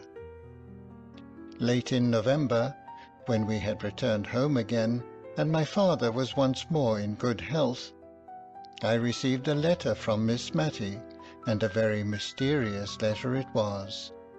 She began many sentences without ending them, running them one into another, in much the same confused sort of way in which written words run together on blotting paper. All I could make out was that if my father was better, which she hoped he was, and would take warning and wear a greatcoat from Michaelmas to Lady Day, if turbans were in fashion, could I tell her? Such a piece of gaiety was going to happen as had not been seen or known of since Wombwell's lions came, when one of them ate a little child's arm, and she was, perhaps, too old to care about dress. But a new cap she must have, and, having heard that turbans were worn, and some of the county families likely to come, she would like to look tidy if I would bring her a cap from the milliner I employed. And, oh dear, how careless of her to forget that she wrote to beg I would come and pay her a visit next Tuesday, when she hoped to have something to offer me in the way of amusement, which she would not now more particularly describe. Only sea green was her favourite colour. So she ended her letter. But in a P.S. she added, she thought she might as well tell me what was the peculiar attraction to Cranford just now. Signor Brunoni was going to exhibit his wonderful magic in the Cranford Assembly Rooms on Wednesday and Friday evening in the following week. I was very glad to accept the invitation from my dear Miss Matty, independently of the conjurer, and most particularly anxious to prevent her from disfiguring her small, gentle, mousy face with a great Saracen's head turban, and accordingly I bought her a pretty, neat, middle-aged cap, which, however, was rather a disappointment to her, when on my arrival she followed me into my bedroom, ostensibly to poke the fire, but in reality, I do believe, to see if the sea-green turban was not inside the cap-box with which I had travelled.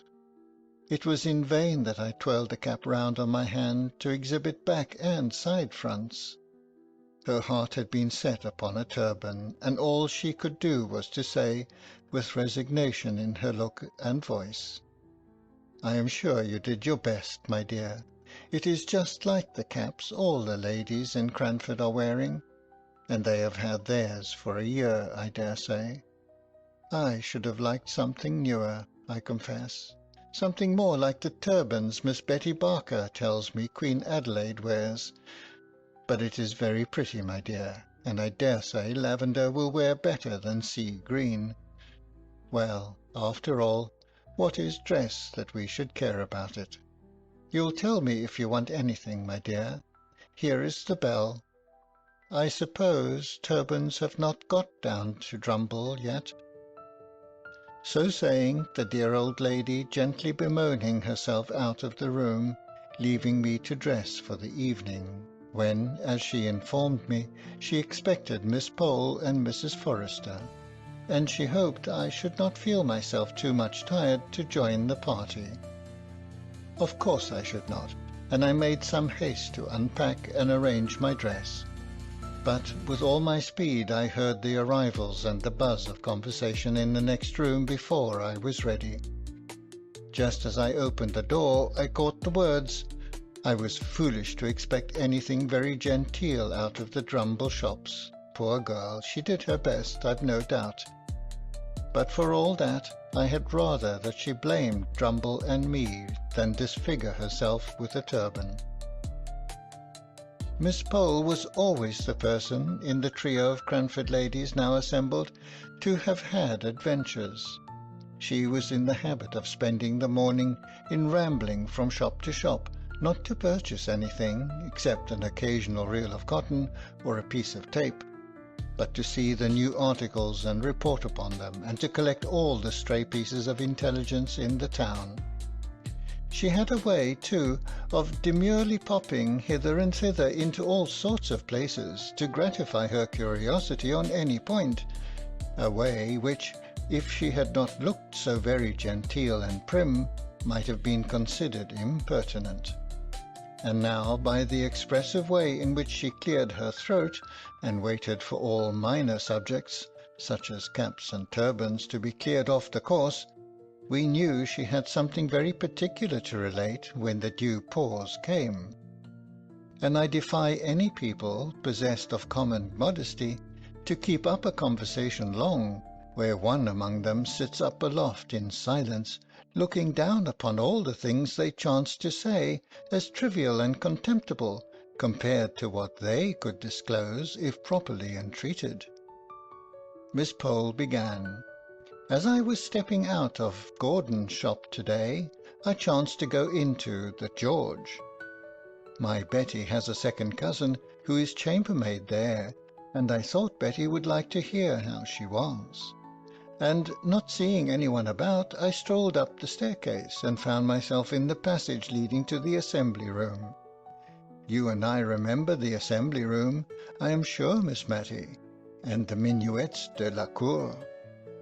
So I went on, not thinking of what I was about, when all at once I perceived that I was in the middle of the preparations for tomorrow night, the room being divided with great clothes maids, over which Crosby's men were tacking red flannel. Very dark and odd it seemed. It quite bewildered me, and I was going on behind the screens in my absence of mind, when a gentleman, quite the gentleman I can assure you, stepped forwards and asked if I had any business he could arrange for me. He spoke such pretty broken English I could not help thinking of Thaddeus of Warsaw and the Hungarian brothers and Santo Sebastiani, and while I was busy picturing his past life to myself, he had bowed me out of the room. But wait a minute, you have not heard half of my story yet. I was going downstairs when, who should I meet but Betsy's second cousin, so of course I stopped to speak to her for Betsy's sake. And she told me that I had really seen the conjurer. The gentleman who spoke broken English was Signor Brunoni himself. Just at this moment he passed us on the stairs, making such a graceful bow, in reply to which I dropped a curtsy. All foreigners have such polite manners, one catches something of it. But when he had gone downstairs, I bethought me that if I had dropped my glove in the assembly room, it was safe in my muff all the time, but I never found it till afterwards. So I went back, and, just as I was creeping up the passage left on one side of the great screen that goes nearly across the room, who should I see but the very same gentleman that had met me before and passed me on the stairs, coming now forward from the inner part of the room, to which there is no entrance, you remember, Miss Matty, and just repeating, in his pretty broken English, the inquiry if I had any business there. I don't mean that he put it quite so bluntly, but he seemed very determined that I should not pass the screen, so, of course, I explained about my glove, which, curiously enough, I found at that very moment. Miss Pole, then, had seen the conjurer, the real live conjurer, and numerous were the questions we all asked her.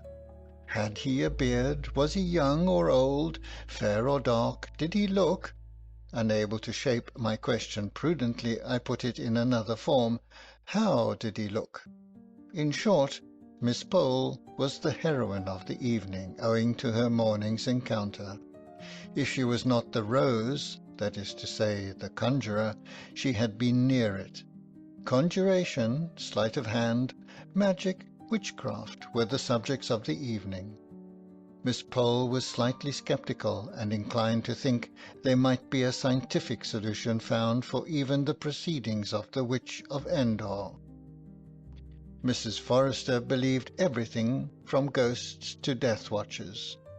Miss Matty ranged between the two, always convinced by the last speaker.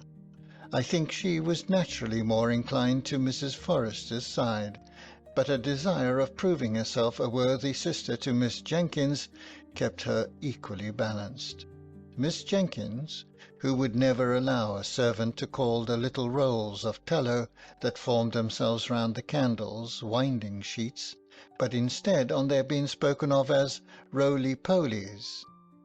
A sister of hers to be superstitious, it would never do. After tea I was dispatched downstairs into the dining parlour for the volume of the old encyclopaedia which contained the nouns beginning with C, in order that Miss Pole might prime herself with scientific explanations for the tricks of the following evening. It spoilt the pool at Preference, which Miss Matty and Mrs. Forrester had been looking forward to, for Miss Pole became so much absorbed in her subject and the plates by which it was illustrated that we felt it would be cruel to disturb her otherwise than by one or two well-timed yawns, which I threw in now and then, for I was really touched by the meek way in which the two ladies were bearing their disappointment. But Miss Pole only read the more zealously, imparting to us no more interesting information than this. "Ah, I see, I comprehend perfectly. A represents the ball, put A between B and D, no, between C and F, and turn the second joint of the third finger of your left hand over the wrist of your right, H. Very clear indeed.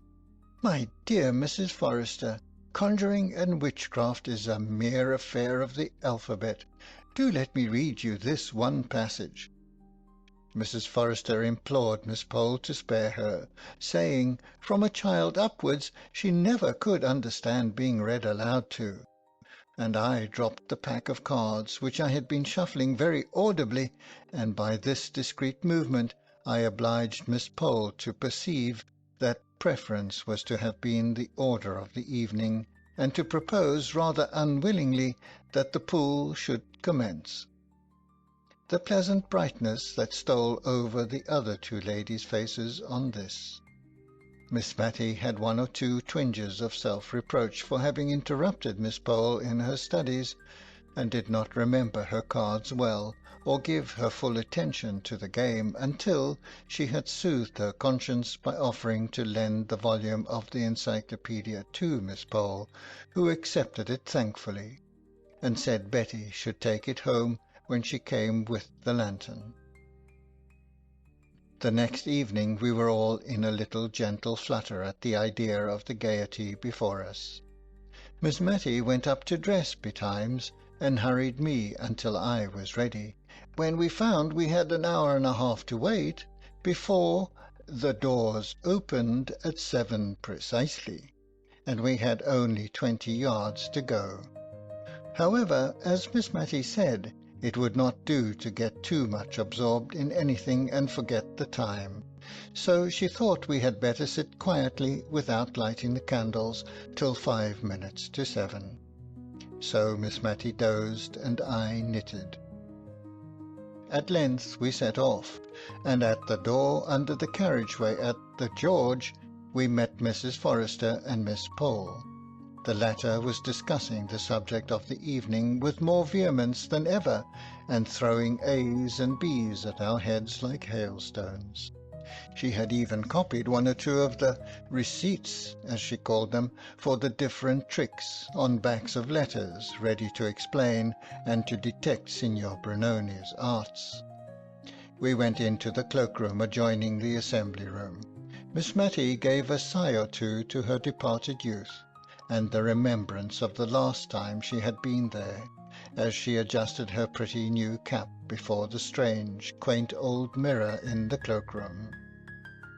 The assembly-room had been added to the inn about 100 years before by the different county families, who met together there once a month during the winter to dance and play at cards. Many a county beauty had first swum through the minuet that she afterwards danced before Queen Charlotte in this very room. It was said that one of the Gunnings had graced the apartment with her beauty. It was certain that a rich and beautiful widow, Lady Williams, had been smitten with the noble figure of a young artist who was staying with some family in the neighbourhood for professional purposes, and accompanied his patrons to the Cranford assembly.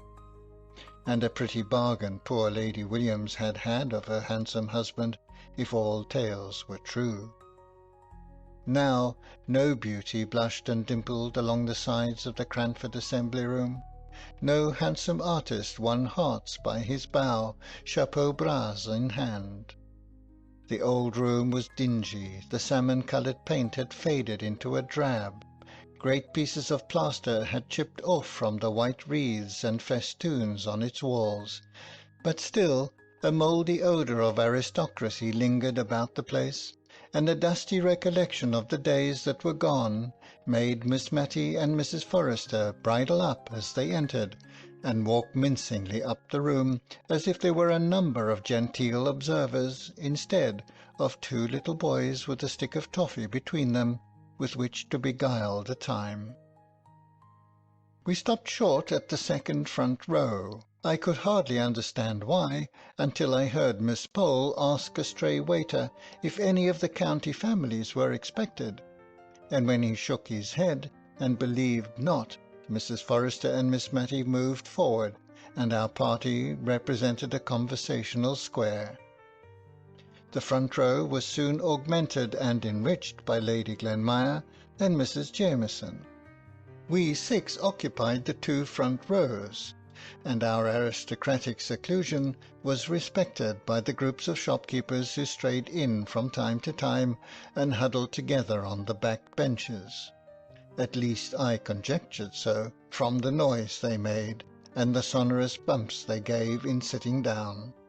But when, in weariness of the obstinate green curtain that would not draw up, but would stare at me with 2 odd eyes, seen through holes as in the old tapestry story, I would fain have looked round at the merry chattering people behind me, Miss Pole clutched my arm and begged me not to turn, for it was not the thing. What the thing was, I never could find out, but it must have been something eminently dull and tiresome. However, we all sat, eyes right, square front, gazing at the tantalizing curtain, and hardly speaking intelligibly, we were so afraid of being caught in the vulgarity of making any noise in a place of public amusement. Mrs. Jameson was the most fortunate, for she fell asleep. At length the eyes disappeared, the curtain quivered, one side went up before the other, which stuck fast.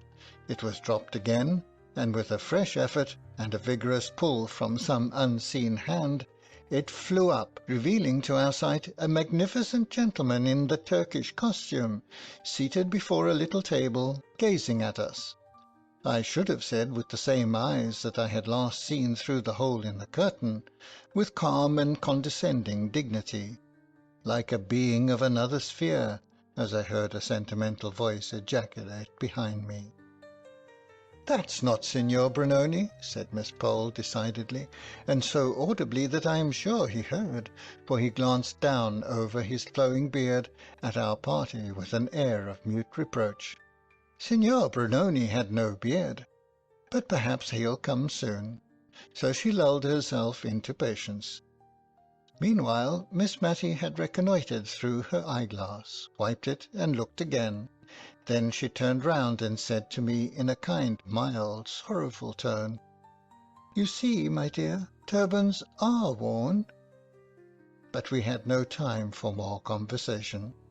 The Grand Turk, as Miss Pole chose to call him, arose and announced himself as Signor Brunoni. "I don't believe him," exclaimed Miss Pole in a defiant manner. He looked at her again with the same dignified upbraiding in his countenance. "I don't," she repeated more positively than ever. Signor Brunoni had not got that muffy sort of thing about his chin, but looked like a close-shaved Christian gentleman. Miss Pole's energetic speeches had the good effect of waking Mrs. Jameson, who opened her eyes wide in sign of the deepest attention, a proceeding which silenced Miss Pole and encouraged the Grand Turk to proceed, which he did in very broken English, so broken that there was no cohesion between the parts of his sentences, a fact which he himself perceived at last, and so left off speaking and proceeded to action. Now we were astonished. How he did his tricks I could not imagine, no, not even when Miss Pole pulled out her pieces of paper and began reading aloud, or at least in a very audible whisper, the separate receipts for the most common of his tricks. If ever I saw a man frown and look enraged, I saw the Grand Turk frown at Miss Pole. But, as she said, what could be expected but unchristian looks from a Mussulman? If Miss Pole were sceptical and more engrossed with her receipts and diagrams than with his tricks, Miss Matty and Mrs. Forrester were mystified and perplexed to the highest degree. Mrs. Jameson kept taking her spectacles off and wiping them, as if she thought it was something defective in them which made the legerdemain. And Lady Glanmire, who had seen many curious sights in Edinburgh, was very much struck with the tricks, and would not at all agree with Miss Pole, who declared that anybody could do them with a little practice, and that she would herself undertake to do all he did, with 2 hours given to study the encyclopedia and make her third finger flexible. At last Miss Matty and Mrs. Forrester became perfectly awe-stricken. They whispered together. I sat just behind them, so I could not help hearing what they were saying. Miss Matty asked Mrs. Forrester if she thought it was quite right to have come to see such things. She could not help fearing they were lending encouragement to something that was not quite... A little shake of the head filled up the blank. Mrs. Forrester replied that the same thought had crossed her mind. She, too, was feeling very uncomfortable. It was so very strange. She was quite certain that it was her pocket-handkerchief which was in that loaf just now, and it had been in her own hand not 5 minutes before. She wondered who had furnished the bread. She was sure it could not be Dickens, because he was the churchwarden. Suddenly Miss Matty half turned towards me. "Will you look, my dear? You are a stranger in the town, and it won't give rise to unpleasant reports. Will you just look round and see if the rector is here? If he is, I think we may conclude that this wonderful man is sanctioned by the church, and that will be a great relief to my mind." I looked, and I saw the tall, thin, dry, rusty rector sitting surrounded by national schoolboys, guarded by troops of his own sex from any approach of the many Cranford spinsters. His kind face was all agape with broad smiles, and the boys around him were in chinks of laughing. I told Miss Matty that the church was smiling approval, which set her mind at ease. I have never named Mr. Hayter, the rector, because I, as a well-to-do and happy young woman, never came in contact with him. He was an old bachelor, but as afraid of matrimonial reports getting abroad about him as any girl of 18, and he would rush into a shop or drive down an entry sooner than encounter any of the Cranford ladies in the street, and as for the preference parties, I did not wonder at his not accepting invitations to them. To tell the truth, I always suspected Miss Pole of having given a very vigorous chase to Mr. Hayter when he first came to Cranford, and not the less because now she appeared to share so vividly in his dread lest her name should ever be coupled with his. He found all his interests among the poor and helpless. He had treated the national schoolboys this very night to the performance, and virtue was for once its own reward, for they guarded him right and left, and clung round him as if he had been the queen bee and they the swarm. He felt so safe in their environment that he could even afford to give our party a bow as we filed out. Miss Pole ignored his presence and pretended to be absorbed in convincing us that we had been cheated and had not seen Signor Brunoni after all. End of Chapter 9. Chapter 10. The Panic. I think a series of circumstances dated from Signor Brunoni's visit to Cranford, which seemed at the time connected in our minds with him, though I don't know that he had anything really to do with them. All at once all sorts of uncomfortable rumours got afloat in the town. There were 1 or 2 robberies, real bona fide robberies, men had up before the magistrates and committed for trial, and that seemed to make us all afraid of being robbed. And for a long time, at Miss Mattie's, I know, we used to make a regular expedition all round the kitchens and cellars every night, Miss Mattie leading the way armed with the poker, I following with the hearth-brush, and Martha carrying the shovel and fire-irons with which to sound the alarm. And by the accidental hitting together of them, she often frightened us so much that we bolted ourselves up, all 3 together, in the back kitchen or storeroom, or wherever we happened to be, till, when our fright was over, we recollected ourselves, and set out afresh with double valiance. By day we heard strange stories from the shopkeepers and cottagers, of carts that went about in the dead of night, drawn by horses shod with felt, and guarded by men in dark clothes, going round the town, no doubt in search of some unwatched house or some unfastened door. Miss Pole, who affected great bravery herself, was the principal person to collect and arrange these reports so as to make them assume their most fearful aspect. But we discovered that she had begged one of Mr. Hoggins's worn-out hats to hang up in her lobby, and we, at least I, had doubts as to whether she really would enjoy the little adventure of having her house broken into, as she protested she would. Miss Mattie made no secret of being an arrant coward, but she went regularly through her housekeeper's duty of inspection. Only the hour for this became earlier and earlier, till at last we went the rounds at 6:30, and Miss Mattie adjourned to bed soon after 7, in order to get the night over the sooner.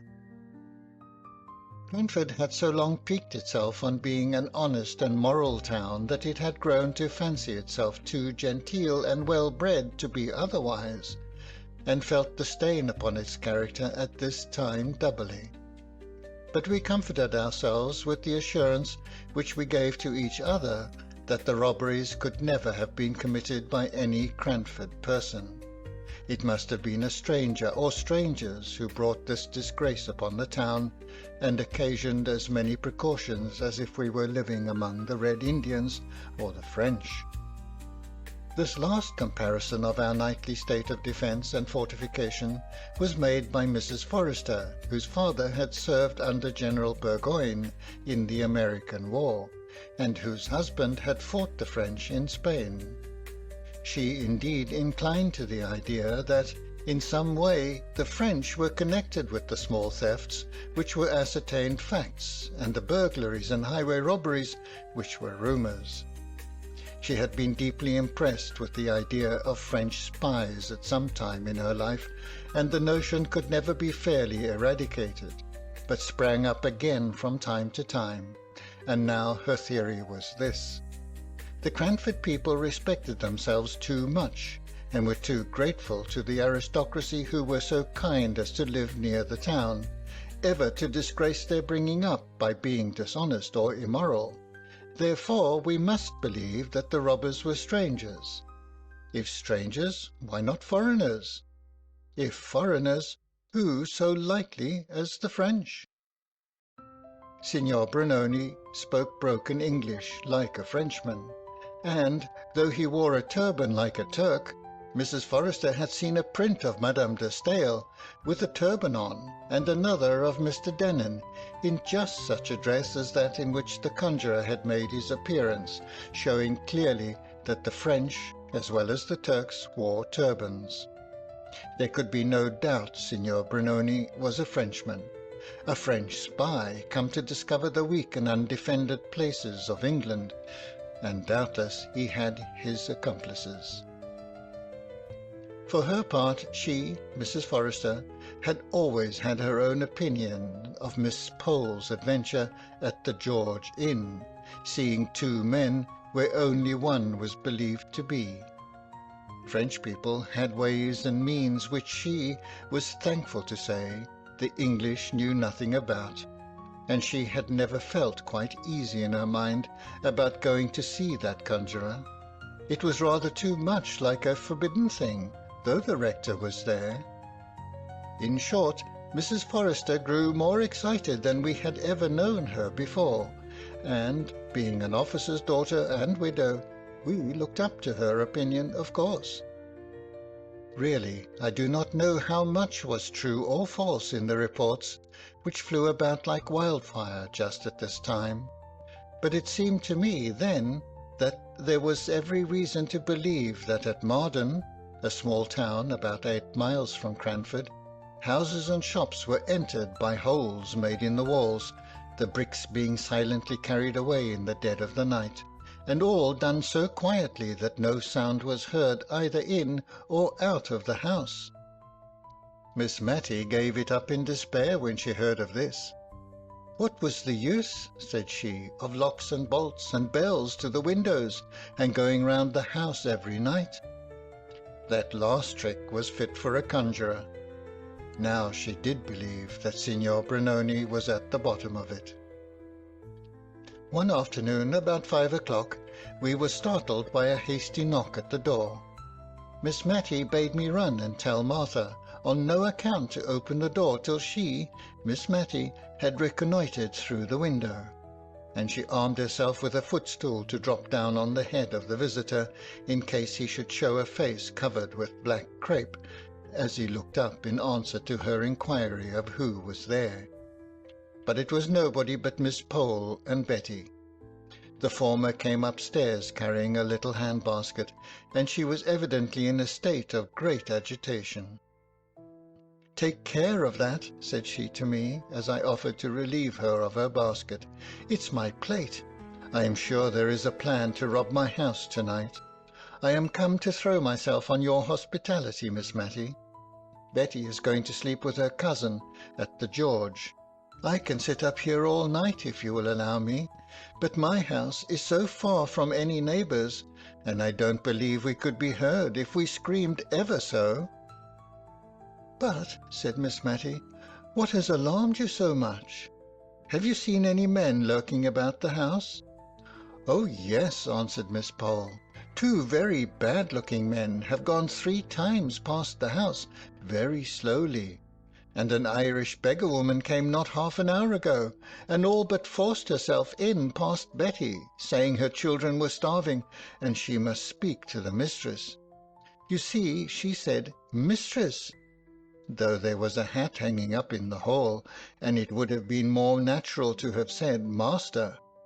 But Betty shut the door in her face and came up to me, and we got the spoons together and sat in the parlour window watching till we saw Thomas Jones going from his work, when we called to him and asked him to take care of us into the town."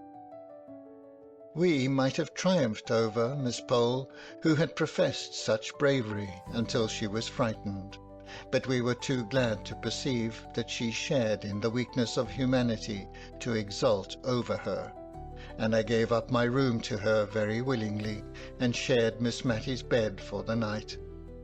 But before we retired, the 2 ladies rummaged up, out of the recesses of their memory, such horrid stories of robbery and murder that I quite quaked in my shoes.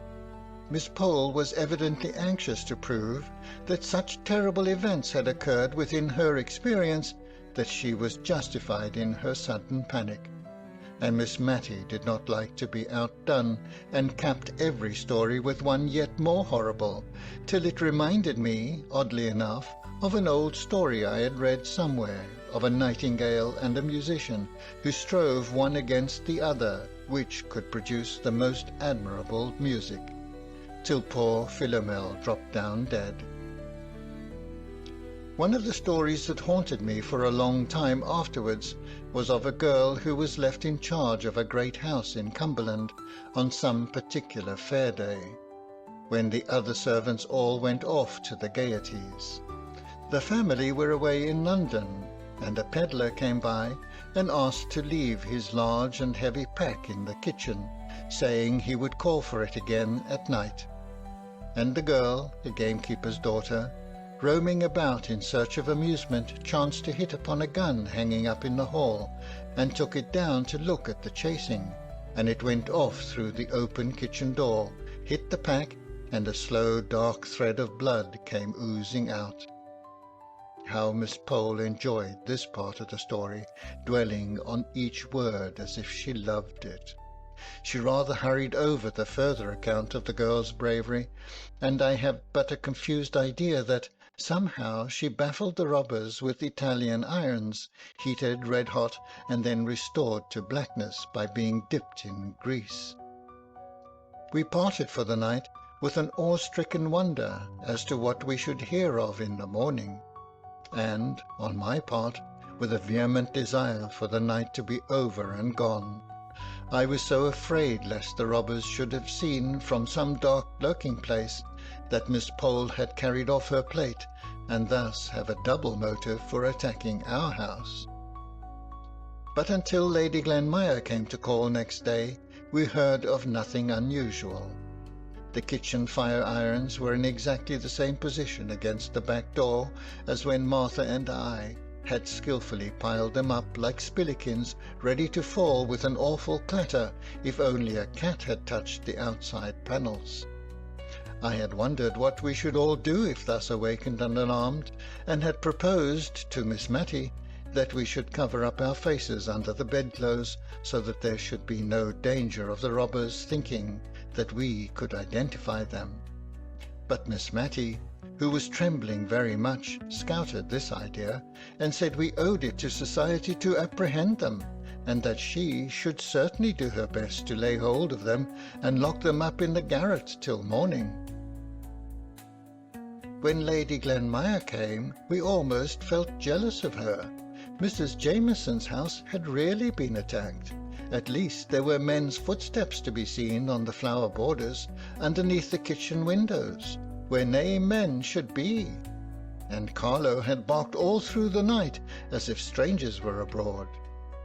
Mrs. Jameson had been awakened by Lady Glenmire, and they had rung the bell which communicated with Mr. Mulliner's room in the 3rd story, and when his night-capped head had appeared over the banisters in answer to their summons, they had told him of their alarm and the reasons for it, whereupon he retreated into his bedroom and locked the door, for fear of draughts, as he informed them in the morning, and opened the window and called out valiantly to say, if the supposed robbers would come to him, he would fight them.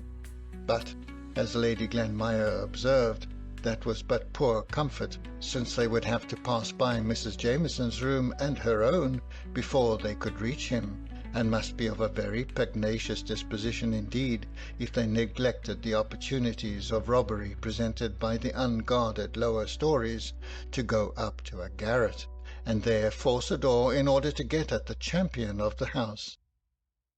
Lady Glenmire, after waiting and listening for some time in the drawing-room, had proposed to Mrs. Jameson that they should go to bed, but that lady said she should not feel comfortable unless she sat up and watched, and accordingly she packed herself warmly up on the sofa, where she was found by the housemaid when she came into the room at 6 o'clock, fast asleep. But Lady Glenmire went to bed and kept awake all night. When Miss Pole heard of this, she nodded her head in great satisfaction. She had been sure we should hear of something happening in Cranford that night, and we had heard. It was clear enough they had first proposed to attack her house, but when they saw that she and Betty were on their guard and had carried off the plate, they had changed their tactics and gone to Mrs. Jameson's, and no one knew what might have happened if Carlo had not barked like a good dog as he was. Poor Carlo, his barking days were nearly over.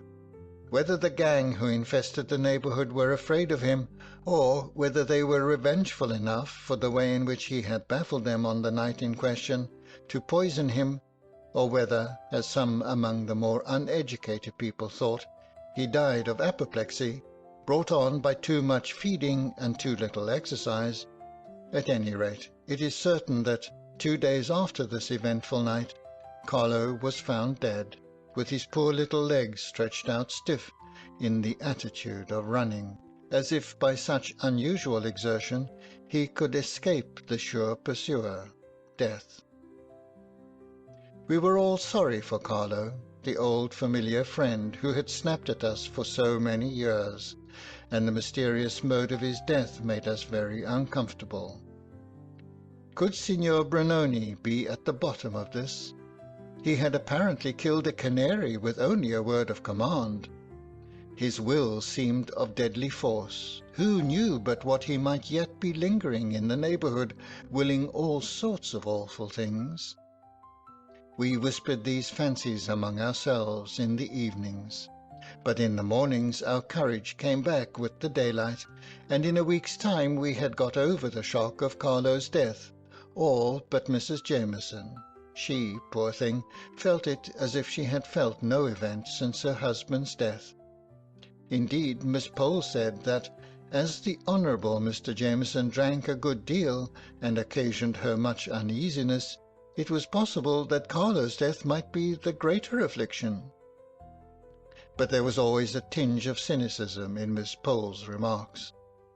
However, one thing was clear and certain. It was necessary for Mrs. Jameson to have some change of scene, and Mr. Mulliner was very impressive on this point, shaking his head whenever we inquired after his mistress, and speaking of her loss of appetite and bad nights very ominously, and with justice too, for if she had two characteristics in her natural state of health, they were a facility of eating and sleeping. If she could neither eat nor sleep, she must be indeed out of spirits and out of health. Lady Glenmire, who had evidently taken very kindly to Cranford, did not like the idea of Mrs. Jameson going to Cheltenham, and more than once insinuated pretty plainly that it was Mr. Mulliner's doing, who had been much alarmed on the occasion of the house being attacked, and since had said more than once that he felt it a very responsible charge to have to defend so many women. Be that as it might, Mrs. Jameson went to Cheltenham, escorted by Mr. Mulliner, and Lady Glenmire remained in possession of the house, her ostensible office being to take care that the maidservants did not pick up followers. She made a very pleasant-looking dragon, and, as soon as it was arranged for her stay in Cranford, she found out that Mrs. Jameson's visit to Cheltenham was just the best thing in the world. She had let her house in Edinburgh, and was for the time houseless, so the charge of her sister-in-law's comfortable abode was very convenient and acceptable. Miss Pole was very much inclined to install herself as a heroine, because of the decided steps she had taken in flying from the 2 men and 1 woman whom she entitled that murderous gang. She described their appearance in glowing colours, and I noticed that every time she went over the story some fresh trait of villainy was added to their appearance. One was tall. He grew to be gigantic in height before we had done with him. He of course had black hair, and by it hung in elf-locks over his forehead and down his back. The other was short and broad, and a hump sprouted out of his shoulders before we heard the last of him. He had red hair, which deepened into carroty, and she was almost sure he had a cast in the eye, a decided squint. As for the woman, her eyes glared, and she was masculine-looking, a perfect virago, most probably a man dressed in woman's clothes. Afterwards we heard of a beard on her chin, and a manly voice and a stride. If Miss Pole was delighted to recount the events of that afternoon to all inquirers, Others were not so proud of their adventures in the robbery line. Mr. Hoggins, the surgeon, had been attacked at his own door by 2 ruffians who were concealed in the shadow of the porch, and so effectually silenced him that he was robbed in the interval between ringing his bell and the servants answering it. Miss Pole was sure it would turn out that his robbery had been committed by her men, and went the very day she heard the report to have her teeth examined and to question Mr. Hoggins. She came to us afterwards, so we heard what she had heard straight and direct from the source, while we were yet in the excitement and flutter of the agitation caused by the first intelligence, for the event had only occurred the night before. "Well," said Miss Pole, sitting down with the decision of a person who has made up her mind as to the nature of life and the world, and such people never tread lightly or seat themselves without a bump. "Well, Miss Matty, men will be men. Every mother's son of them wishes to be considered Samson and Solomon rolled into one, too strong ever to be beaten or discomfited, too wise ever to be outwitted. If you will notice, they have always foreseen events, though they never tell one for one's warning before the events happen. My father was a man, and I know the sex pretty well." She had talked herself out of breath, and we should have been very glad to fill up the necessary pause as chorus, but we did not know exactly what to say, or which man had suggested this diatribe against the sex, so we only joined in generally with a grave shake of the head and a soft murmur of, "They are very incomprehensible, certainly." "Now, only think," said she, "there I have undergone the risk of having one of my remaining teeth drawn, for one is terribly at the mercy of any surgeon-dentist, and I, for one, always speak them fair till I have got my mouth out of their clutches. And after all, Mr. Hoggins is too much of a man to own that he was robbed last night." "Not robbed!" exclaimed the chorus. "Don't tell me," Miss Pole exclaimed, angry that we could be for a moment imposed upon. "I believe he was robbed, just as Betty told me, and he is ashamed to own it. And, to be sure, it was very silly of him to be robbed just at his own door. I dare say he feels that such a thing won't raise him in the eyes of Cranford society, and is anxious to conceal it. But he need not have tried to impose upon me by saying that I must have heard an exaggerated account of some petty theft of a neck of mutton, which, it seems, was stolen out of the safe in his yard last week. He had the impertinence to add he believed that that was taken by the cat. I have no doubt if I could get at the bottom of it, it was the Irishman dressed up in women's clothes who came spying about my house with the story about the starving children." After we had duly condemned the want of candour which Mr. Hoggins had evinced, and abused men in general, taking him for the representative and type, we got round to the subject about which we had been talking when Miss Pole came in, namely, how far in the present disturbed state of the country we could venture to accept an invitation which Miss Matty had just received from Mrs. Forrester to come as usual and keep the anniversary of her wedding day by drinking tea with her at 5 o'clock and playing a quiet pool afterwards. Mrs. Forrester had said that she asked us with some diffidence because the roads were, she feared, very unsafe, but she suggested that perhaps one of us would not object to take the sedan, and that the others, by walking briskly, might keep up with the long trot of the chairman, and so we might all arrive safely at Overplace, a suburb of the town. No, that is too large an expression, a small cluster of houses separated from Cranford by about 200 yards of a dark and lonely lane. There was no doubt but that a similar note was awaiting Miss Pole at home, so her call was a very fortunate affair, as it enabled us to consult together.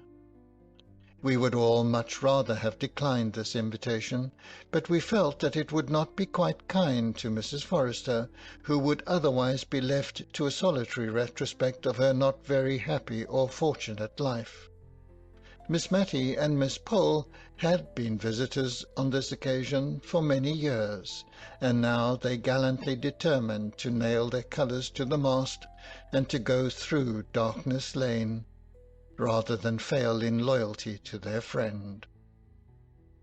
But when the evening came, Miss Matty, for it was she who was voted into the chair, as she had a cold, before being shut down in the sedan, like Jack-in-a-box, implored the chairman, whatever might befall, not to run away and leave her fastened up there, to be murdered, and even after they had promised, I saw her tighten her features into the stern determination of a martyr, and she gave me a melancholy and ominous shake of the head through the glass.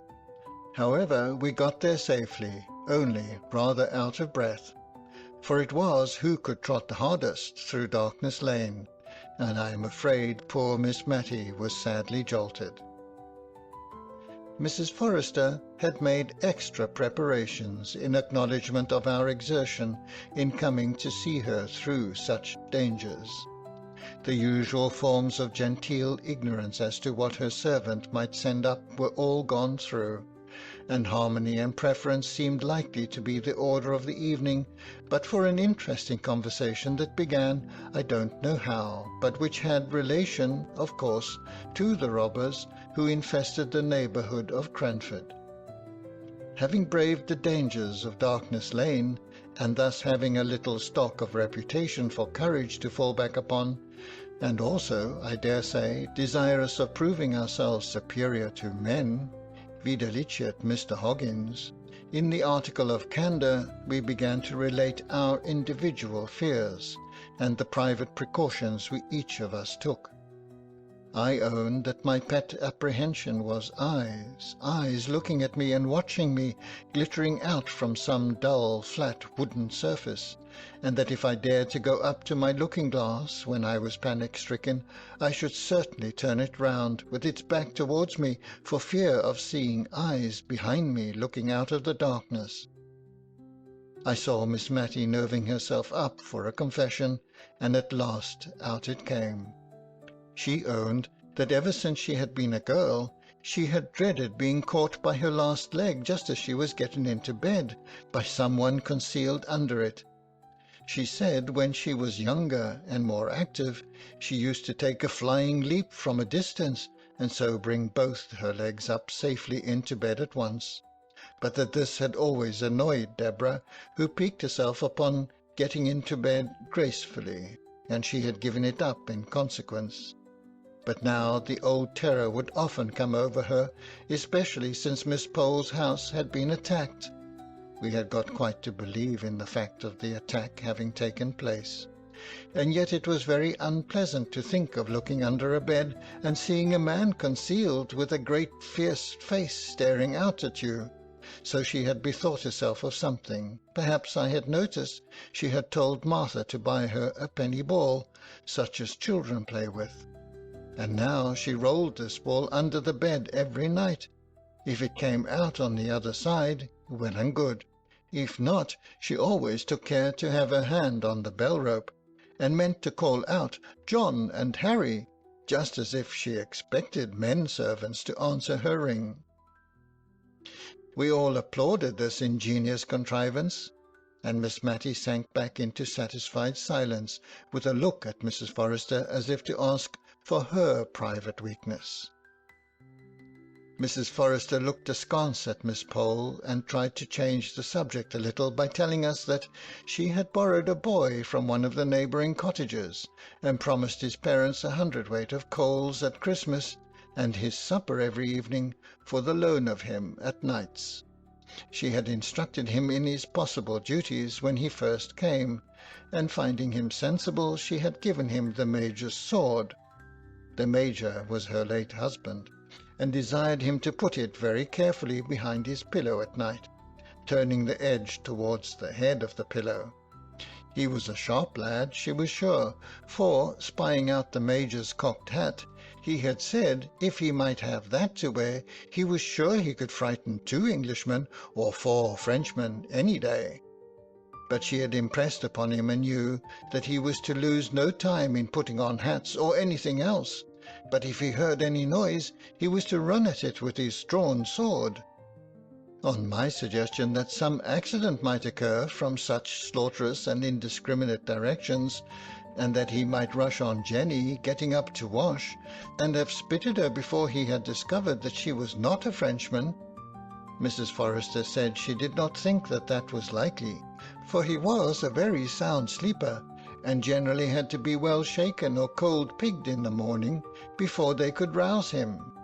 She sometimes thought such dead sleep must be owing to the hearty suppers the poor lad ate, for he was half-starved at home, and she told Jenny to see that he got a good meal at night. Still, this was no confession of Mrs. Forrester's peculiar timidity, and we urged her to tell us what she thought would frighten her more than anything.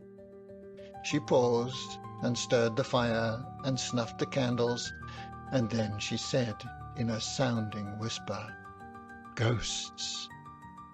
She looked at Miss Pole as much as to say she had declared it and would stand by it. Such a look was a challenge in itself.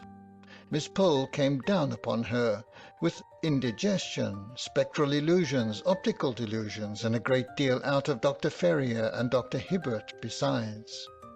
Miss Matty had rather a leaning to ghosts, as I have mentioned before, and what little she did say was all on Mrs. Forrester's side, who, emboldened by sympathy, protested that ghosts were a part of her religion, and surely she, the widow of a major in the army, knew what to be frightened at and what not. In short, I never saw Mrs. Forrester so warm either before or since, for she was a gentle, meek, enduring old lady in most things. Not all the elder wine that ever was mulled could this night wash out the remembrance of this difference between Miss Pole and her hostess. Indeed, when the elder wine was brought in, it gave rise to a new burst of discussion, for Jenny, the little maiden who staggered under the tray, had to give evidence of having seen a ghost with her own eyes not so many nights ago in Darkness Lane, the very lane we were to go through on our way home. In spite of the uncomfortable feeling which this last consideration gave me, I could not help being amused at Jenny's position, which was exceedingly like that of a witness being examined and cross-examined by 2 counsel, who are not at all scrupulous about asking leading questions. The conclusion I arrived at was that Jenny had certainly seen something beyond what a fit of indigestion would have caused.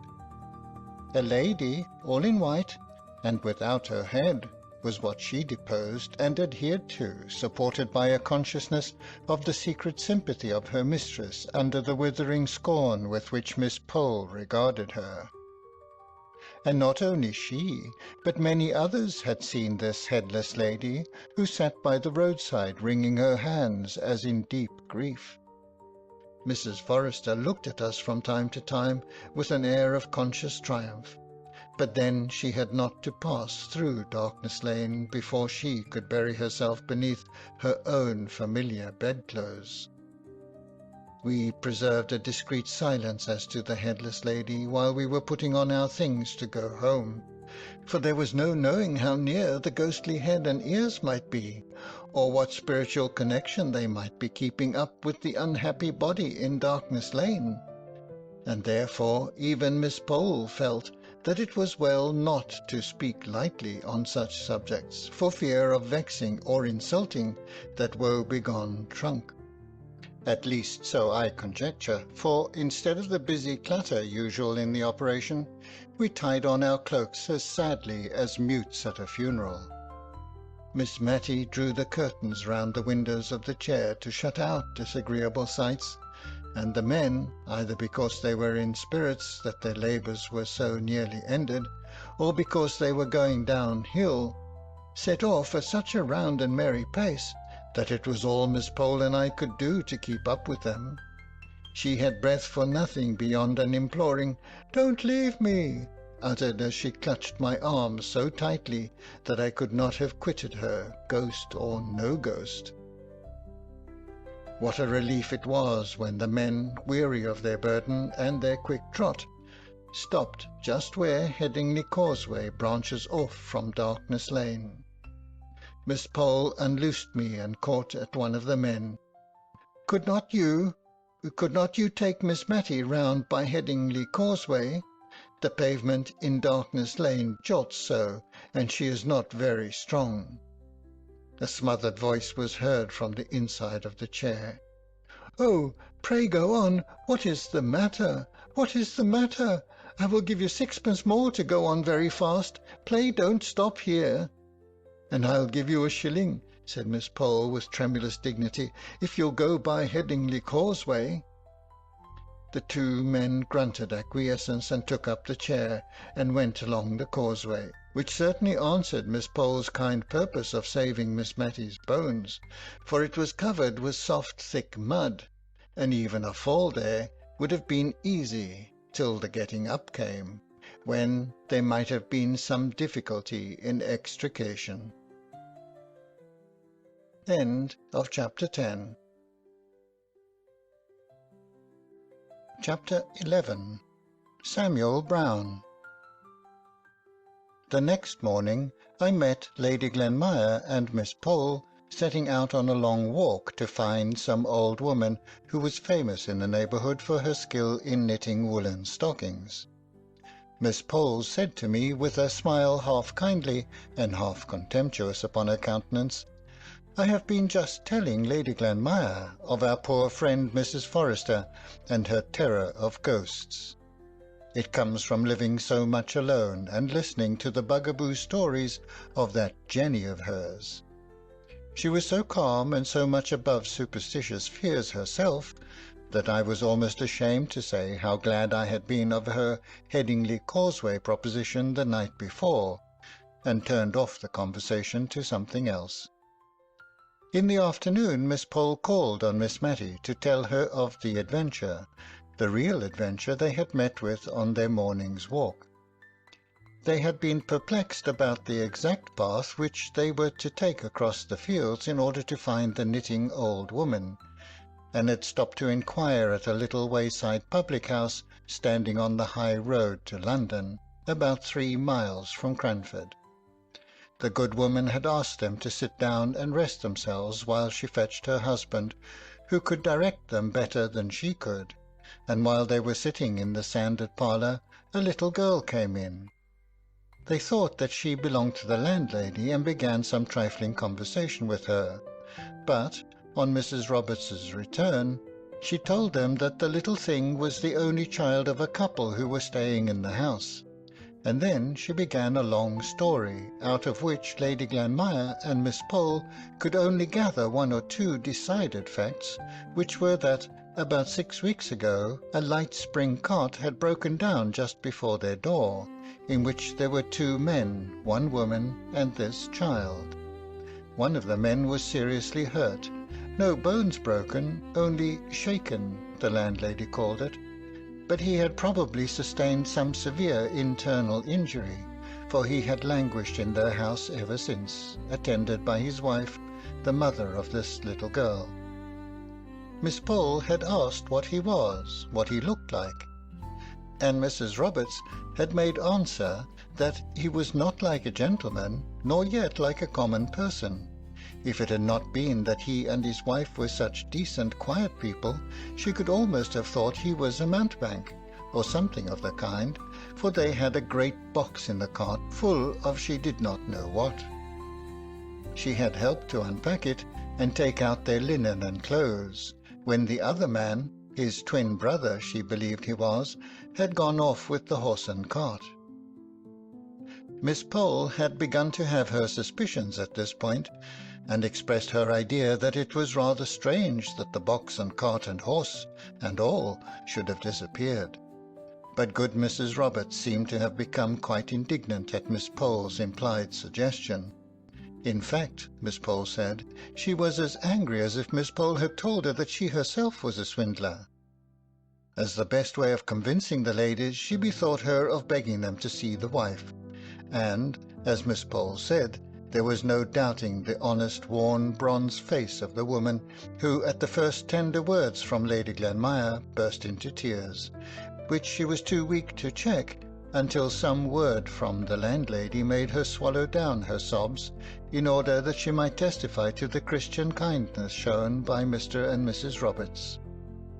Miss Pole came round with a swing to as vehement a belief in the sorrowful tale as she had been sceptical before, and, as a proof of this, her energy in the poor sufferer's behalf was nothing daunted when she found out that he, and no other, was our Signor Brunoni, to whom all Cranford had been attributing all manner of evil this 6 weeks past. Yes, his wife said his proper name was Samuel Brown. Sam, she called him, but to the last we preferred calling him the Signor. It sounded so much better. The end of their conversation with the Signora Brunoni was that it was agreed that he should be placed under medical advice, and for any expense incurred in procuring this, Lady Glenmire promised to hold herself responsible, and had accordingly gone to Mr. Hoggins to beg him to ride over to the Rising Sun that very afternoon, and examine into the Signor's real state. And, as Miss Pole said, if it was desirable to remove him to Cranford to be more immediately under Mr. Hoggins's eye, she would undertake to seek for lodgings and arrange about the rent. Mrs. Roberts had been as kind as could be all throughout, but it was evident that their long residence had been a slight inconvenience. Before Miss Pole left us, Miss Matty and I were as full of the morning's adventure as she was. We talked about it all the evening, turning it in every possible light, and we went to bed anxious for the morning, when we should surely hear from someone what Mr. Hoggins thought and recommended. For, as Miss Matty observed, though Mr. Hoggins did say "Jack's up" and "a fig for his heels," and called preference "pref," she believed he was a very worthy man and a very clever surgeon. Indeed, we were rather proud of our doctor at Cranford as a doctor. We often wished, when we heard of Queen Adelaide or the Duke of Wellington being ill, that they would send for Mr. Hoggins. But, on consideration, we were rather glad they did not, for, if we were ailing, what would we do if Mr. Hoggins had been appointed physician in ordinary to the royal family? As a surgeon we were proud of him, but as a man, or rather, I should say, as a gentleman, we could only shake our heads over his name and himself, and wished that he had read Lord Chesterfield's letters, in the days when his manners were susceptible of improvement. Nevertheless, we all regarded his dictum in the Signor's case as infallible, and when he said that with care and attention he might rally, we had no more fear for him. But although we had no more fear, everybody did as much as if there was a great cause for anxiety, as indeed there was until Mr. Hoggins took charge of him. Miss Pole looked out clean and comfortable, if homely, lodgings. Miss Matty sent the sedan chair for him, and Martha and I aired it well before it left Cranford by holding a warming pan full of red-hot coals in it, and shutting it up close, smoke and all, until the time when he should get into it at the Rising Sun. Lady Glenmire undertook the medical department under Mr. Hoggins's directions, and rummaged up all Mrs. Jameson's medicine glasses and spoons and bed-tables, in a free and easy way that made Miss Matty feel a little anxious as to what that lady and Mr. Mulliner might say if they knew. Mrs. Forrester made some of the bread jelly, for which she was so famous, to have ready as a refreshment in the lodgings when he should arrive. A present of this bread jelly was the highest mark of favour dear Mrs. Forrester could confer. Miss Pole had once asked her for the receipt, but she had met with a very decided rebuff. That lady told her that she could not part with it to anyone during her life, and that after her death it was bequeathed, as her executors would find, to Miss Matty. what Miss Matty, or, as Mrs. Forrester called her, remembering the clause in her will and the dignity of the occasion, Miss Matilda Jenkins, might choose to do with the receipt when it came into her possession, whether to make it public or to hand it down as an heirloom, she did not know, nor would she dictate. And a mould of this admirable, digestible, unique bread jelly was sent by Mrs. Forrester to our poor sick conjurer. Who says that the aristocracy are proud?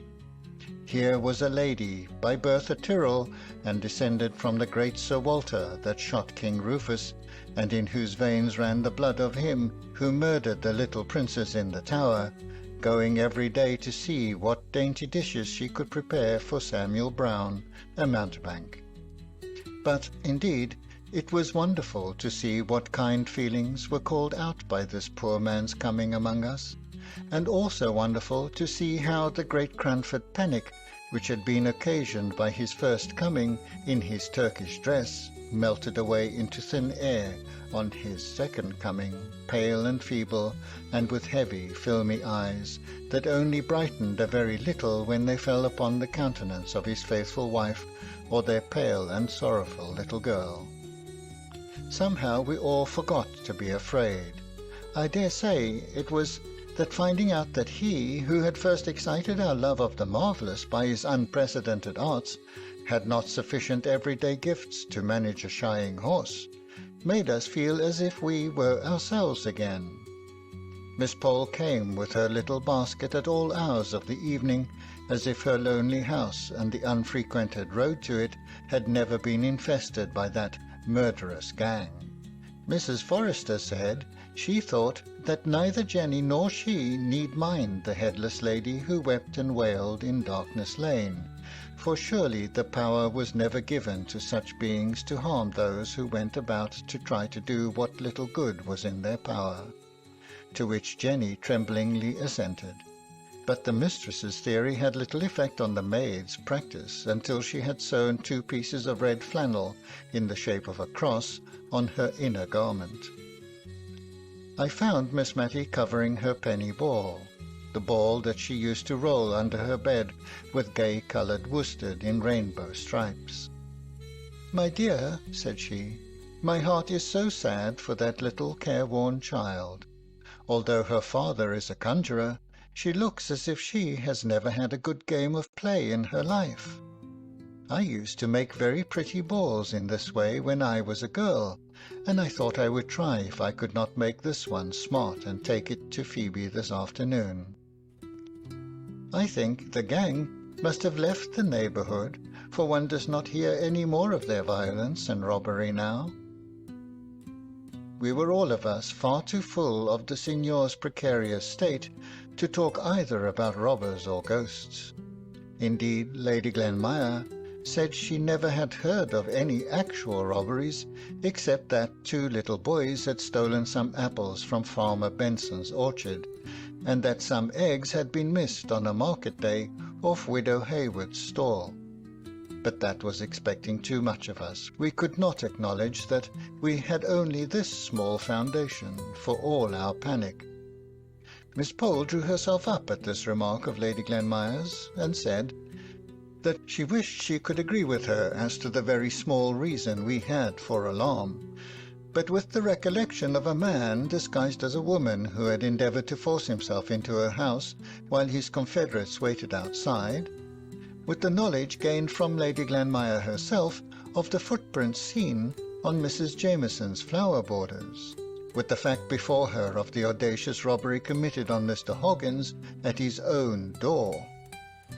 But here Lady Glenmire broke in with a very strong expression of doubt as to whether this last story was not an entire fabrication founded upon the theft of a cat. She grew so red while she was saying all this that I was not surprised at Miss Pole's manner of bridling up, and I am certain, if Lady Glenmire had not been her ladyship, we should have had a more emphatic contradiction than the "well, to be sure," and similar fragmentary ejaculations, which were all that she ventured upon in my lady's presence. But when she was gone, Miss Pole began a long congratulation to Miss Matty that so far they had escaped marriage, which she noticed always made people credulous to the last degree. Indeed, she thought it argued great natural credulity in a woman if she could not keep herself from being married. And in what Lady Glanmire had said about Mr. Hoggins's robbery, we had a specimen of what people came to if they gave way to such a weakness. Evidently Lady Glanmire would swallow anything if she could believe the poor vamped-up story about a neck of mutton and a pussy with which he had tried to impose on Miss Pole, only she had always been on her guard against believing too much of what men said. We were thankful, as Miss Pole desired us to be, that we had never been married. But I think, of the two, we were even more thankful that the robbers had left Cranford. At least I judge so from a speech of Miss Matty's that evening, as we sat over the fire, in which she evidently looked upon her husband as a great protector against thieves, burglars, and ghosts, and said that she did not think that she should dare to be always warning young people against matrimony, as Miss Pole did continually. To be sure, marriage was a risk, as she saw, now she had some experience, but she remembered the time when she had looked forward to being married as much as anyone. "Not to any particular person, my dear," said she, hastily checking herself up, as if she were afraid of having admitted too much. "Only the old story, you know, of ladies always saying, 'When I marry,' and gentlemen, 'If I marry.'" It was a joke spoken in rather a sad tone, and I doubt if either of us smiled, but I could not see Miss Matty's face by the flickering firelight. In a little while she continued, "But after all I have not told you the truth. It is so long ago, and no one ever knew how much I thought of it at the time, unless, indeed, my dear mother guessed. But I may say that there was a time when I did not think I should have been only Miss Matty Jenkins all my life. For even if I did meet with any one who wished to marry me now, and as Miss Pole says, one is never too safe, I could not take him. I hope he would not take it too much to heart, but I could not take him, or anyone but the person I once thought I should be married to, and he is dead and gone. And he never knew how it all came about that I said no, when I had thought many and many a time. Well, it's no matter what I thought. God ordains it all, and I am very happy, my dear. No one has such kind friends as I," continued she, taking my hand and holding it in hers. If I had never known of Mr. Holbrook, I could have said something in this pause, but as I had, I could not think of anything that would come in naturally, and so we both kept silent for a little time. "My father once made us," she began, "keep a diary in 2 columns. On one side we were to put down in the morning what we thought would be the course and events of the coming day, and at night we were to put down on the other side what really had happened. It would be to some people rather a sad way of telling their lives." A tear dropped down my hand at these words. "I don't mean that mine has been sad, only to be very different to what I expected. I remember one winter's evening sitting over our bedroom fire with Deborah. I remember it as if it were yesterday, and we were planning our future lives. Both of us were planning, though only she talked about it. She said she should like to marry an archdeacon and write his charges. And you know, my dear, she never was married, and, for aught I know, she never spoke to an unmarried archdeacon in her life. I never was ambitious, nor could I have written charges, but I thought I could manage a house. My mother used to call me her right hand, and I was always so fond of little children. The shyest babies would stretch out their little arms to come to me when I was a girl. I was half my leisure time nursing in the neighbouring cottages. But I don't know how it was. When I grew sad and grave, which I did a year or 2 after this time, the little things drew back from me, and I am afraid I lost the knack, though I am just as fond of children as ever, and have a strange yearning at my heart whenever I see a mother with her baby in her arms. Nay, my dear, and by a sudden blaze which sprang up from the fall of the unstirred coals, I saw that her eyes were full of tears, gazing intently on some vision of what might have been.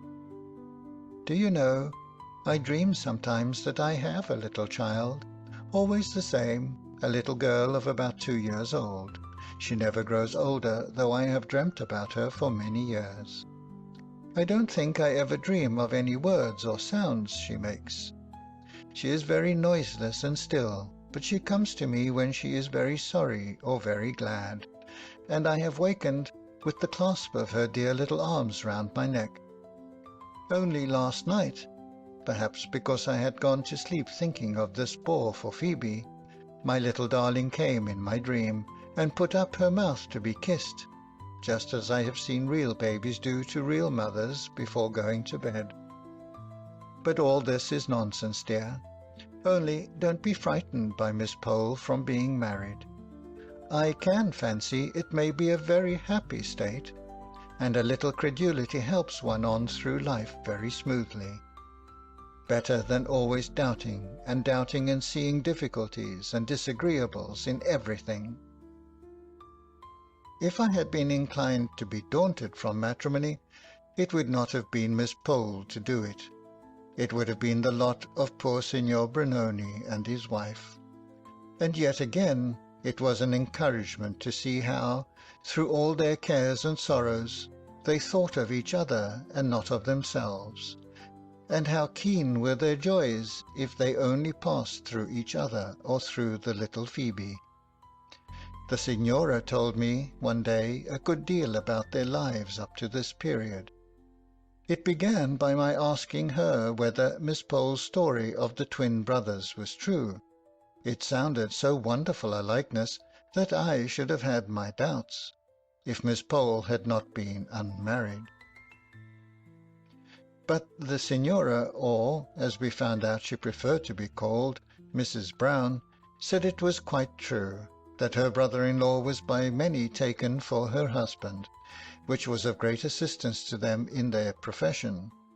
Though, she continued, how people can mistake Thomas for the real Signor Brunoni, I can't conceive, but he says they do, so I suppose I must believe him. Not but what he is a very good man, I am sure. I don't know how we should have paid our bill at the Rising Sun, but for the money he sends. But people must know very little about art if they can take him for my husband. Why, miss, in the ball trick, where my husband spreads his fingers wide and throws out his little finger with quite an air and grace, Thomas just clumps up his hand like a fist, and might have ever so many balls hidden in it. Besides, he has never been in India, and knows nothing of the proper sit of a turban. Have you been in India? Said I, rather astonished. Oh, yes, many a year, ma'am. Sam was a sergeant in the 31st, and when the regiment was ordered to India, I drew a lot to go, and I was more thankful than I can tell, for it seemed as if it would only be a slow death to me to part from my husband. But indeed, ma'am, if I had known all, I don't know whether I would not rather have died there and then than gone through what I have done since. To be sure, I've been able to comfort Sam and to be with him, but, ma'am, I've lost 6 children, said she, looking up at me with those strange eyes that I've never noticed but in mothers of dead children, with a kind of wild look in them, as if seeking for what they never more might find. Yes, 6 children died off like little buds nipped untimely in that cruel India. I thought, as each died, I never could, I never would love a child again, and when the next came it had not only its own love, but the deeper love that came from the thoughts of its little dead brothers and sisters. And when Phoebe was coming, I said to my husband, Sam, when the child is born, and I am strong, I shall leave you. It will cut my heart cruel, but if this baby dies too, I shall go mad. The madness is in me now. But if you let me go down to Calcutta, carrying my baby step by step, it will maybe work itself off. And I will save, and I will hoard, and I will beg, and I will die to get a passage home to England where our baby may live. God bless him. He said I might go, and he saved up his pay, and I saved up every pice I could get for washing or any way. And when Phoebe came, and I grew strong again, I set off. It was very lonely, through the thick forests, dark again with their heavy trees, along by the river's side. But I had been brought up near the Avon in Warwickshire, so that flowing noise sounded like home. From station to station, from Indian village to village, I went along carrying my child. I had seen one of the officers' ladies with a little picture, ma'am, done by a Catholic foreigner, ma'am, of the Virgin and the little Saviour, ma'am. She had him on her arm, and her form was softly curled round him, and their cheeks touched. Well, when I went to bid good-bye to this lady for whom I had washed, she cried sadly, for she, too, had lost her children, but she had not another to save like me, and I was bold enough to ask her, would she give me that print? And she cried the more, and said her children were with the little blessed Jesus, and gave it me, and told me she had heard it had been painted on the bottom of a cask, which made it have that round shape. And when my body was very weary, and my heart was sick, for there were times when I misdoubted if I could ever reach my home, and there were times when I thought of my husband, and one time when I thought my baby was dying, I took out that picture and looked at it, till I could have thought the mother spoke to me and comforted me. And the natives were very kind. We could not understand one another, but they saw my baby on my breast, and they came out to me and brought me rice and milk, and sometimes flowers. I have got some of the flowers dried. Then, the next morning, I was so tired, and they wanted me to stay with them, I could tell that, and tried to frighten me from going into the deep woods, which indeed looked very strange and dark. But it seemed to me as if death was following me to take my baby away from me, and as if I must go on and on. And I thought how God had cared for mothers ever since the world was made, and would care for me. So I bade them good-bye, and set off afresh. And once, when my baby was ill, and both she and I needed rest, he led me to a place where I found a kind Englishman lived, right in the midst of the natives. And you reached Calcutta safely at last? Yes, safely. Oh, when I knew I had only 2 days' journey more before me, I could not help it, ma'am. It might be idolatry, I cannot tell, but I was near one of the native temples, and I went into it with my baby to thank God for his great mercy, for it seemed to me that where others had prayed before to their God, in their joy or their agony, was of itself a sacred place. And I got as servant to an invalid lady, who grew quite fond of my baby aboard ship, and in 2 years' time Sam earned his discharge and came home to me and to our child. Then he had to fix on a trade, but he knew of none. And once upon a time, he had learnt some tricks from an Indian juggler. So he set up conjuring, and it answered so well that he took Thomas to help him, as his man, you know, not as another conjurer, though Thomas has set it up now on his own hook. But it has been a great help to us, that likeness between the twins, and made a good many tricks go off well that they made up together. And Thomas is a good brother, only he has not the fine carriage of my husband, so that I can't think how he can be taken for Signor Brunoni himself, as he says he is. Poor little Phoebe, said I, my thoughts going back to the baby she carried all those 100 miles. Ah, you may think so. I never thought I should have reared her, though, when she fell ill at Chundirabad, Dad. but that good kind Aga Jenkins took us in, which I believe was the very saving of her." "Jenkins?" said I.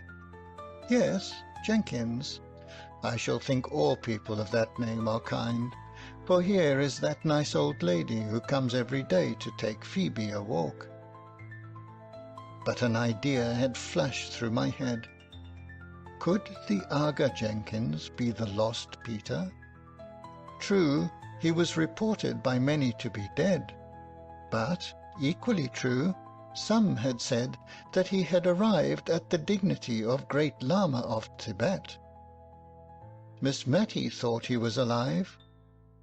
I would make further inquiry. End of chapter 11. Chapter 12. Engaged to be married. Was the poor Peter of Cranford the Aga Jenkins of Chundarabad, or was he not? As somebody says, that was the question. In my own home, whenever people had nothing else to do, they blamed me for want of discretion. Indiscretion was my bugbear fault. Everybody has a bugbear fault, a sort of standing characteristic, a pièce de résistance for their friends to cut at, and in general they cut and come again. I was tired of being called indiscreet and incautious, and I determined for once to prove myself a model of prudence and wisdom. I would not even hint my suspicions respecting the Aga. I would collect evidence and carry it home to lay before my father as the family friend of the two Miss Jenkinses. In my search after facts, I was often reminded of a description my father had once given of a ladies' committee that he had had to preside over. He said he could not help thinking of a passage in Dickens, which spoke of a chorus in which every man took the tune he knew best and sang it to his own satisfaction. So at this charitable committee, every lady took the subject uppermost in her mind and talked about it to her own great contentment, but not much to the advancement of the subject they had met to discuss. But even that committee could have been nothing to the Cranford ladies when I attempted to gain some clear and definite information as to poor Peter's height, appearance, and when and where he was seen and heard of last. For instance, I remembered asking Miss Pole, and I thought the question was very opportune, for I put it when I met her at the call at Mrs. Forrester's, and both the ladies had known Peter, and I imagined that they might refresh each other's memories. I asked Miss Pole what was the very last thing they had ever heard about him, and then she named the absurd report to which I have alluded, about his having been elected Great Lama of Tibet, and this was a signal for each lady to go off on her separate idea. Mrs. Forrester's start was made on the veiled prophet in Lala Rookh, whether I thought he was meant for the Great Lama, though Peter was not so ugly, indeed rather handsome, if he had not been freckled. I was thankful to see her double upon Peter, but in a moment the delusive lady was off upon Rowland's Calidore, and the merits of cosmetics and hair oils in general, and holding forth so fluently that I turned to listen to Miss Pole, who, through the Lamas, the beasts of burden, had gone to Peruvian bonds and the share market, and her poor opinion of joint stock banks in general, and of that one in particular, in which Miss Matty's money was invested. In vain I put in, when was it, in what year was it, that you heard that Mr. Peter was the Great Lama? They only joined issue to dispute whether llamas were carnivorous animals or not, in which dispute they were not quite on fair grounds, as Mrs. Forrester, after they had grown warm and cool again, acknowledged that she always confused carnivorous and graminivorous together, just as she did horizontal and perpendicular. but then she apologized for it very prettily by saying that in her day the only use people made of 4-syllabled words was to teach how they should be spelt. The only fact I gained from this conversation was that certainly Peter had last been heard of in India, or that neighbourhood, and that this scanty intelligence of his whereabouts had reached Cranford in the year when Miss Pole had bought her Indian muslin gown, long since worn out. We washed it and mended it and traced its decline and fall into a window blind before we could go on. And in a year when Wombwell came to Cranford, because Miss Matty had wanted to see an elephant in order that she might the better imagine Peter riding on one, and had seen a boa constrictor too, which was more than she wished to imagine in her fancy pictures of Peter's locality, and in a year when Miss Jenkins had learned some piece of poetry off by heart, and used to say at all the Cranford parties how Peter was surveying mankind from China to Peru, which everybody had thought very grand and rather appropriate, because India was between China and Peru, if you took care to turn the globe to the left instead of the right. I suppose all these inquiries of mine, and the consequent curiosity excited in the minds of my friends, made us blind and deaf to what was going on around us. It seemed to me as if the sun rose and shone, and as if the rain rained on Cranford just as usual, and I did not notice any sign of the times that could be considered as a prognostic of any uncommon event. And, to the best of my belief, not only Miss Matty and Mrs. Forrester, but even Miss Pole herself, whom we looked upon as a kind of prophetess, from the knack she had of foreseeing things before they came to pass, although she did not like to disturb her friends by telling them her foreknowledge. Even Miss Pole herself was breathless with astonishment when she came to tell us of the astounding piece of news. But I must recover myself. The contemplation of it, even at this distance of time, has taken away my breath and my grammar, and unless I subdue my emotion, my spelling will go too. We were sitting, Miss Matty and I, much as usual, she in the blue chintz easy-chair with her back to the light and her knitting in her hand, I reading aloud the St. James's Chronicle. A few minutes more, and we should have gone to make the little alterations in dress usual before calling time, 12 o'clock in Cranford. I remember the scene and the date well. We had been talking of the signor's rapid recovery since the warmer weather had set in, and praising Mr. Hoggins's skill, and lamenting his want of refinement and manner. It seems a curious coincidence that this should have been our subject, but so it was. When a knock was heard, a caller's knock, 3 distinct raps, and we were flying, that is to say, Miss Matty could not walk very fast, having had a touch of rheumatism, to our rooms to change cap and collars, when Miss Pole arrested us by calling out as she came up the stairs, "Don't go, I can't wait, it is not 12, I know, but never mind your dress, I must speak to you." We did our best to look as if it was not we who had made the hurried movement, the sound of which she had heard, for, of course, we did not like to have it supposed that we had any old clothes that it was convenient to wear out in the sanctuary of home, as Miss Jenkins once prettily called the back parlour, where she was tying up preserves.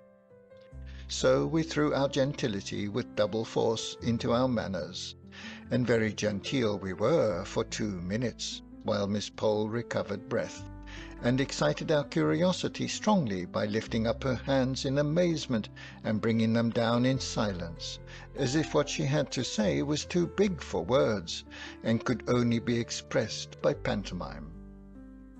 "What do you think, Miss Matty? What do you think? Lady Glenmire is to marry? Is to be married, I mean. Lady Glenmire. Mr. Hoggins. Mr. Hoggins is going to marry Lady Glenmire." "Marry?" said we. "Marry? Madness." "Mary," said Miss Pole, with the decision that belonged to her character, "I said marry, as you do, and I also said, what a fool my lady is going to make of herself. I could have said madness, but I controlled myself, for it was in a public shop that I heard of it.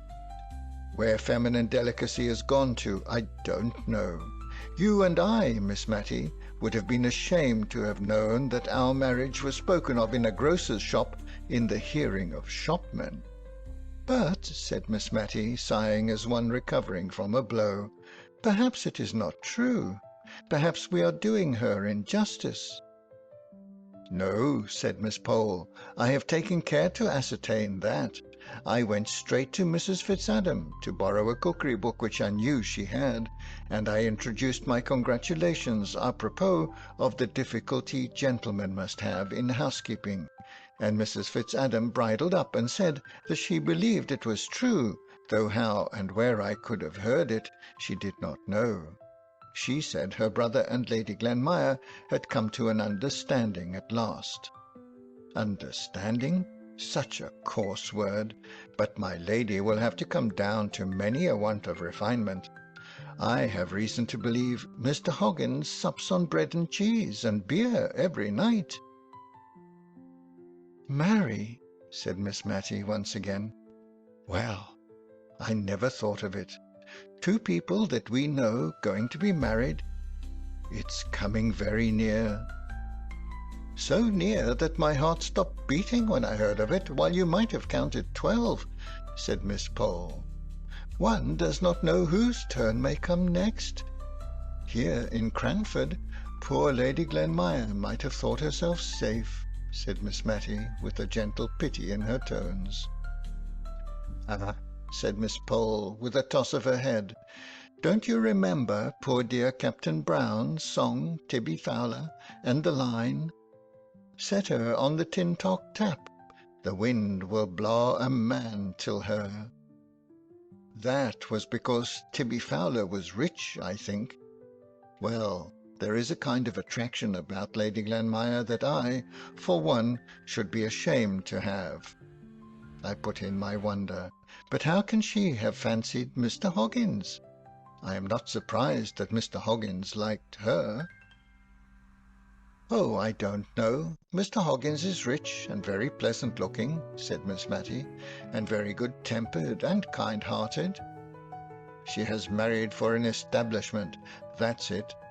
I suppose she takes the surgery with it," said Miss Pole, with a dry little laugh at her own joke. But like many people who think they have made a severe and sarcastic speech, which yet is clever of its kind, she began to relax in her grimness from the moment when she made this allusion to the surgery, and we turned to speculate on the way in which Mrs. Jameson would receive the news.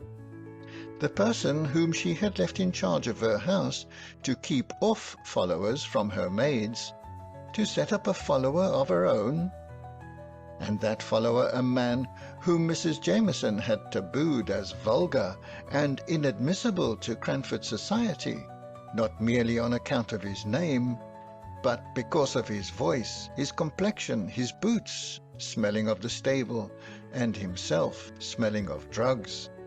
Had he ever been to see Lady Glenmire at Mrs. Jameson's? Chloride of lime would not purify the house in its owner's estimation if he had. Or had their interviews been confined to the occasional meeting in the chamber of the poor sick conjurer, to whom, with all our sense of the mésalliance, we could not help allowing that they had both been exceedingly kind? And now it turned out that a servant of Mrs. Jameson's had been ill, and Mr. Hoggins had been attending her for some weeks. So the wolf had got into the fold, and now he was carrying off the shepherdess. What would Mrs. Jameson say? We looked into the darkness of futurity as a child gazes after a rocket up in the cloudy sky, full of wondering expectation of the rattle, the discharge, and the brilliant shower of sparks and light. Then we brought ourselves down to earth and the present time by questioning each other, being all equally ignorant, and all equally without the slightest data to build any conclusions upon, as to when it would take place, where, how much a year Mr. Hoggins had, whether she would drop her title, and how Martha and the other correct servants in Cranford would ever be brought to announce a married couple as Lady Glenmire and Mr. Hoggins. But would they be visited? Would Mrs. Jameson let us? Or must we choose between the Honourable Mrs. Jameson and the degraded Lady Glenmire? We all liked Lady Glenmire the best.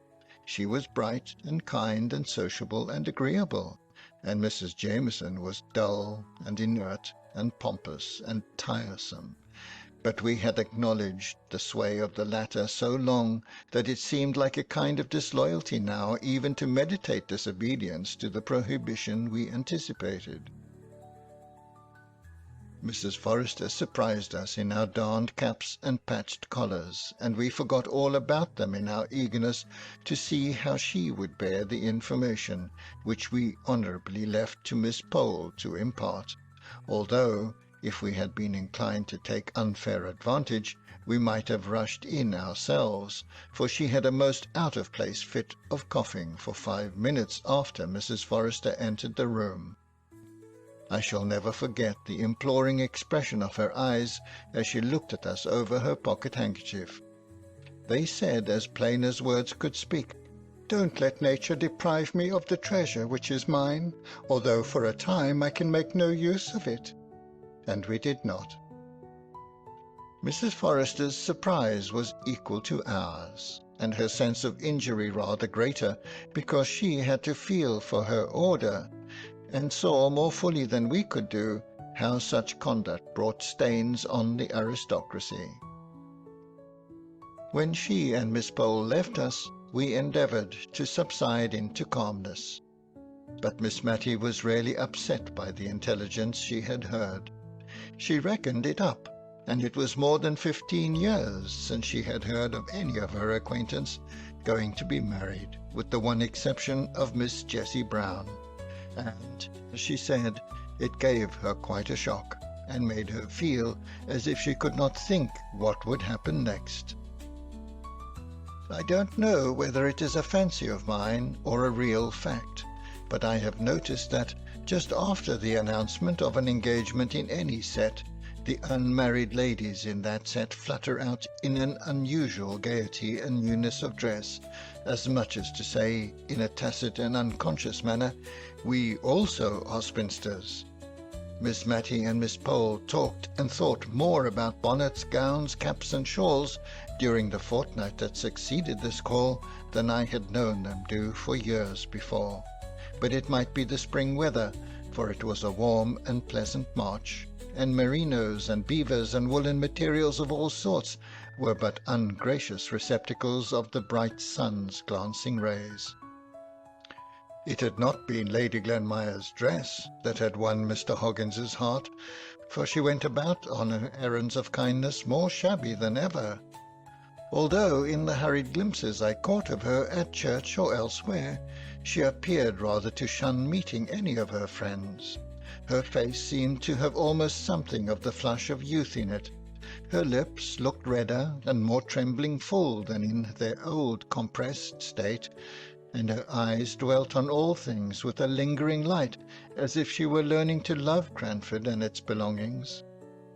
Mr. Hoggins looked broad and radiant, and creaked up the middle aisle at church in a brand-new pair of top-boots, an audible as well as visible sign of his proposed change of state, for the tradition went that the boots he had worn till now were the identical pair in which he first set out on his rounds in Cranford 25 years ago.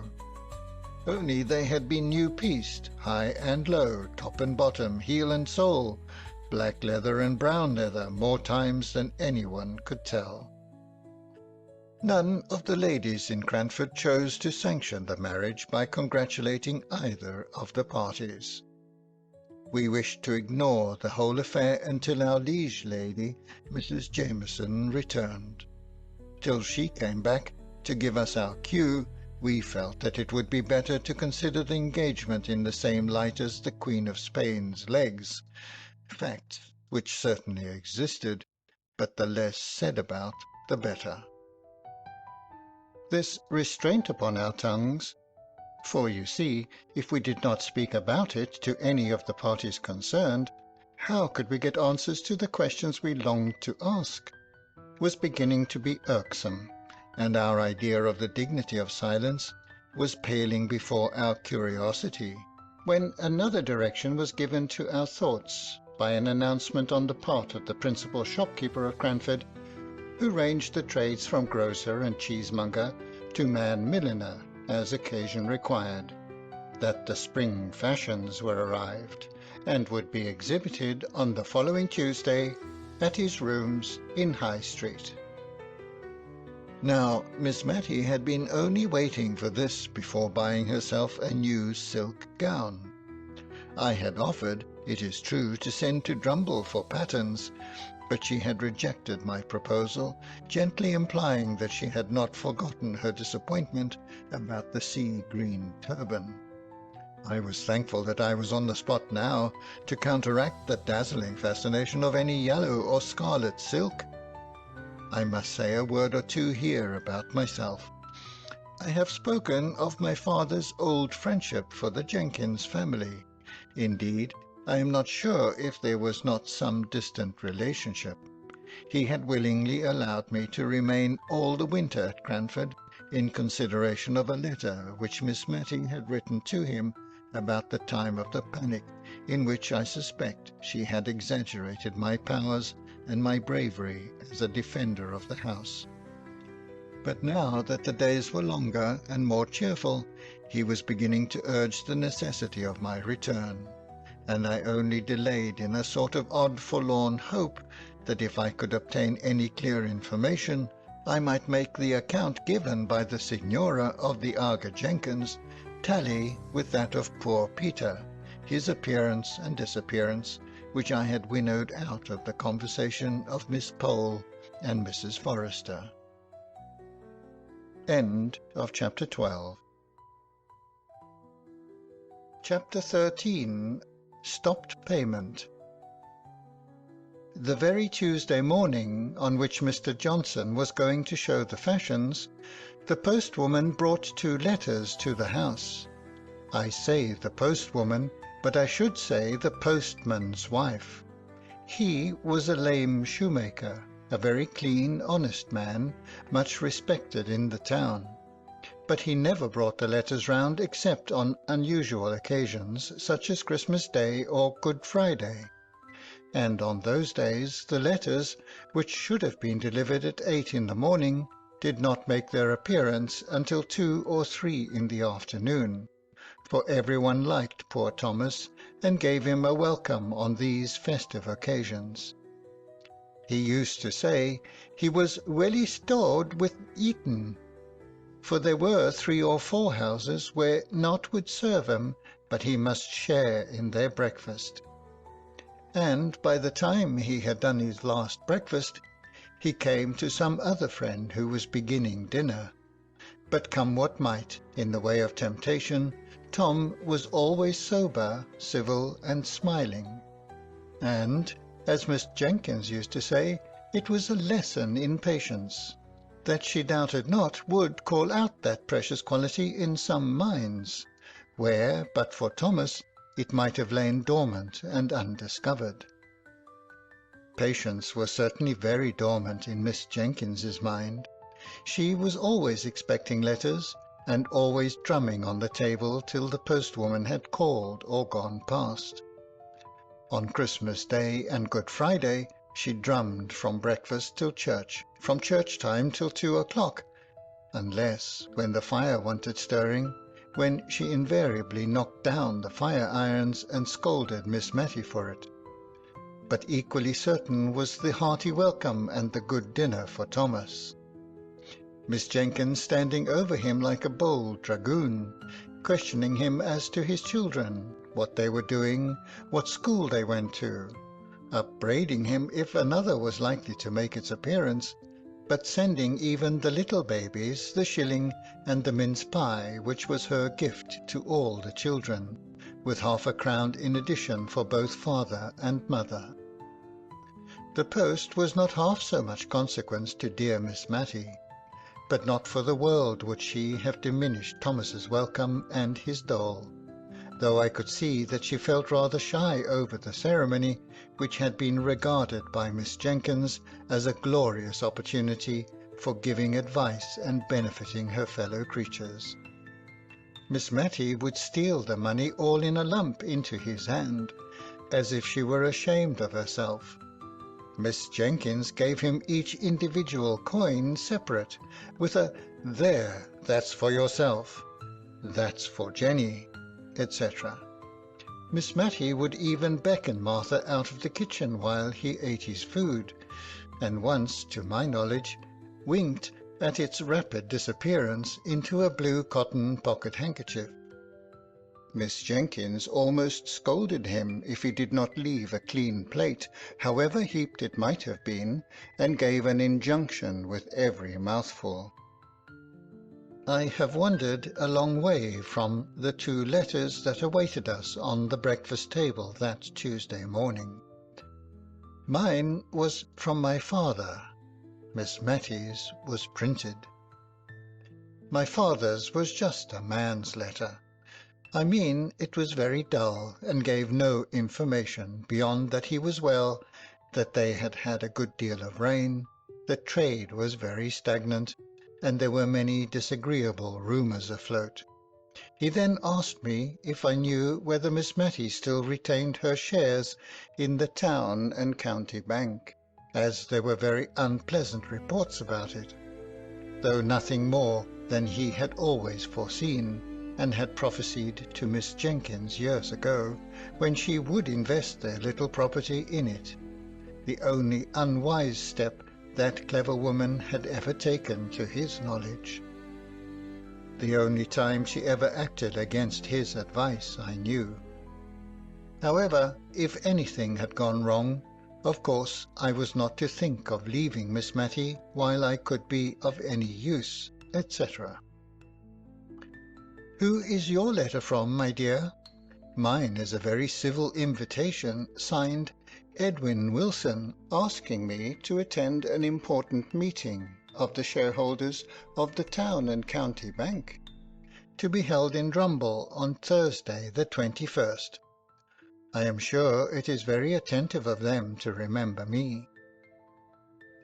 I did not like to hear of this important meeting, for, though I did not know much about business, I feared it confirmed what my father said. However, I thought ill news always came fast enough, so I resolved to say nothing about my alarm, and merely told her that my father was well, and send his kind regards to her. She kept turning over and admiring her letter. At last she spoke. I remember their sending one to Deborah just like this, but that I did not wonder at, for everybody knew she was so clear-headed. I am afraid I could not help them much. Indeed, if they came to accounts, I should be quite in the way, for I never could do sums in my head. Deborah, I know, rather wished to go, and went so far as to order a new bonnet for the occasion, but when the time came she had a bad cold, so they sent her a very polite account of what they had done. Chosen a director, I think it was. Do you think they want me to help them choose a director? I am sure I should choose your father at once. My father has no shares in the bank, said I. Oh, no. I remember he objected very much to Deborah's buying any, I believe. But she was quite the woman of business, and always judged for herself. And here, you see, they have paid 8% all these years. It was a very uncomfortable subject to me with my half-knowledge, so I thought I would change the conversation, and I asked at what time she thought we had better go and see the fashions. Well, my dear, she said, the thing is this. It is not etiquette to go till after 12. But then, you see, all Cranford will be there, and one does not like to be too curious about dress and trimmings and caps, with all the world looking on. It is never genteel to be over-curious on these occasions. Deborah had the knack of always looking as if the latest fashion was nothing new to her, a manner she had caught from Lady Arley, who did see all the new modes in London, you know. So I thought we would just slip down this morning, soon after breakfast, for I do want half a pound of tea, and then we could go up and examine the things at our leisure, and see exactly how my new silk gown must be made. And then, after 12, we could go with our minds disengaged and free from thoughts of dress. We began to talk of Miss Matty's new silk gown. I discovered that it would be really the first time in her life that she had had to choose anything of consequence for herself, for Miss Jenkins had always been the more decided character, whatever her taste might have been. And it is astonishing how such people carry the world before them by the mere force of will. Miss Matty anticipated the sight of the glossy folds with as much delight as if the 5 sovereigns set apart for the purchase could buy all the silks in the shop. And remembering my own loss of 2 hours in a toy shop before I could tell on what wonder to spend a silver 3pence, I was very glad that we were going early, that dear Miss Matty might have leisure for the delights of perplexity. If a happy sea green could be met with, the gown was to be sea green. If not, she inclined to maize, and I to silver grey, and we discussed the requisite number of breadths until we arrived at the shop door. We were to buy the tea, select the silk, and then clamber up the iron corkscrew stairs that led into what was once a loft, though now a fashion showroom. The young men at Mr. Johnson's had on their best looks and their best cravats, and pivoted themselves over the counter with surprising activity. They wanted to show us upstairs at once, but on the principle of business first and pleasure afterwards, we stayed to purchase the tea. Here Miss Matty's absence of mind betrayed itself. If she was made aware that she had been drinking green tea at any time, she always thought it her duty to lie awake half through the night afterwards. I have known her take it in ignorance many a time without such effects, and consequently green tea was prohibited the house. Yet today she herself asked for the obnoxious article, under the impression that she was talking about the silk. However, the mistake was soon rectified, and then the silks were unrolled in good truth. By this time the shop was pretty well filled, for it was Cranford market day, and many of the farmers and country people from the neighbourhood round came in, sleeking down their hair and glancing shyly about from under their eyelids, as anxious to take back some notion of the unusual gaiety to the mistress or the lasses at home, and yet feeling that they were out of place among the smart shopmen and gay shawls and summer prints. One honest-looking man, however, made his way up to the counter at which we stood, and boldly asked to look at a shawl or 2. The other country folk confined themselves to the grocery side, but our neighbour was evidently too full of some kind of intention towards mistress, wife, or daughter, to be shy, and it soon became a question with me whether he or Miss Matty would keep their shopman the longest time. He thought each shawl more beautiful than the last, and as for Miss Matty, she smiled and sighed over each fresh bale that was brought out. One colour set off another, and the heap together would, as she said, make even the rainbow look poor. "I am afraid," said she, hesitating, "whichever I choose, I shall wish I had taken another. Look at this lovely crimson. It would be so warm in winter." But spring is coming on, you know. I wish I could have a gown for every season, said she, dropping her voice, as we all did in Cranford whenever we talked of anything we wished for but could not afford. However, she continued, in a louder and more cheerful tone, it would give me a great deal of trouble to take care of them if I had them, so I think I'll only take one. But which must it be, my dear?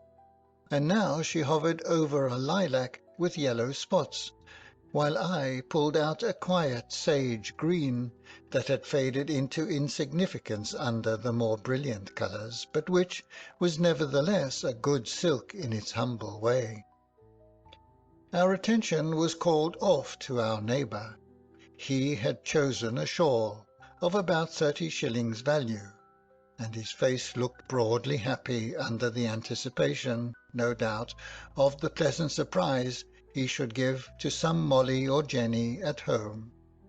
He had tugged a leathern purse out of his breeches pocket, and had offered a £5 note in payment for the shawl and for some parcels which had been brought round to him from the grocery counter, and it was just at this point that he attracted our notice. The shopman was examining the note with a puzzled, doubtful air. Town and County Bank? I am not sure, sir, but I believe we have received a warning against notes issued by this bank only this morning. I will just step and ask Mr. Johnson, sir, but I'm afraid I must trouble you for payment in cash or in a note of a different bank. I never saw a man's countenance fall so suddenly into dismay and bewilderment. It was almost piteous to see the rapid change. Dang it, said he, striking his fist down on the table, as if to try which was the harder. The chap talks as if notes and gold were to be had for the picking up. Miss Matty had forgotten her silk gown in her interest for the man. I don't think she had caught the name of the bank, and in my nervous cowardice I was anxious that she should not. And so I began admiring the yellow-spotted lilac gown that I had been utterly condemning only a minute before. But it was of no use. What bank was it? I mean, what bank did your note belong to? Town and County Bank. Let me see it, said she quietly to the shopman, gently taking it out of his hand as he brought it back to return it to the farmer. Mr. Johnson was very sorry, but, from information he had received, the notes issued by that bank were little better than waste paper. I don't understand it, said Miss Matty to me in a low voice. That is our bank, is it not? The Town and County Bank? Yes, said I. This lilac silk will just match the ribbons in your new cap, I believe, I continued, holding up the folds so as to catch the light, and wishing that the man would make haste and be gone, and yet having a new wonder that had only just sprung up, how far it was wise or right in me to allow Miss Matty to make this expensive purchase if the affairs of the bank were really so bad as the refusal of the note implied.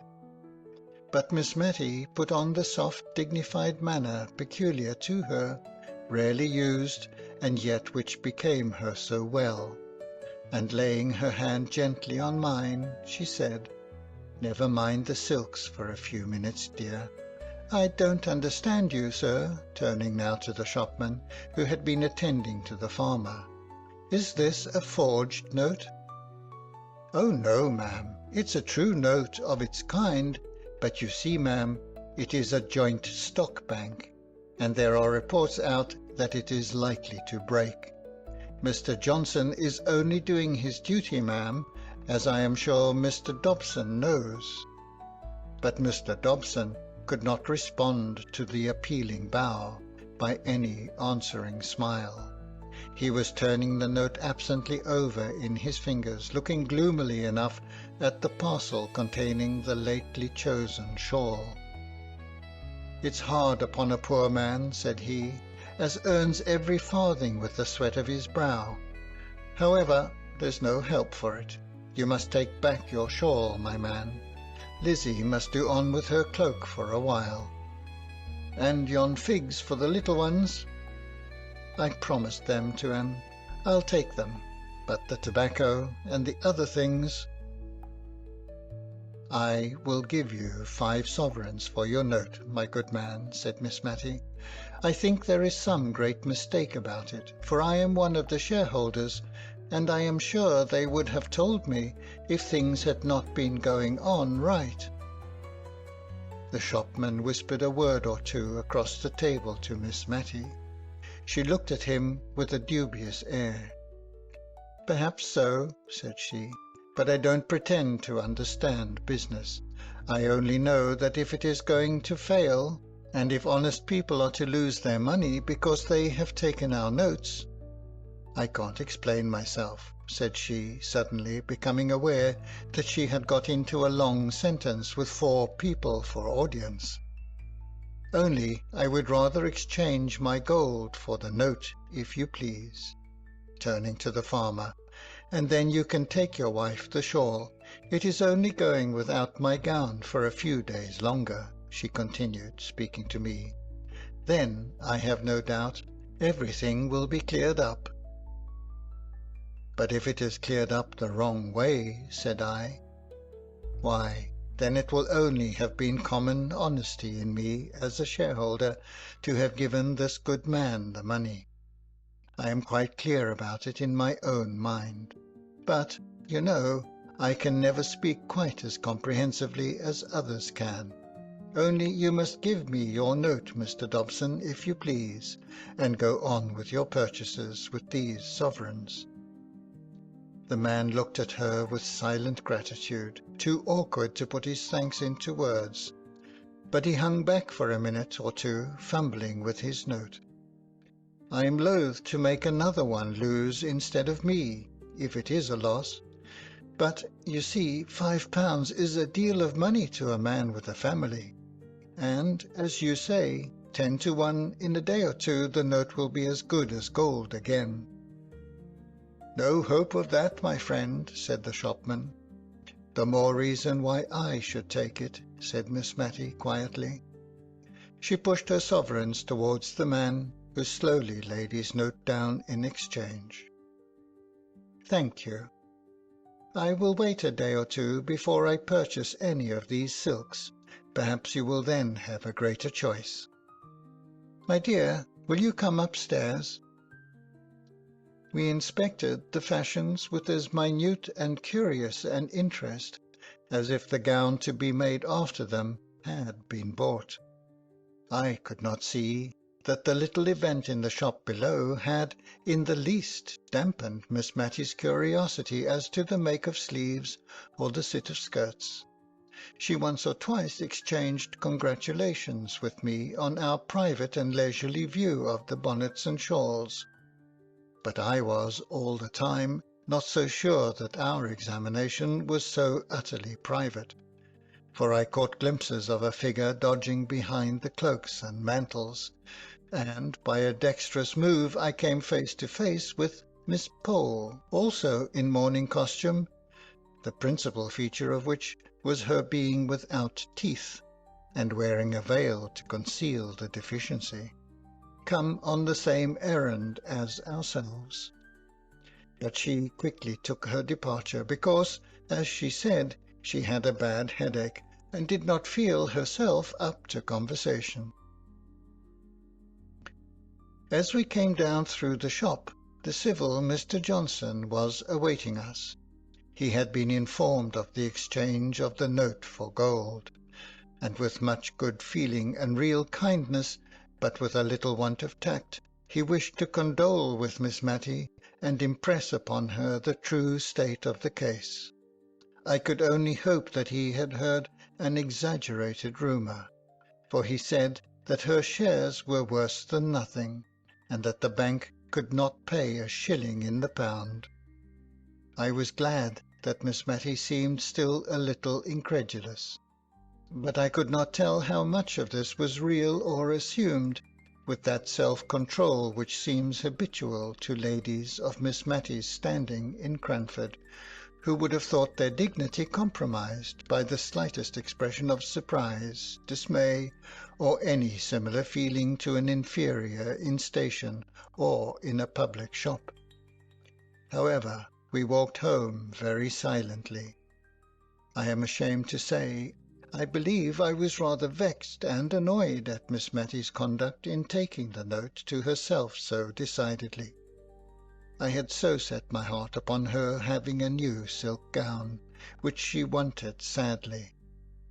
In general, she was so undecided, anybody might turn her round. In this case, I had felt that it was no use attempting it, but I was not the less put out at the result. Somehow, after 12 o'clock, we both acknowledged to a sated curiosity about the fashions, and to a certain fatigue of body, which was, in fact, depression of mind, that indisposed us to go out again. But still we never spoke of the note, till, all at once, something possessed me to ask Miss Matty if she would think it her duty to offer sovereigns for all the notes of the town and county bank she met with. I could have bitten my tongue out the minute I had said it.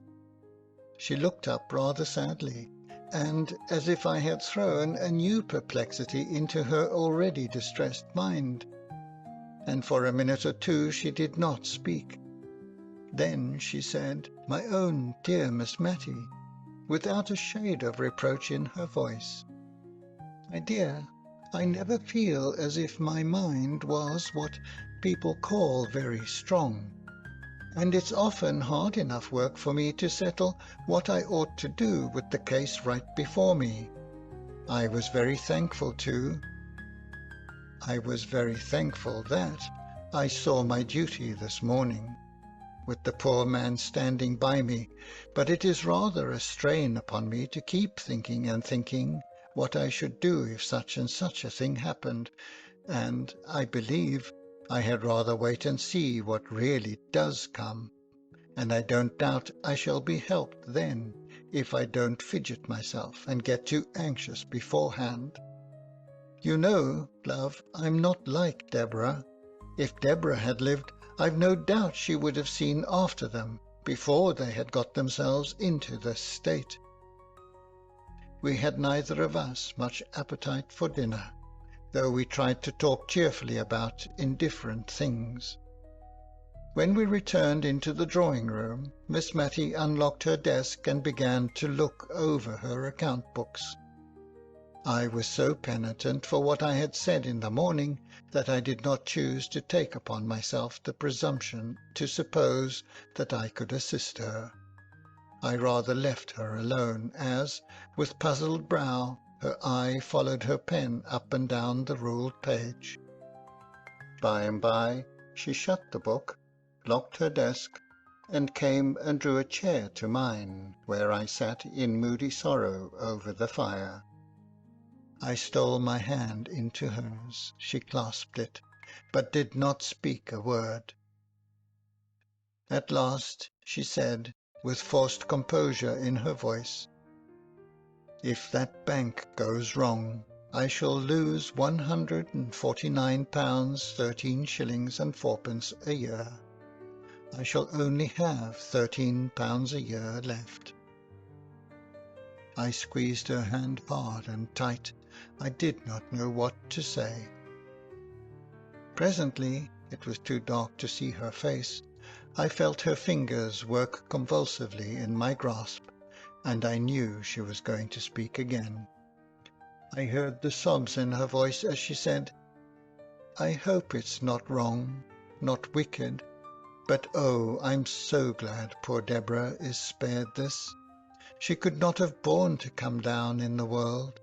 She had such a noble, lofty spirit." This was all she said about the sister who had insisted upon investing their little property in the unlucky bank. We were later in lighting the candle than usual that night, and until that light shamed us into speaking, we sat together very silently and sadly. However, we took to our work after tea with a kind of forced cheerfulness, which soon became real as far as it went, talking of that never-ending wonder, Lady Glenmire's engagement. Miss Matty was almost coming round to think it a good thing. I don't mean to deny that men are troublesome in a house. I don't judge from my own experience, for my father was neatness itself, and wiped his shoes on coming in as carefully as any woman. But still, a man has a sort of knowledge of what should be done in difficulties, that it is very pleasant to have one at hand ready to lean upon. Now, Lady Glenmire, instead of being tossed about and wondering where she is to settle, will be certain of a home among pleasant and kind people, such as our good Miss Pole and Mrs. Forrester. And Mr. Hoggins is really a very personable man. And as for his manners, why, if they are not very polished, I have known people with very good hearts and very clever minds too, who were not what some people reckoned refined, but who were both true and tender. She fell off into a soft reverie about Mr. Holbrook, and I did not interrupt her. I was so busy maturing a plan I had had in my mind for some days, but which this threatened failure of the bank had brought to a crisis. That night, after Miss Matty went to bed, I treacherously lighted the candle again, and sat down in the drawing-room to compose a letter to the Aga Jenkins. A letter which would affect him if he were Peter, and yet seem a mere statement of dry facts if he were a stranger. The church clock pealed out 2 before I had done. The next morning news came, both official and otherwise, that the town and county bank had stopped payment. Miss Matty was ruined. She tried to speak quietly to me, but when she came to the actual fact that she would have but about 5 shillings a week to live upon, she could not restrain a few tears. "I am not crying for myself, dear," said she, wiping them away. "I believe I am crying for the very silly thought of how my mother would grieve if she could know. She always cared for us so much more than for herself. But many a poor person has less, and I am not very extravagant, and, thank God, when the neck of mutton, and Martha's wages, and the rent are paid, I have not a farthing owing. Poor Martha! I think she'll be sorry to leave me." Miss Matty smiled at me through her tears, and she would fain have had me see only the smile, not the tears. End of chapter 13. Chapter 14. Friends in Need. It was an example to me, and I fancy it might be to many others, to see how immediately Miss Matty set about the retrenchment which she knew to be right under her altered circumstances. While she went down to speak to Martha and break the intelligence to her, I stole out with my letter to the Aga Jenkins, and went to the signor's lodgings to obtain the exact address. I bound the signora to secrecy, and indeed her military manners had a degree of shortness and reserve in them which made her always say as little as possible, except when under the pressure of strong excitement. Moreover, which made my secret doubly sure, the signor was so far recovered as to be looking forward to travelling and conjuring again in the space of a few days, when he, his wife, and little Phoebe would leave Cranford. Indeed, I found him looking over a great black and red placard, in which the Signor Brunoni's accomplishments were set forth, and to which only the name of the town where he would next display them, was wanting.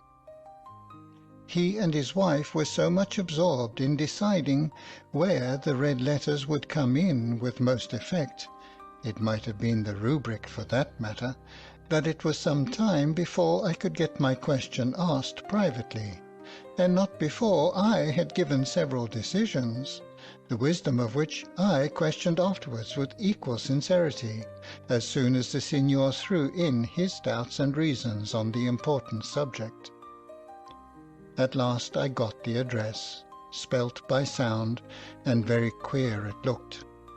I dropped it in the post on my way home, and then, for a minute, I stood looking at the wooden pane with a gaping slit which divided me from the letter but a moment ago in my hand. It was gone from me like life, never to be recalled. It would get tossed about on the sea, and stained with sea waves, perhaps, and be carried among palm trees and scented with all tropical fragrance.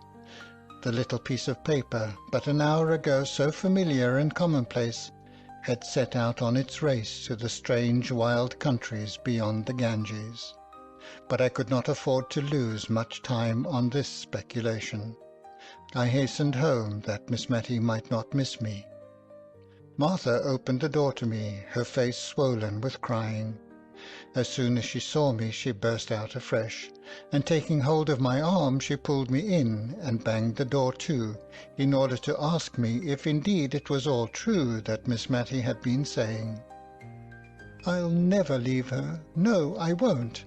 I telled her so, and said I could not think how she could find in her heart to give me warning. I could not have had the face to do it if I'd been her. I might have been just as good for nothing as Mrs. Fitzadam's Rosie, who struck for wages after living 7 years and a half in one place. I said I was not one to go and serve Mammon at that rate, that I knew when I'd got a good mistress, if she didn't know when she'd got a good servant." "But Martha," said I, cutting in while she wiped her eyes. "Don't but Martha me," she replied to my deprecatory tone. "Listen to reason." "I'll not listen to reason," she said, now in full possession of her voice, which had been rather choked with sobbing. "Reason always means what someone else has got to say. Now, I think what I've got to say is good enough reason. But reason or not, I'll say it, and I'll stick to it. I've money in the savings bank, and I've a good stock of clothes, and I'm not going to leave Miss Matty. No, not if she gives me warning every hour in the day." She put her arms akimbo, as much as to say she defied me, and, indeed, I could hardly tell how to begin to remonstrate with her, so much did I feel that Miss Matty, in her increasing infirmity, needed the attendance of this kind and faithful woman. "Well," said I at last. "I'm thankful you begin with well. If you'd ha' begun with but, as you did afore, I'd not ha' listened to you. Now you may go on." "I know you would be a great loss to Miss Matty, Martha." "I telled her so. A loss she'd never cease to be sorry for," broke in Martha triumphantly. "Still, she will have so little, so very little, to live upon, that I don't see just now how she could find your food. She will even be pressed for her own. I tell you this, Martha, because I feel you are like a friend to dear Miss Matty, but you know she might not like to have it spoken about." Apparently this was even a blacker view of the subject than Miss Matty had presented to her, for Martha just sat down on the first chair that came to hand, and cried out loud. We had been standing in the kitchen. At last she put her apron down, and looking me earnestly in the face, asked, "Was that the reason Miss Matty wouldn't order a pudding to-day? She said she had no great fancy for sweet things, and you and she would just have a mutton chop. But I'll be up to her, never you tell, but I'll make her a pudding, and a pudding she'll like too, and I'll pay for it myself, so mind you see she eats it. Many a one has been comforted in their sorrow by seeing a good dish come upon the table. I was rather glad that Martha's energy had taken the immediate and practical direction of pudding making, for it staved off the quarrelsome discussion as to whether she should or should not leave Miss Matty's service. She began to tie on a clean apron, and otherwise prepare herself for going to the shop for the butter, eggs, and what else she might require.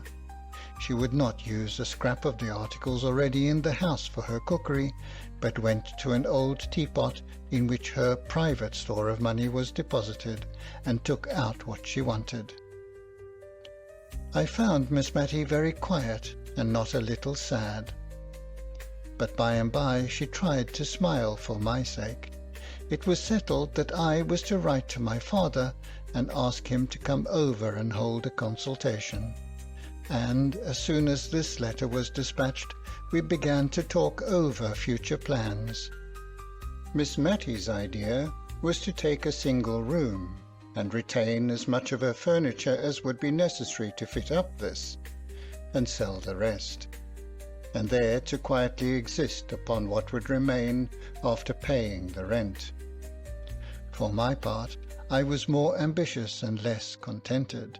I thought of all the things by which a woman past middle age, and with the education common to ladies 50 years ago, could earn or add to a living without materially losing caste. But at length I put even this last clause on one side, and wondered what in the world Miss Matty could do. Teaching was, of course, the first thing that suggested itself. If Miss Matty could teach children anything, it would throw her among the little elves in whom her soul delighted. I ran over her accomplishments. Once upon a time I heard her say she could play vous dirai-je, Mamma, on the piano, but that was long, long ago. That faint shadow of musical acquirement had died out years before. She had also once been able to trace out patterns very nicely for muslin embroidery, by dint of placing a piece of silver paper over the design to be copied, and holding both against the window-pane while she marked the scallop and eyelet holes. But that was her nearest approach to the accomplishment of drawing, and I did not think it would go very far.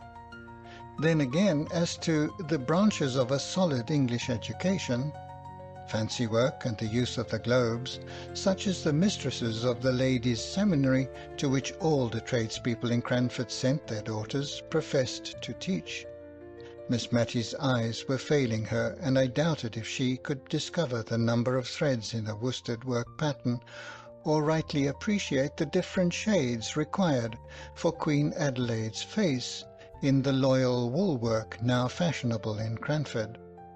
As for the use of the globes, I had never been able to find it out myself, so perhaps I was not a good judge of Miss Matty's capability of instructing in this branch of education, but it struck me that equators and tropics and such mystical circles were very imaginary lines indeed to her, and that she looked upon the signs of the zodiac as so many remnants of the black art. What she piqued herself upon as arts in which she excelled was making candle-lighters, or spills, as she preferred calling them, of coloured paper cut so as to resemble feathers, and knitting garters in a variety of dainty stitches. I had once said, on receiving a present of an elaborate pair, that I should feel quite tempted to drop one of them in the street in order to have it admired, but I found this little joke, and it was a very little one, was such a distress to her sense of propriety, and was taken with such anxious earnest alarm, lest the temptation might some day prove too strong for me, that I quite regretted having ventured upon it. A present of these delicately wrought garters, a bunch of gay spills, or a set of cards on which sewing silk was wound in a mystical manner, were the well-known tokens of Miss Matty's favour. But would anyone pay to have their children taught these arts? Or, indeed, would Miss Matty sell for filthy lucre the knack and the skill with which she made trifles of value to those who loved her. I had come down to reading, writing, and arithmetic, and in reading the chapter every morning she always coughed before coming to long words. I doubted her power of getting through a genealogical chapter with any number of coughs. Writing she did well and delicately, but spelling. She seemed to think that the more out of the way this was, and the more trouble it cost her, the greater the compliment she paid to her correspondent. And words she would spell quite correctly in her letters to me became perfect enigmas when she wrote to my father. No, there was nothing she could teach to the rising generation of Cranford, unless they had been quick learners and ready imitators of her patience, her humility, her sweetness, her quiet contentment with all that she could not do. I pondered and pondered until dinner was announced by Martha, with a face all blubbered and swollen with crying. Miss Matty had a few little peculiarities which Martha was apt to regard as whims below her attention, and appeared to consider as childish fancies of which an old lady of 58 should try and cure herself. But to-day everything was attended to with the most careful regard. The bread was cut to the imaginary pattern of excellence that existed in Miss Matty's mind, as being the way which her mother had preferred. The curtain was drawn so as to exclude the dead brick wall of a neighbour's stables, and yet left so as to show every tender leaf of the poplar which was bursting into spring beauty. Martha's tone to Miss Matty was just such as that good, rough-spoken servant usually kept sacred for little children, and which I had never heard her use to any grown-up person. I had forgotten to tell Miss Matty about the pudding, and I was afraid she might not do justice to it, for she had evidently very little appetite this day, so I seized the opportunity of letting her into the secret, while Martha took away the meat. Miss Matty's eyes filled with tears, and she could not speak, either to express surprise or delight, when Martha returned bearing it aloft, made in the most wonderful representation of a lion couchant that ever was moulded. Martha's face gleamed with triumph as she set it down before Miss Matty, with an exultant "There!" Miss Matty wanted to speak her thanks, but could not, so she took Martha's hand and shook it warmly, which set Martha off crying, and I myself could hardly keep up the necessary composure. Martha burst out of the room, and Miss Matty had to clear her voice once or twice before she could speak. At last she said, "I should like to keep this pudding under a glass shade, my dear," and the notion of the lion couchant with its currant eyes being hoisted up to the place of honour on the mantelpiece tickled my hysterical fancy, and I began to laugh, which rather surprised Miss Matty. "I'm sure, dear, I have seen uglier things under a glass shade before now," said she. So had I, many a time and oft, and I accordingly composed my countenance, and now I could hardly keep from crying, and we both fell to upon the pudding, which was indeed excellent, only every morsel seemed to choke us, our hearts were so full. We had too much to think about to talk much that afternoon. It passed over very tranquilly. But when the tea-urn was brought in, a new thought came into my head. Why should not Miss Matty sell tea? Be an agent to the East India Tea Company, which then existed. I could see no objections to this plan, while the advantages were many, always supposing that Miss Matty could get over the degradation of condescending to anything like trade. Tea was neither greasy nor sticky, grease and stickiness being two of the qualities which Miss Matty could not endure. No shop window would be required. A small, genteel notification of her being licensed to sell tea would, it is true, be necessary, but I hoped that it could be placed where no one would see it. Neither was tea a heavy article, so as to tax Miss Matty's fragile strength. The only thing against my plan was the buying and selling involved. While I was giving but absent answers to the questions Miss Matty was putting, almost as absently, we heard a clumping sound on the stairs, and a whispering outside the door, which indeed once opened and shut as if by some invisible agency. After a little while Martha came in, dragging after her a great tall young man, all crimson with shyness, and finding his only relief in perpetually sleeking down his hair.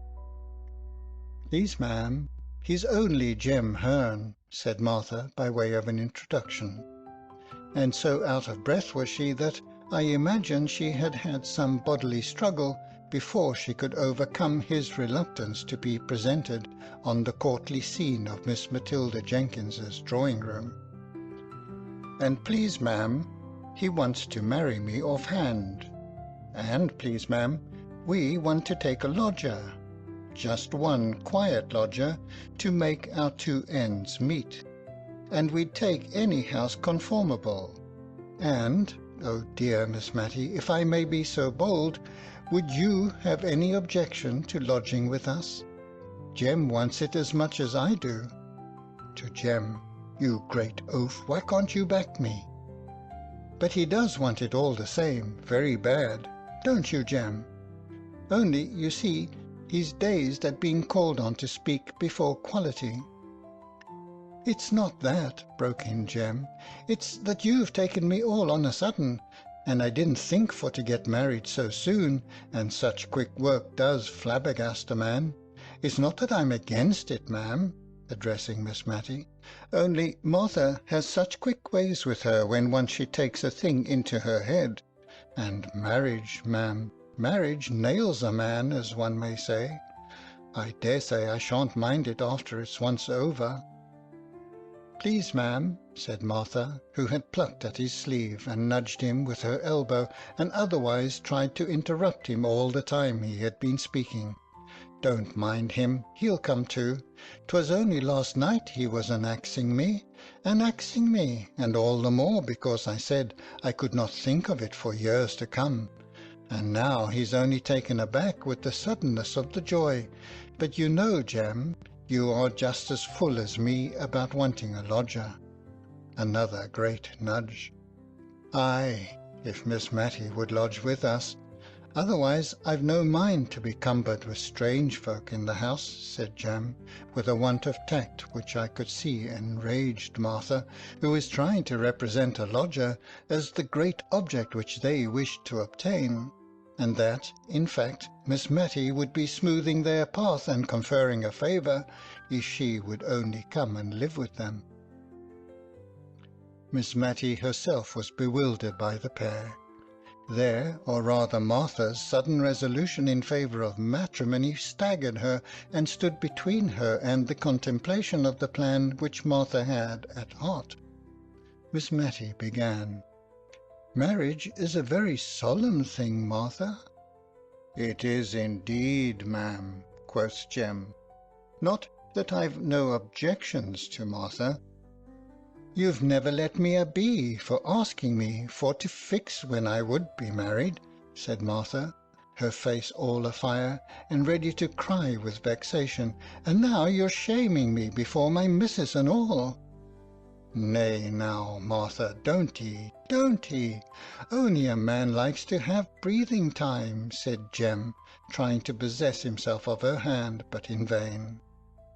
Then, seeing that she was more seriously hurt than he had imagined, he seemed to try to rally his scattered faculties, and with more straightforward dignity than, 10 minutes before, I should have thought it possible for him to assume, he turned to Miss Matty and said, "I hope, ma'am, you know that I am bound to respect everyone who has been kind to Martha. I always looked on her as to be my wife, sometime, and she has often and often spoken of you as the kindest lady that ever was, and though the plain truth is I would not like to be troubled with lodgers of the common run, yet if, ma'am, you'd honour us by living with us, I'm sure Martha would do her best to make you comfortable, and I'd keep out of your way as much as I could, which I reckon would be the best kindness such an awkward chap as me could do." Miss Matty had been very busy with taking off her spectacles, wiping them and replacing them, but all she could say was, "Don't let any thought of me hurry you into marriage, pray don't. Marriage is such a very solemn thing."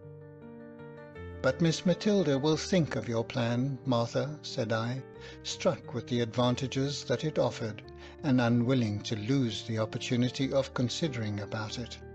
"And I'm sure neither she nor I can ever forget your kindness, nor yours either, Jem."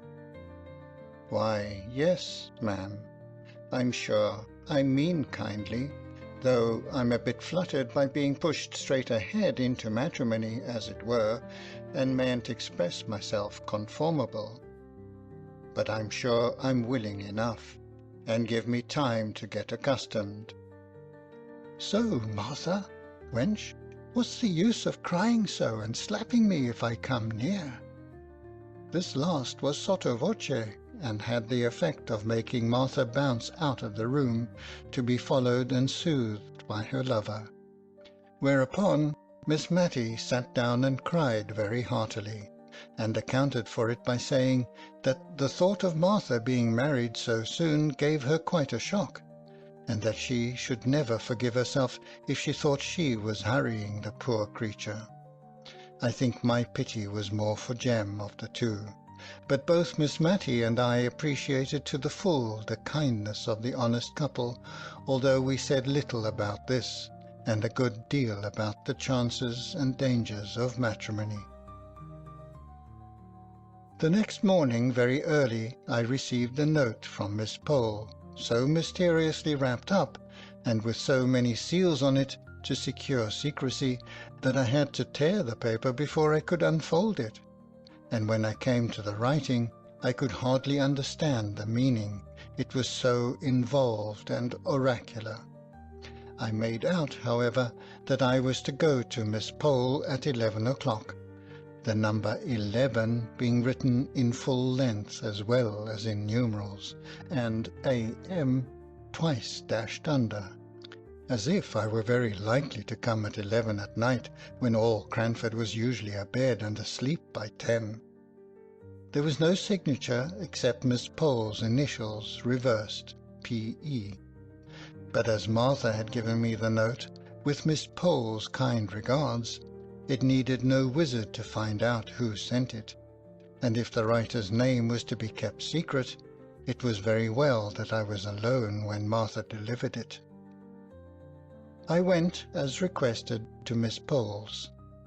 The door was opened to me by her little maid Lizzie, in Sunday trim, as if some grand event was impending over this work-day, and the drawing-room upstairs was arranged in accordance with this idea. The table was set out with the best green card-cloth and writing materials upon it. On the little chiffonier was a tray with a newly decanted bottle of cowslip wine and some ladies' finger biscuits. Miss Pole herself was in solemn array, as if to receive visitors, although it was only 11 o'clock. Mrs. Forrester was there, crying quietly and sadly, and my arrival seemed only to call forth fresh tears. Before we had finished our greetings, performed with lugubrious mystery of demeanour, there was another rat-tat-tat, and Mrs. Fitzadam appeared, crimson with walking and excitement.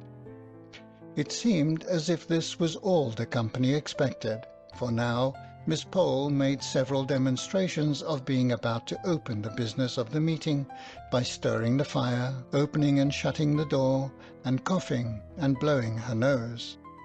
Then she arranged us all round the table, taking care to place me opposite to her, and last of all she inquired of me if the sad report was true, as she feared it was, that Miss Matty had lost all her fortune.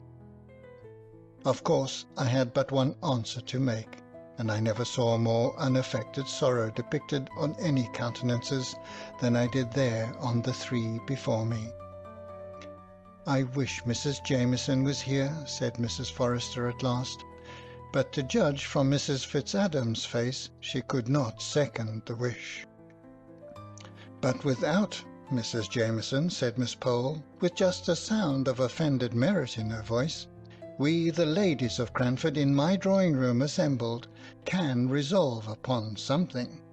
I imagine we are none of us what may be called rich, though we all possess a genteel competency, sufficient for tastes that are elegant and refined, and would not, if they could, be vulgarly ostentatious."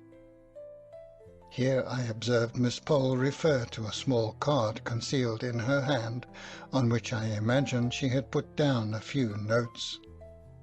"Miss Smith," she continued, addressing me, familiarly known as Mary to all the company assembled, but this was a state occasion, "I have conversed in private, I made it my business to do so yesterday afternoon, with these ladies on the misfortune which has happened to our friend, and one and all of us have agreed that while we have a superfluity, it is not only a duty but a pleasure, a true pleasure, Mary."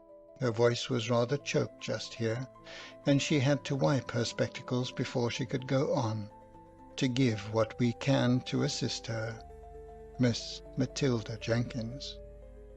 Only in consideration of the feelings of delicate independence existing in the mind of every refined female," I was sure she had got back to the card now, "we wish to contribute our mites in a secret and concealed manner, so as not to hurt the feelings I have referred to, and our object in requesting you to meet us this morning is that, believing you are the daughter, that your father is, in fact, her confidential adviser in all pecuniary matters, we imagined that, by consulting with him, you might devise some mode in which our contribution could be made to appear the legal due which Miss Matilda Jenkins ought to receive from—" Probably your father, knowing her investments, can fill up the blank. Miss Pole concluded her address, and looked round for approval and agreement. "I have expressed your meanings, ladies, have I not? And while Miss Smith considers what reply to make, allow me to offer you some little refreshment." I had no great reply to make. I had more thankfulness at my heart for their kind thoughts than I cared to put into words, and so I only mumbled out something to the effect that I would name what Miss Pole had said to my father, and that if anything could be arranged for dear Miss Matty, and here I broke down utterly, and had to be refreshed with a glass of cowslip wine before I could check the crying which had been repressed for the last 2 or 3 days. The worst was, all the ladies cried in concert. Even Miss Pole cried, who had said 100 times that to betray emotion before anyone was a sign of weakness and want of self-control. She recovered herself into a slight degree of impatient anger, directed against me as having set them all off, and, moreover, I think she was vexed that I could not make a speech back in return for hers, and if I had known beforehand what was to be said, and had a card on which to express the probable feelings that would rise in my heart, I would have tried to gratify her. As it was, Mrs. Forrester was the person to speak when we had recovered our composure.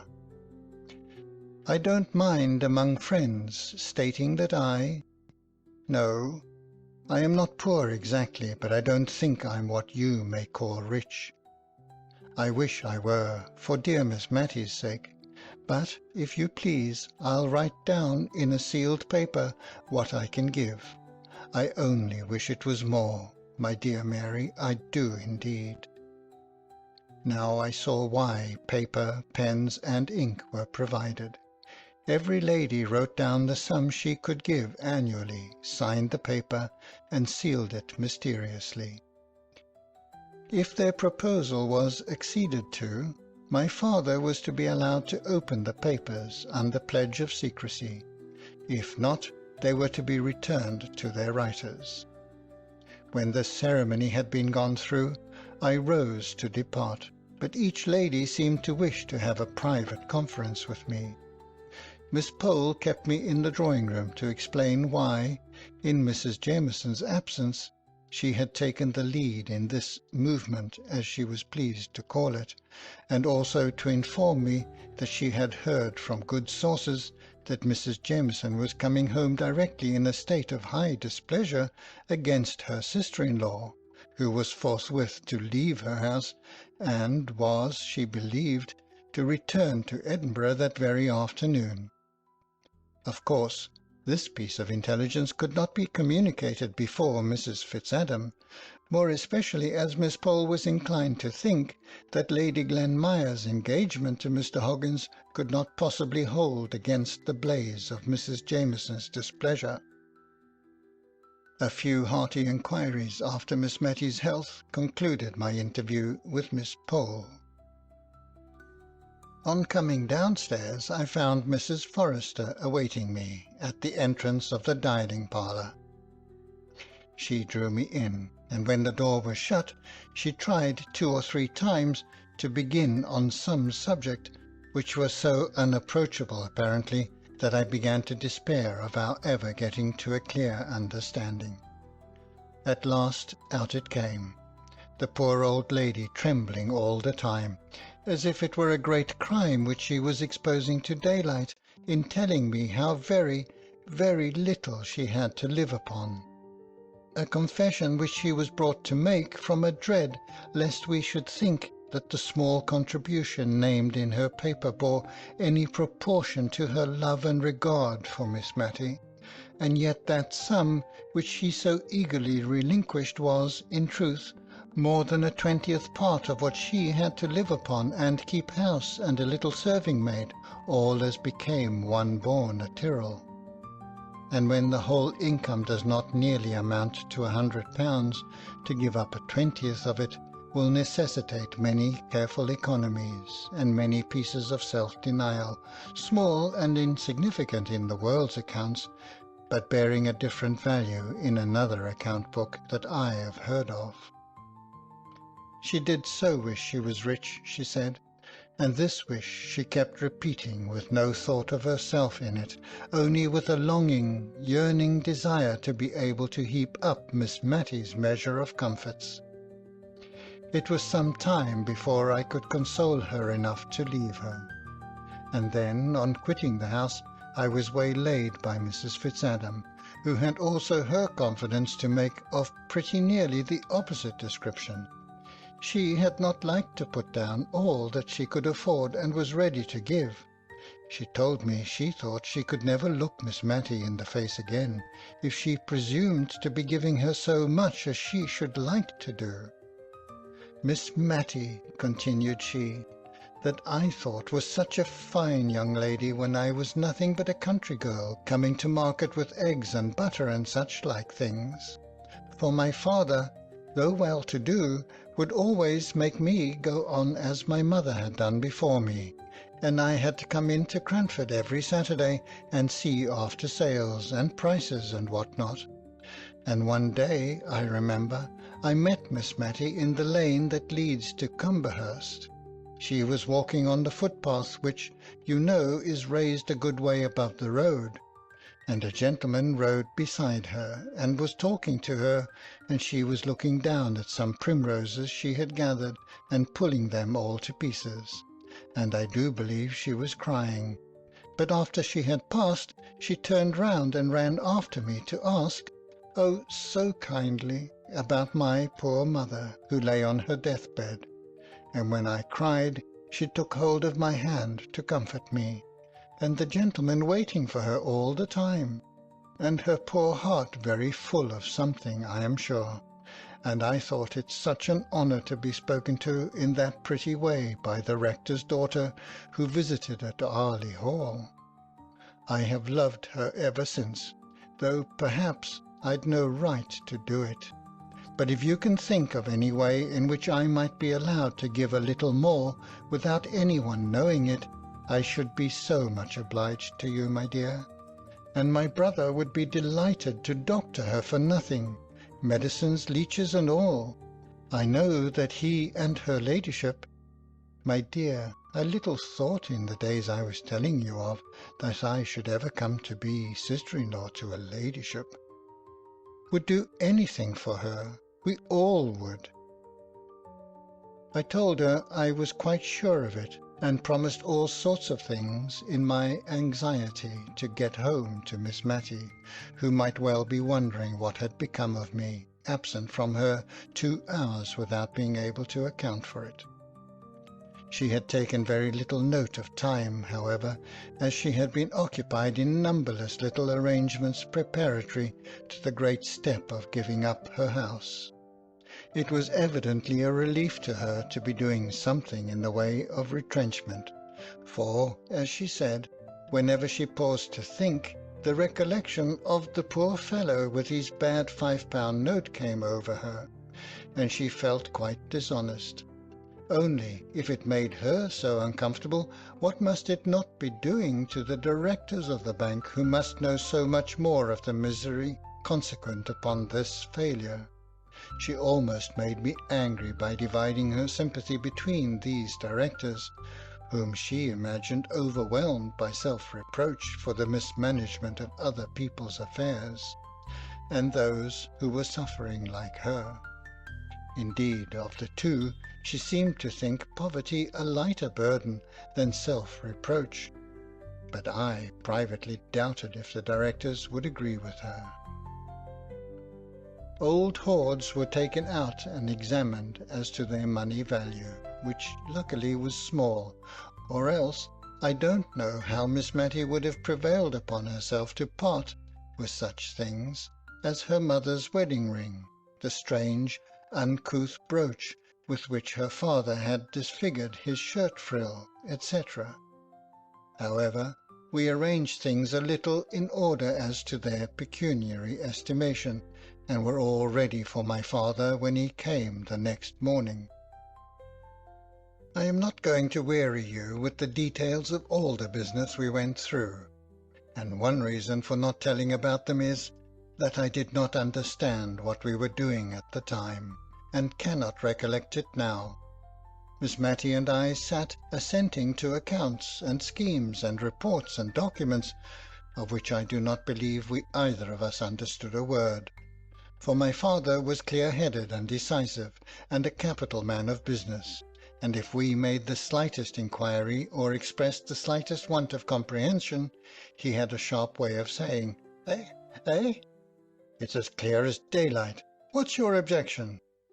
And as we had not comprehended anything of what he had proposed, we found it rather difficult to shape our objections. In fact, we never were sure if we had any. So presently Miss Matty got into a nervous, acquiescent state, and said, "Yes, and certainly," at every pause, whether required or not. But when I once joined in as chorus to a "decidedly," pronounced by Miss Matty in a tremblingly dubious tone, my father fired round at me and asked me what there was to decide, and I am sure to this day I have never known.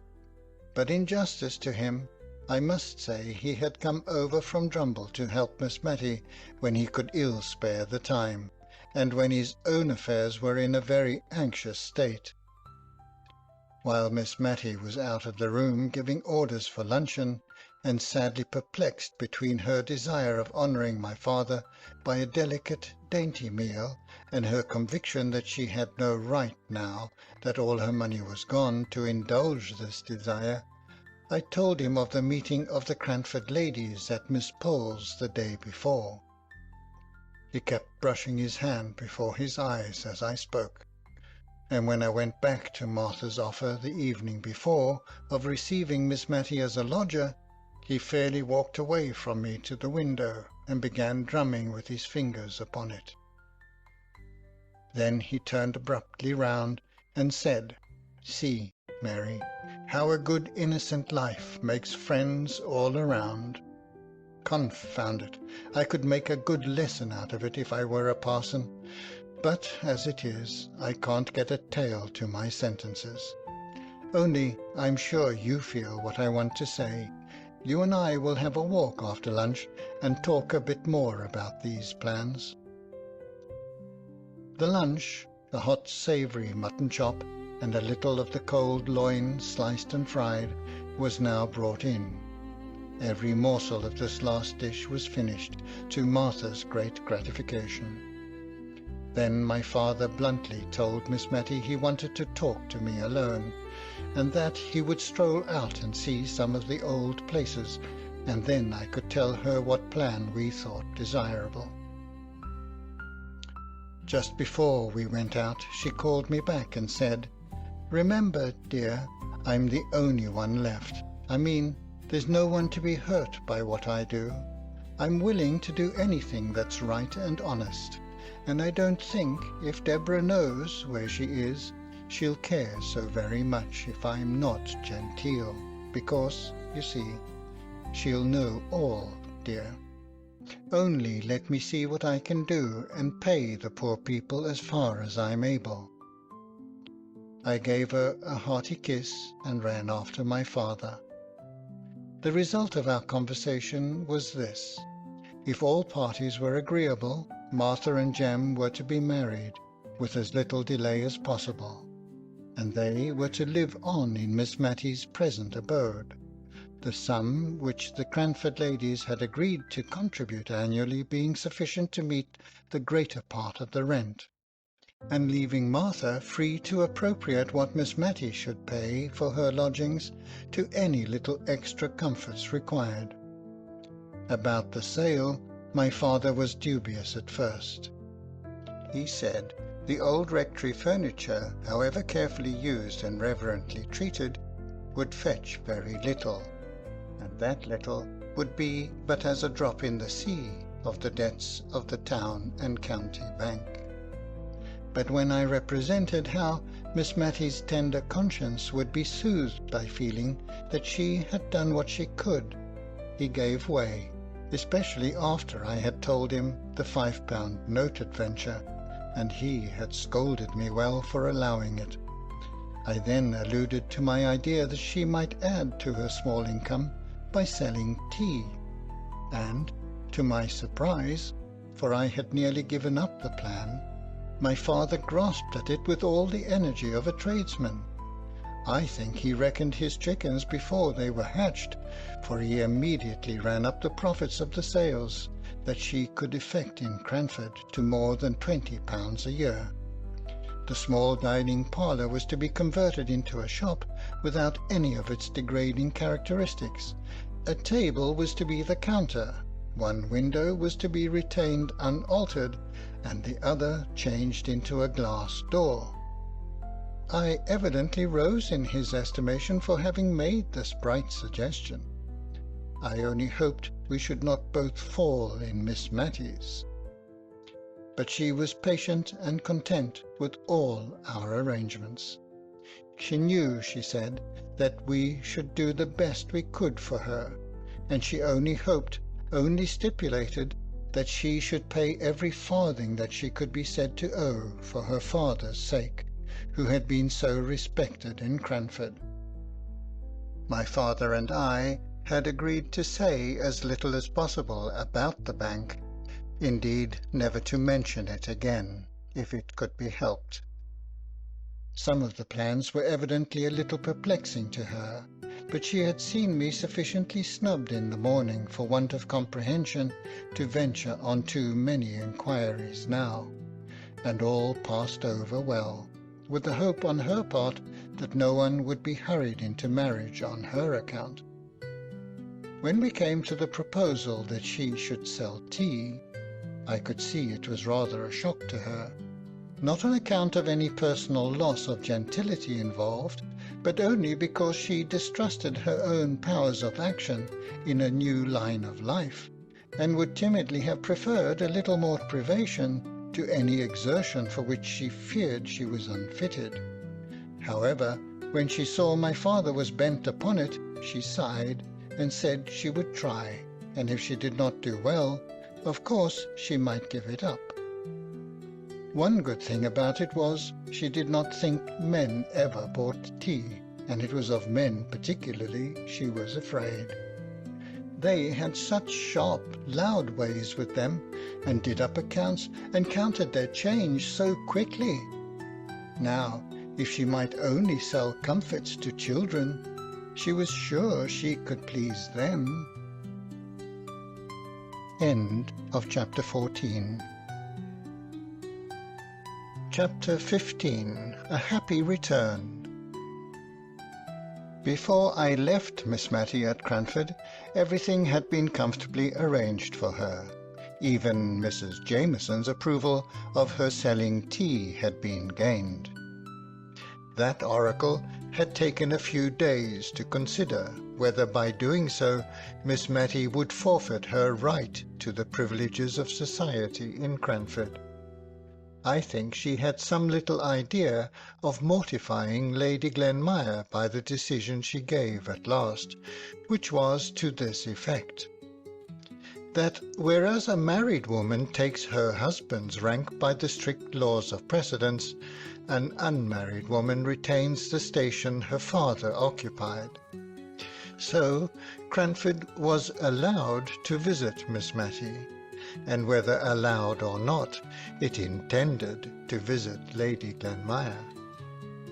But what was our surprise, our dismay, when we learnt that Mr. and Mrs. Hoggins were returning on the following Tuesday. Mrs. Hoggins! Had she absolutely dropped her title, and so, in a spirit of bravado, cut the aristocracy to become a Hoggins? She who might have been called Lady Glenmire to her dying day. Mrs. Jameson was pleased. She said it only convinced her of what she had known from the first, that the creature had a low taste.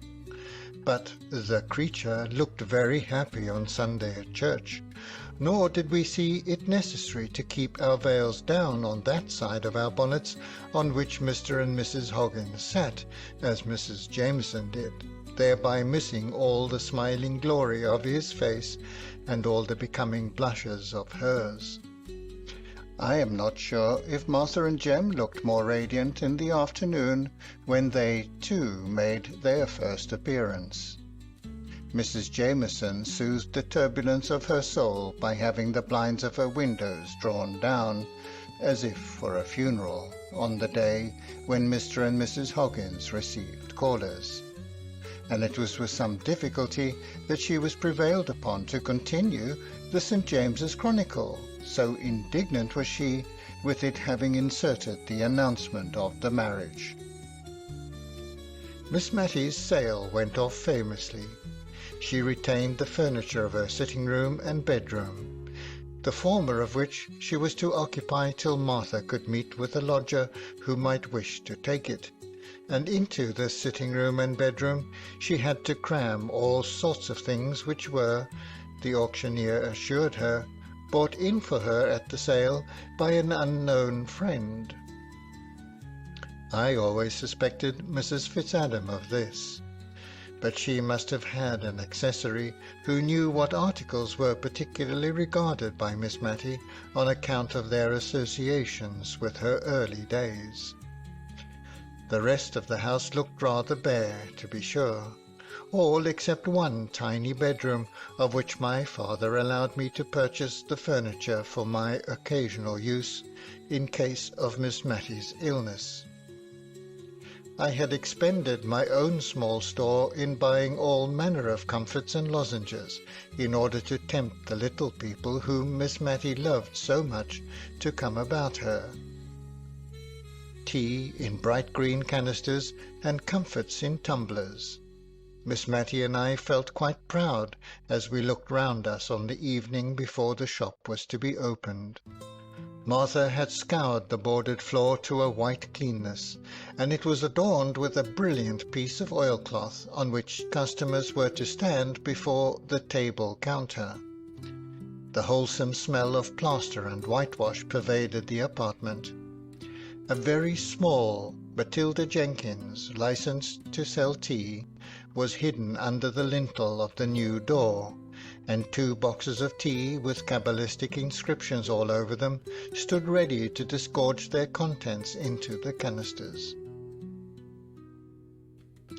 Miss Matty, as I ought to have mentioned before, had had some scruples of conscience at selling tea when there was already Mr. Johnson in the town, who included it among his numerous commodities, and before she could quite reconcile herself to the adoption of her new business, she had trotted down to his shop, unknown to me, to tell him of the project that was entertained, and to inquire if it was likely to injure his business.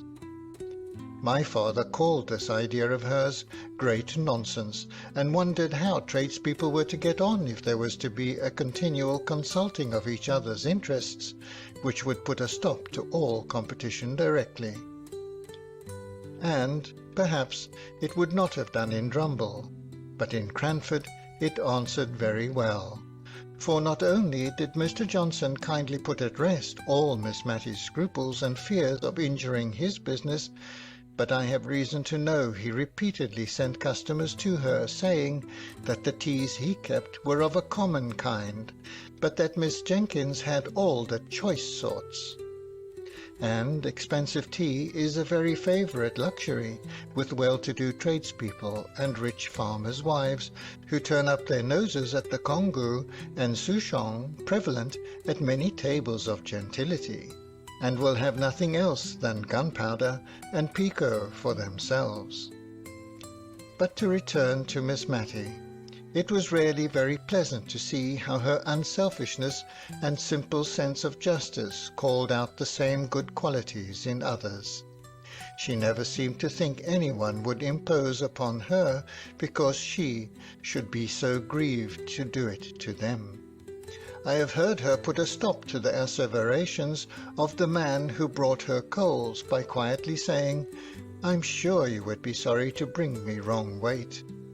And if the coals were short measure that time, I don't believe they ever were again. People would have felt as much ashamed of presuming on her good faith as they would have done on that of a child.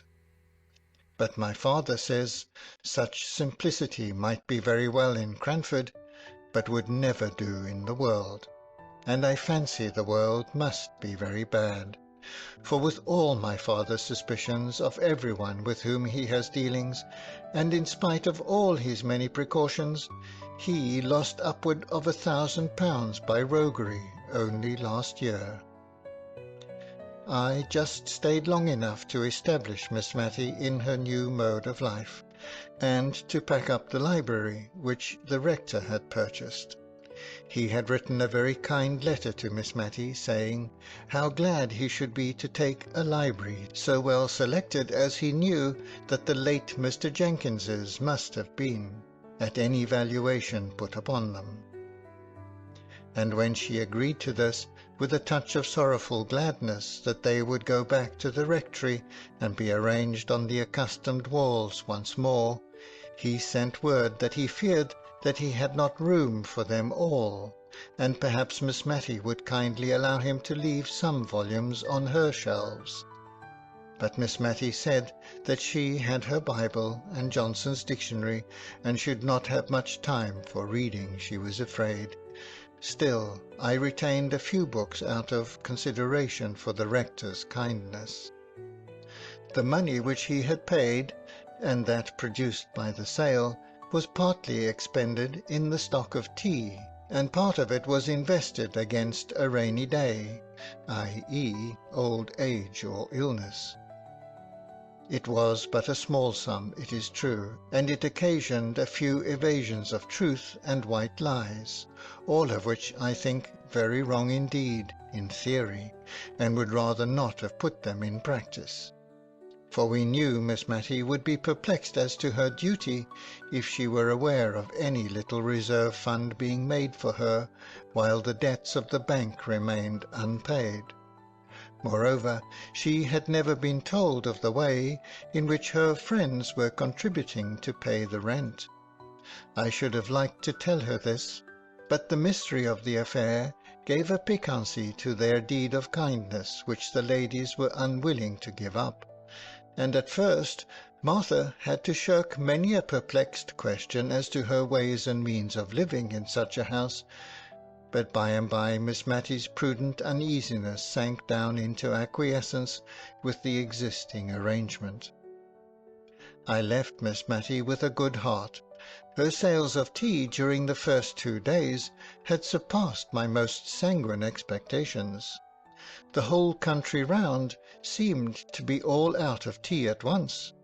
The only alteration I would have desired in Miss Matty's way of doing business was that she should not have so plaintively entreated some of her customers not to buy green tea, running it down as slow poison, sure to destroy the nerves and produce all manner of evil. Their pertinacity in taking it, in spite of all her warnings, distressed her so much that I really thought she would relinquish the sale of it and so lose half her custom, and I was driven to my wits' end for instances of longevity entirely attributable to a persevering use of green tea. But the final argument which settled the question was a happy reference of mine to the train oil and tallow candles which the Eskimos not only enjoy but digest.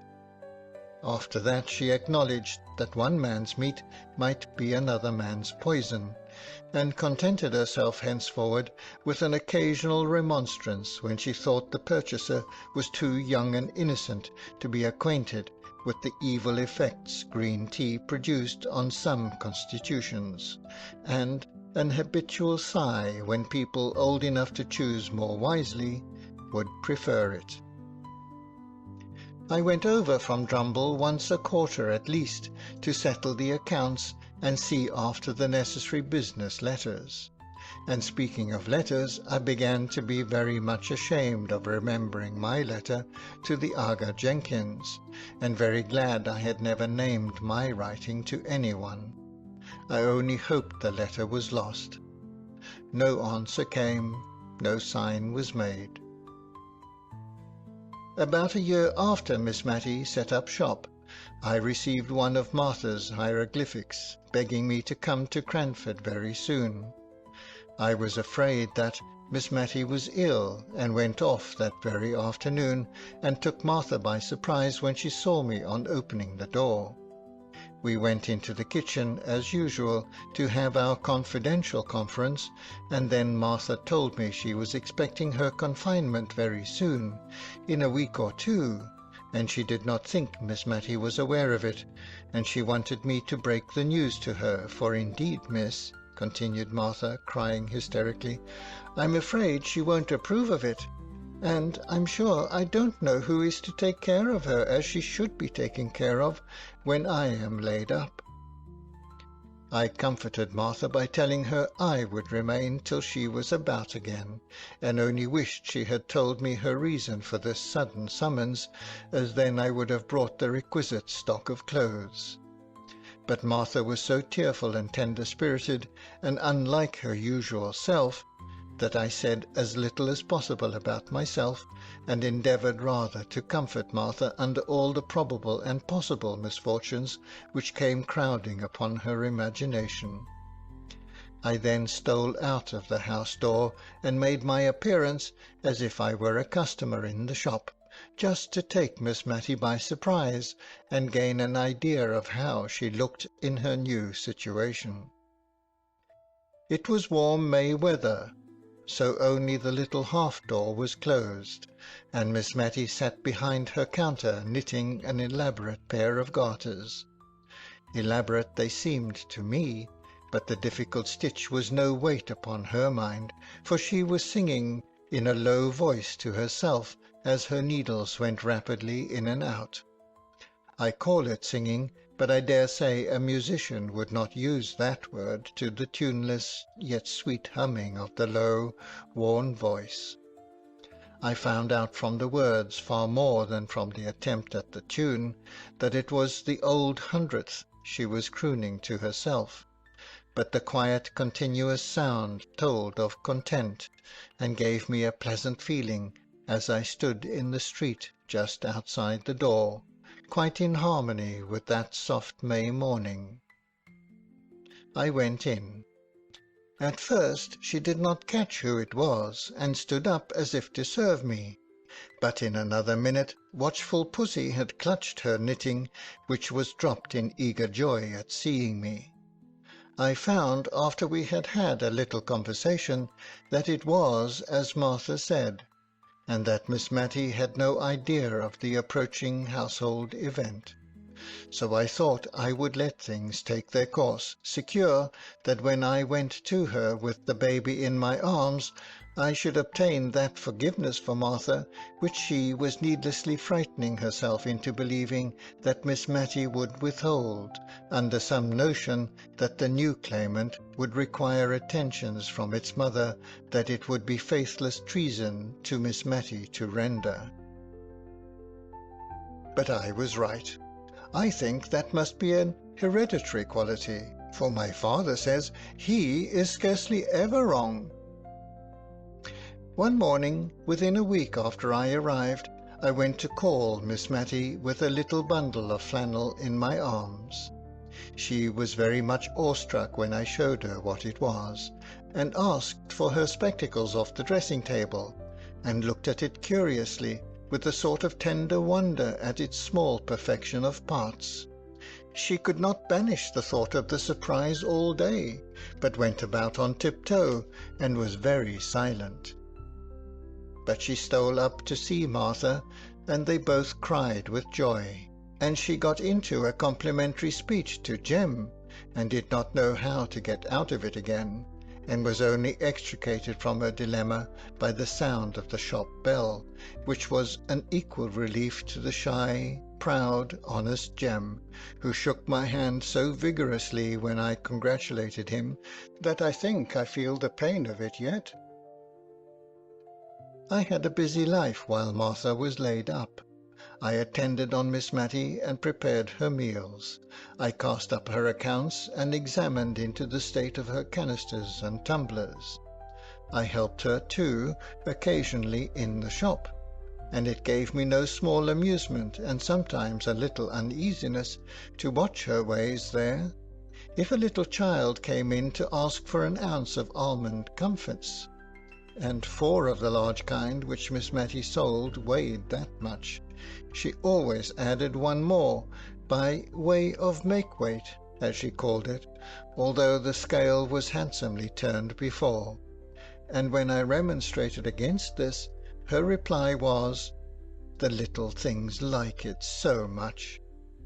There was no use in telling her that the 5th comfort weighed 1/4 of an ounce, and made every sale into a loss to her pocket. So I remembered the green tea, and winged my shaft with a feather out of her own plumage. I told her how unwholesome almond comforts were, and how ill excess in them might make the little children. This argument produced some effect, for henceforward, instead of the 5th comfort, she always told them to hold out their tiny palms, into which she shook either peppermint or ginger lozenges, as a preventive to the dangers that might arise from the previous sale. Altogether, the lozenge trade, conducted on these principles, did not promise to be remunerative. But I was happy to find she had made more than £20 during the last year by her sales of tea, and, moreover, that now she was accustomed to it, she did not dislike the employment, which brought her into kindly intercourse with many of the people round about. If she gave them good weight, they, in their turn, brought many a little country present to the old rector's daughter: a cream cheese, a few new-laid eggs, a little fresh ripe fruit, a bunch of flowers. The counter was quite loaded with these offerings sometimes, as she told me. As for Cranford in general, it was going on much as usual. The Jameson and Hoggins feud still raged, if a feud it could be called, when only one side cared much about it. Mr. and Mrs. Hoggins were very happy together, and like most very happy people, quite ready to be friendly. Indeed, Mrs. Hoggins was really desirous to be restored to Mrs. Jameson's good graces because of the former intimacy. But Mrs. Jameson considered their very happiness as an insult to the Glenmire family, to which she had still the honour to belong, and she doggedly refused and rejected every advance. Mr. Mulliner, like a faithful clansman, espoused his mistress's side with ardour. If he saw either Mr. or Mrs. Hoggins, he would cross the street and appear absorbed in the contemplation of life in general and his own path in particular, until he had passed them by. Miss Pole used to amuse herself with wondering what in the world Mrs. Jameson would do if either she or Mr. Mulliner or any other member of her household was taken ill. She could hardly have the face to call in Mr. Hoggins after the way she had behaved to them. Miss Pole grew quite impatient for some indisposition or accident to befall Mrs. Jameson or her dependents, in order that Cranford might see how she would act under the perplexing circumstances. Martha was beginning to go about again, and I had already fixed a limit not very far distant to my visit, when one afternoon, as I was sitting in the shop parlour with Miss Matty, I remember the weather was colder now than it had been in May 3 weeks before, and we had a fire and kept the door fully closed. We saw a gentleman go slowly past the window, and then stand opposite to the door as if looking out for the name which we had so carefully hidden. He took out a double eyeglass and peered about for some time before he could discover it. Then he came in, and all on a sudden it flashed across me that it was the Aga himself, for his clothes had an out-of-the-way foreign cut about them, and his face was deep brown, as if tanned and re-tanned by the sun. His complexion contrasted oddly with his plentiful snow-white hair. His eyes were dark and piercing, and he had an odd way of contracting them and puckering up his cheeks into innumerable wrinkles when he looked earnestly at objects. He did so to Miss Matty when he first came in. His glance had first caught and lingered a little upon me, but then turned with the peculiar searching look I have described to Miss Matty. She was a little fluttered and nervous, but no more so than she always was when any man came into her shop. She thought that he would probably have a note, or a sovereign at least, for which she would have to give change, which was an operation she very much disliked to perform. But the present customer stood opposite to her, without asking for anything, only looking fixedly at her as he drummed upon the table with his fingers, just for all the world as Miss Jenkins used to do. Miss Matty was on the point of asking him what he wanted, as she told me afterwards, when he turned sharp to me. "Is your name Mary Smith?" "Yes," said I. All my doubts as to his identity were set at rest, and I only wondered what he would say or do next, and how Miss Matty would stand the joyful shock of what he had to reveal. Apparently he was at a loss how to announce himself, for he looked round at last in search of something to buy, so as to gain time, and, as it happened, his eye caught on the almond comfits, and he boldly asked for £1 of those things. I doubt if Miss Matty had a whole pound in the shop, And besides the unusual magnitude of the order, she was distressed with the idea of the indigestion they would produce, taken in such unlimited quantities. She looked up to remonstrate. Something of the tender relaxation in his face struck home to her heart. She said, "It is. Oh, sir, can you be Peter?" and trembled from head to foot. In a moment he was round the table and had her in his arms, sobbing the tearless cries of old age. I brought her a glass of wine, for indeed her colour had changed so as to alarm me, and Mr. Peter too. He kept saying, "I have been too sudden for you, Mattie. I have, my little girl."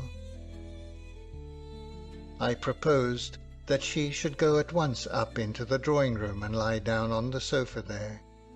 She looked wistfully at her brother, whose hand she had held tight even when nearly fainting, but on his assuring her that he would not leave her, she allowed him to carry her upstairs. I thought that the best I could do was to run and put the kettle on the fire for early tea, and then to attend to the shop, leaving the brother and sister to exchange some of the many thousand things they must have to say. I had also to break the news to Martha, who received it with a burst of tears which nearly infected me. She kept recovering herself to ask if I was sure it was indeed Miss Mattie's brother, for I had mentioned that he had grey hair, and she had always heard that he was a very handsome young man. Something of the same kind perplexed Miss Mattie at tea-time, when she was installed in the great easy-chair opposite to Mr. Jenkins's, in order to gaze her fill. She could hardly drink for looking at him, and as for eating, that was out of the question. "I suppose hot climates age people very quickly," she said, almost to herself. "When you left Cranford, you had not a grey hair in your head." "But how many years ago is that?" said Mr. Peter, smiling. "Ah, true, yes. I suppose you and I are getting old. But still, I did not think we were so very old. But white hair is very becoming to you, Peter," she continued, a little afraid lest she had hurt him by revealing how his appearance had impressed her. "I suppose I forgot dates too, Mattie, for what do you think I have brought for you from India? I have an Indian muslin gown and a pearl necklace for you somewhere in my chest at Portsmouth." He smiled, as if amused at the idea of the incongruity of his presence with the appearance of his sister. But this did not strike her all at once, while the elegance of the articles did. I could see that for a moment her imagination dwelt complacently on the idea of herself thus attired, and instinctively she put her hand up to her throat, that little delicate throat which, as Miss Pole had told me, had been one of her youthful charms. But the hand met the touch of folds of soft muslin in which she was always swathed up to her chin, and the sensation recalled a sense of the unsuitableness of a pearl necklace to her age. She said, "I'm afraid I'm too old, but it was very kind of you to think of it. They are just what I should have liked years ago, when I was young." "So I thought, my little Mattie. I remembered your tastes. They were so like my dear mother's." At the mention of that name, the brother and sister clasped each other's hands yet more fondly, and, though they were perfectly silent, I fancy they might have something to say if they were unchecked by my presence, and I got up to arrange my room for Mr. Peter's occupation that night, intending myself to share Miss Mattie's bed. But at my movement he started up. "I must go and settle about a room at the George. My carpet-bag is there too." "No, said Miss Matty in great distress. "You must not go. Please, Peter. Pray, Mary. Oh, you must not go." She was so much agitated that we both promised everything she wished. Peter sat down again and gave her his hand, which for better security she held in both of hers, and I left the room to accomplish my arrangements. Long, long into the night, far, far into the morning, did Miss Matty and I talk. She had much to tell me of her brother's life and adventures, which he had communicated to her as they had sat alone. She said all was thoroughly clear to her, but I never quite understood the whole story, and when in after days I lost my awe of Mr. Peter enough to question him myself, he laughed at my curiosity and told me stories that sounded so very much like Baron Munchausen's that I was sure he was making fun of me.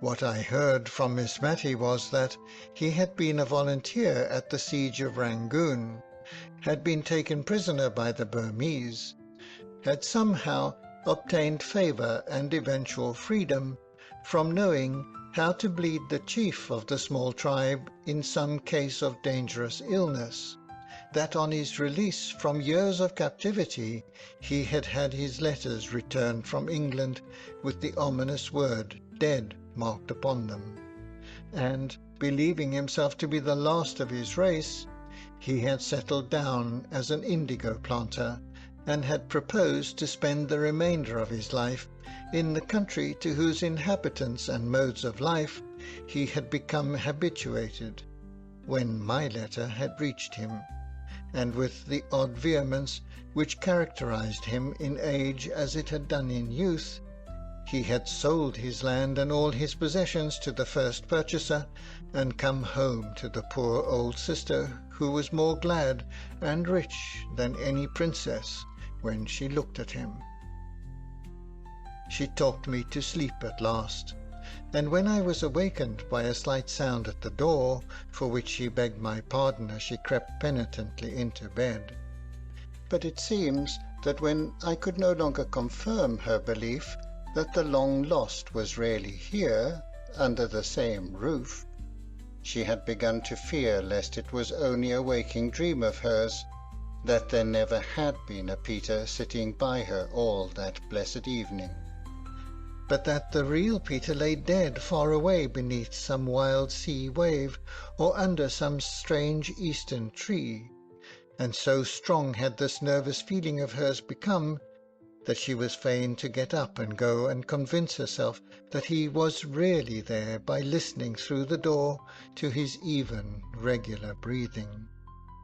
I don't like to call it snoring, but I heard it myself through 2 closed doors, and by it soothed Miss Matty to sleep. I don't believe Mr. Peter came home from India as rich as a nabob. He even considered himself poor, but neither he nor Miss Matty cared much about that.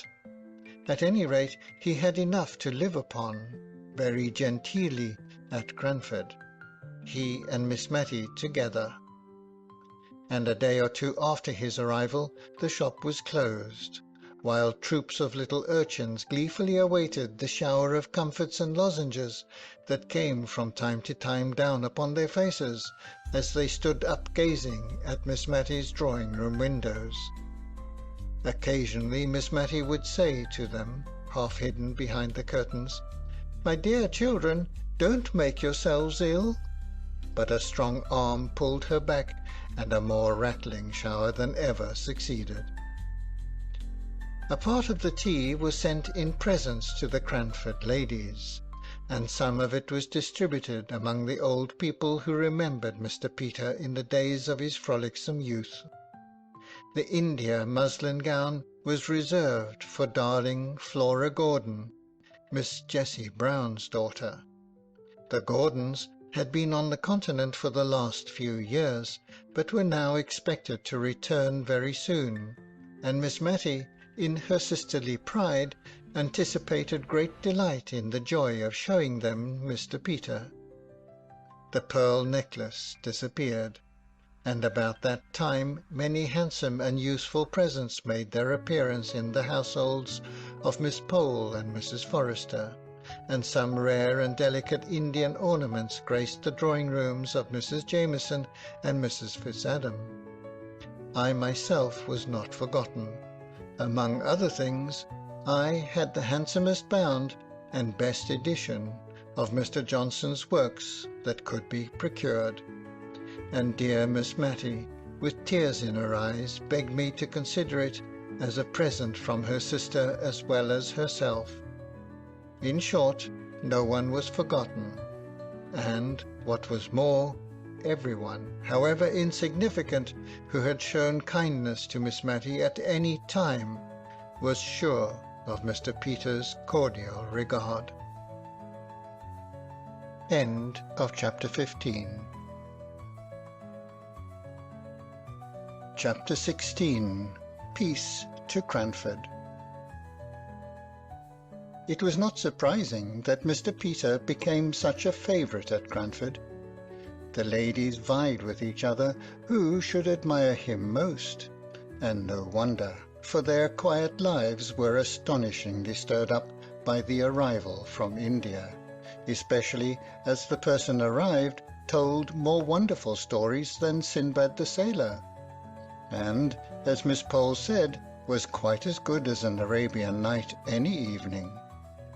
For my own part, I had vibrated all my life between Drumble and Cranford, and I thought it was quite possible that all Mr. Peter's stories might be true, although wonderful. But when I found that, if we swallowed an anecdote of tolerable magnitude one week, we had the dose considerably increased the next, I began to have my doubts, especially as I noticed that when his sister was present, the accounts of Indian life were comparatively tame. Not that she knew more than we did, perhaps less. I noticed also that when the rector came to call, Mr. Peter talked in a different way about the countries he had been in. But I don't think the ladies in Cranford would have considered him such a wonderful traveller if they had only heard him talk in the quiet way he did to him. They liked him the better, indeed, for being what they called so very oriental. One day, at a select party in his honour, which Miss Pole gave, and from which, as Mrs. Jameson honoured it with her presence, and had even offered to send Mr. Mulliner to wait, Mr. and Mrs. Hoggins and Mrs. Fitzadam were necessarily excluded. One day at Miss Pole's, Mr. Peter said he was tired of sitting upright against the hard-backed, uneasy chairs, and asked if he might not indulge himself in sitting cross-legged. Miss Pole's consent was eagerly given, and down he went with the utmost gravity.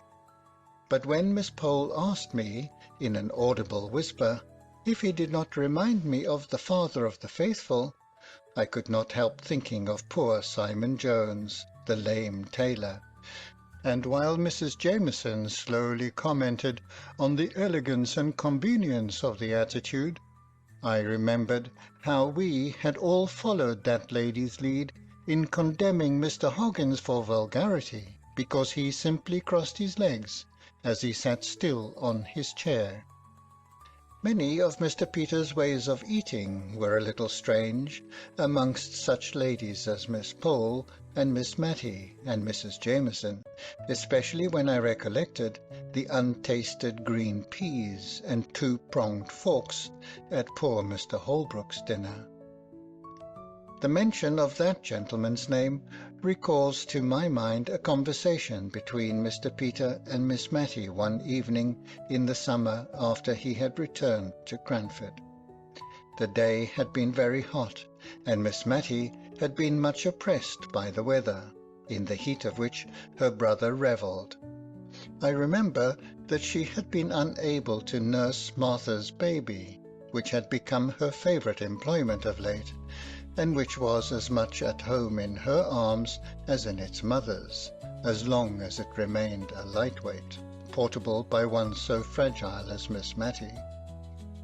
This day to which I refer, Miss Matty had seemed more than usually feeble and languid, and only revived when the sun went down and her sofa was wheeled to the open window, through which, although it looked into the principal street of Cranford, the fragrant smell of the neighbouring hayfields came in every now and then, borne by the soft breezes that stirred the dull air of the summer twilight, and then died away.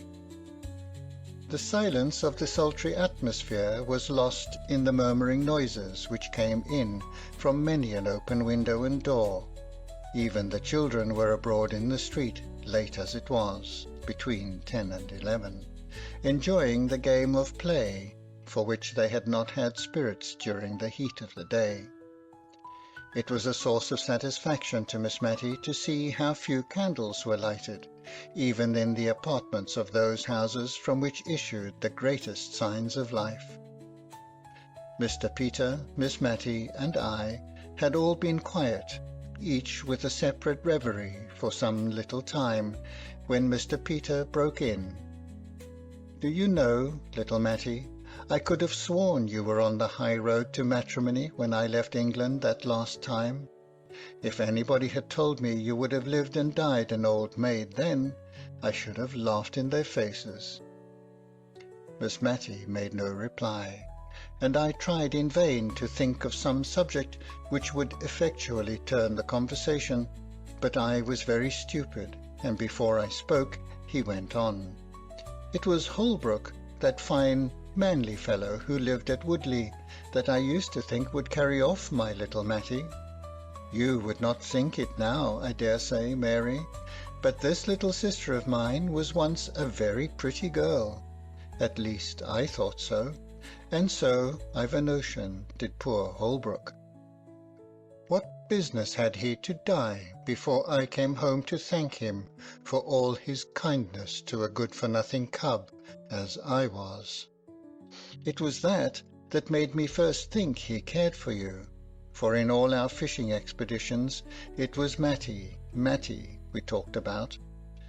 Poor Deborah, what a lecture she read me on having asked him home to lunch one day, when she had seen the Arley carriage in the town, and thought that my lady might call. Well, that's long years ago, more than half a lifetime, and yet it seems like yesterday. I don't know a fellow I should have liked better as a brother-in-law. You must have played your cards badly, my little Matty, somehow or another. Wanted your brother to be a good go-between, eh, little one?" said he, putting out his hand to take hold of hers as she lay on the sofa. "Why, what's this? You're shivering and shaking, Matty, with that confounded open window. Shut it, Mary, this minute." I did so, and then stooped down to kiss Miss Matty and see if she really were chilled. She caught at my hand and gave it a hard squeeze, but unconsciously, I think, for in a minute or two she spoke to us quite in her usual voice, and smiled our uneasiness away, although she patiently submitted to the prescriptions we enforced of a warm bed and a glass of weak negus. I was to leave Cranford the next day, and before I went, I saw that all the effects of the open window had quite vanished. I had superintended most of the alterations necessary in the house and household during the latter weeks of my stay. The shop was once more a parlour, the empty, resounding rooms again furnished up to the very garrets. There had been some talk of establishing Martha and Jem in another house, but Miss Matty would not hear of this. Indeed, I never saw her so much roused as when Miss Pole had assumed it to be the most desirable arrangement. As long as Martha would remain with Miss Matty was only too thankful to have her about her. Yes, and Jem too, who was a very pleasant man to have in the house, for she never saw him from week's end to week's end. And as for the probable children, if they would all turn out such little darlings as her goddaughter Matilda, she should not mind the number if Martha didn't. Besides, the next was to be called Deborah, a point which Miss Matty had reluctantly yielded to Martha's stubborn determination that her firstborn was to be Matilda. So Miss Pole had to lower her colours, and even her voice, as she said to me that, as Mr. and Mrs. Hearn were still to go on living in the same house with Miss Matty, we had certainly done a wise thing in hiring Martha's niece as an auxiliary. I left Miss Matty and Mr. Peter most comfortable and contented, the only subject for regret to the tender heart of the one and the social friendly nature of the other being the unfortunate quarrel between Mrs. Jameson and the plebeian Hogginses and their following. In joke, I prophesied one day that this would only last until Mrs. Jameson or Mr. Mulliner were ill, in which case they would only be too glad to be friends with Mr. Hoggins. But Miss Matty did not like my looking forward to anything like illness in so light a manner, and before the year was out all had come round in a far more satisfactory way. I received 2 Cranford letters on one auspicious October morning. Both Miss Pole and Miss Matty wrote to ask me to come over and meet the Gordons, who had returned to England alive and well, with their 2 children now almost grown up. Dear Jessie Brown had kept her old kind nature, although she had changed her name and station, and she wrote to say that she and Major Gordon expected to be in Cranford on the 14th, and she hoped and begged to be remembered to Mrs. Jameson, named first as became her honourable station, Miss Pole and Miss Matty. Could she ever forget their kindness to her poor father and sister? Mrs. Forrester, Mr. Hoggins, and here again came in an allusion to kindness shown to the dead long ago, his new wife, who as such must allow Mrs. Gordon to desire to make her acquaintance, and who was, moreover, an old Scotch friend of her husband's. In short, everyone was named, from the rector, who had been appointed to Cranford in the interim between Captain Brown's death and Miss Jessie's marriage, and was now associated with the latter event, down to Miss Betsy Barker. All were asked to the luncheon, all except Mrs. Fitzadam, who had come to live in Cranford since Miss Jessie Brown's days, and whom I found rather moping on account of the omission. People wondered at Miss Betty Barker's being included in the honourable list, but then, as Miss Pole said, we must remember the disregard of the genteel proprieties of life in which the poor captain had educated his girls, and for his sake we swallowed our pride. Indeed, Mrs. Jameson rather took it as a compliment, as putting Miss Betty, formerly her maid, on a level with those Hogginses. But when I arrived in Cranford, nothing was as yet ascertained of Mrs. Jameson's own intentions. Would the honourable lady go, or would she not? Mr. Peter declared that she should, and she would. Miss Pole shook her head and desponded. But Mr. Peter was a man of resources. In the first place, he persuaded Miss Matty to write to Mrs. Gordon, and to tell her of Mrs. Fitzadam's existence, and to beg that one so kind and cordial and generous might be included in the pleasant invitation. An answer came back by return of post with a pretty little note for Mrs. Fitzadam, and a request that Miss Matty would deliver it herself and explain the previous omission. Mrs. Fitzadam was as pleased as could be, and thanked Miss Matty over and over again. Mr. Peter had said, "Leave Mrs. Jameson to me," so we did, especially as we knew nothing that we could do to alter her determination if once formed.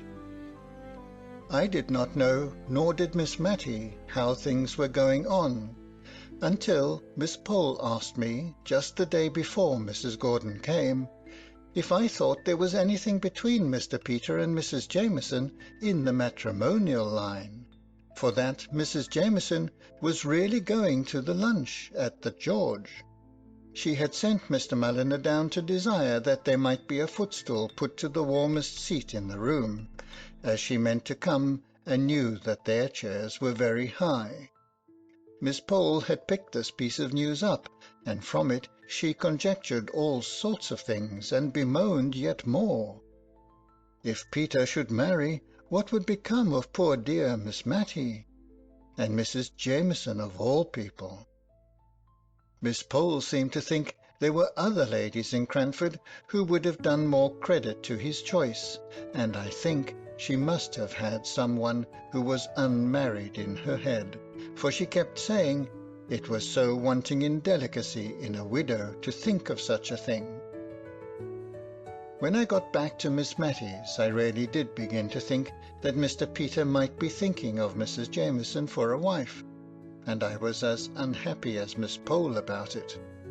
He had the proof-sheet of a great placard in his hand.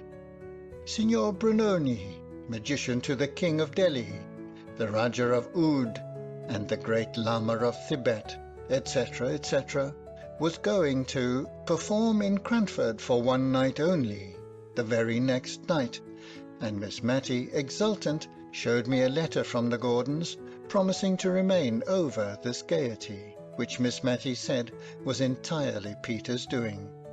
He had written to ask the Signor to come, and was to be at all the expenses of the affair. Tickets were to be sent gratis to as many as the room would hold. In short, Miss Matty was charmed with the plan, and said that tomorrow Cranford would remind her of the Preston Guild, to which she had been in her youth. A luncheon at the George with the dear Gordons, and the Signor in the assembly room in the evening. But I looked only at the fatal words, under the patronage of the Honourable Mrs. Jameson. She, then, was chosen to preside over this entertainment of Mr. Peter's. She was perhaps going to displace my dear Miss Matty in his heart, and make her life lonely once more. I could not look forward to the morrow with any pleasure, and every innocent anticipation of Miss Matty's only served to add to my annoyance. So, angry and irritated, and exaggerating every little incident which could add to my irritation, I went on till we were all assembled in the great parlour at the George. Major and Mrs. Gordon, and pretty Flora and Mr. Ludovic, were all as bright and handsome and friendly as could be, but I could hardly attend to them for watching Mr. Peter, and I saw that Miss Pole was equally busy. I had never seen Mrs. Jameson so roused and animated before. Her face looked full of interest in what Mr. Peter was saying. I drew near to listen. My relief was great when I caught that his words were not words of love, but that, for all his grave face, he was at his old tricks. He was telling her of his travels in India, and describing the wonderful height of the Himalaya mountains. One touch after another added to their size, and each exceeded the former in absurdity.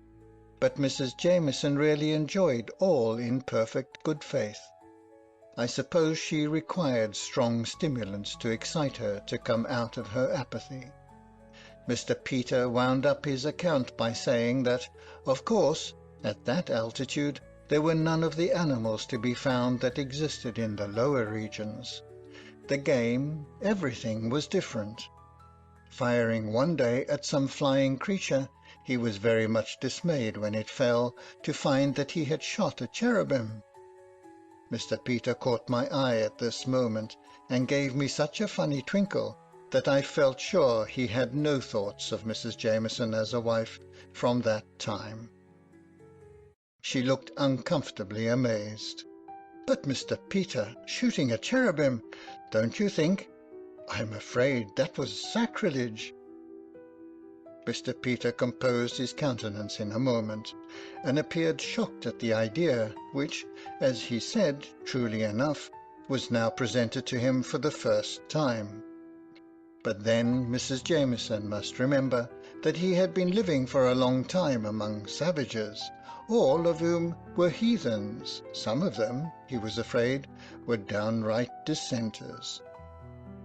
Then, seeing Miss Matty draw near, he hastily changed the conversation, and after a little while, turning to me, he said, "Don't be shocked, prim little Mary, at all my wonderful stories. I consider Mrs. Jameson fair game, and besides, I am bent on propitiating her, and the first step towards it is keeping her well awake. I bribed her here by asking her to let me have her name as patroness for my poor conjurer this evening, and I don't want to give her time enough to get up her rancour against the Hogginses, who are just coming in. I want everybody to be friends, for it harasses Matty so much to hear of these quarrels.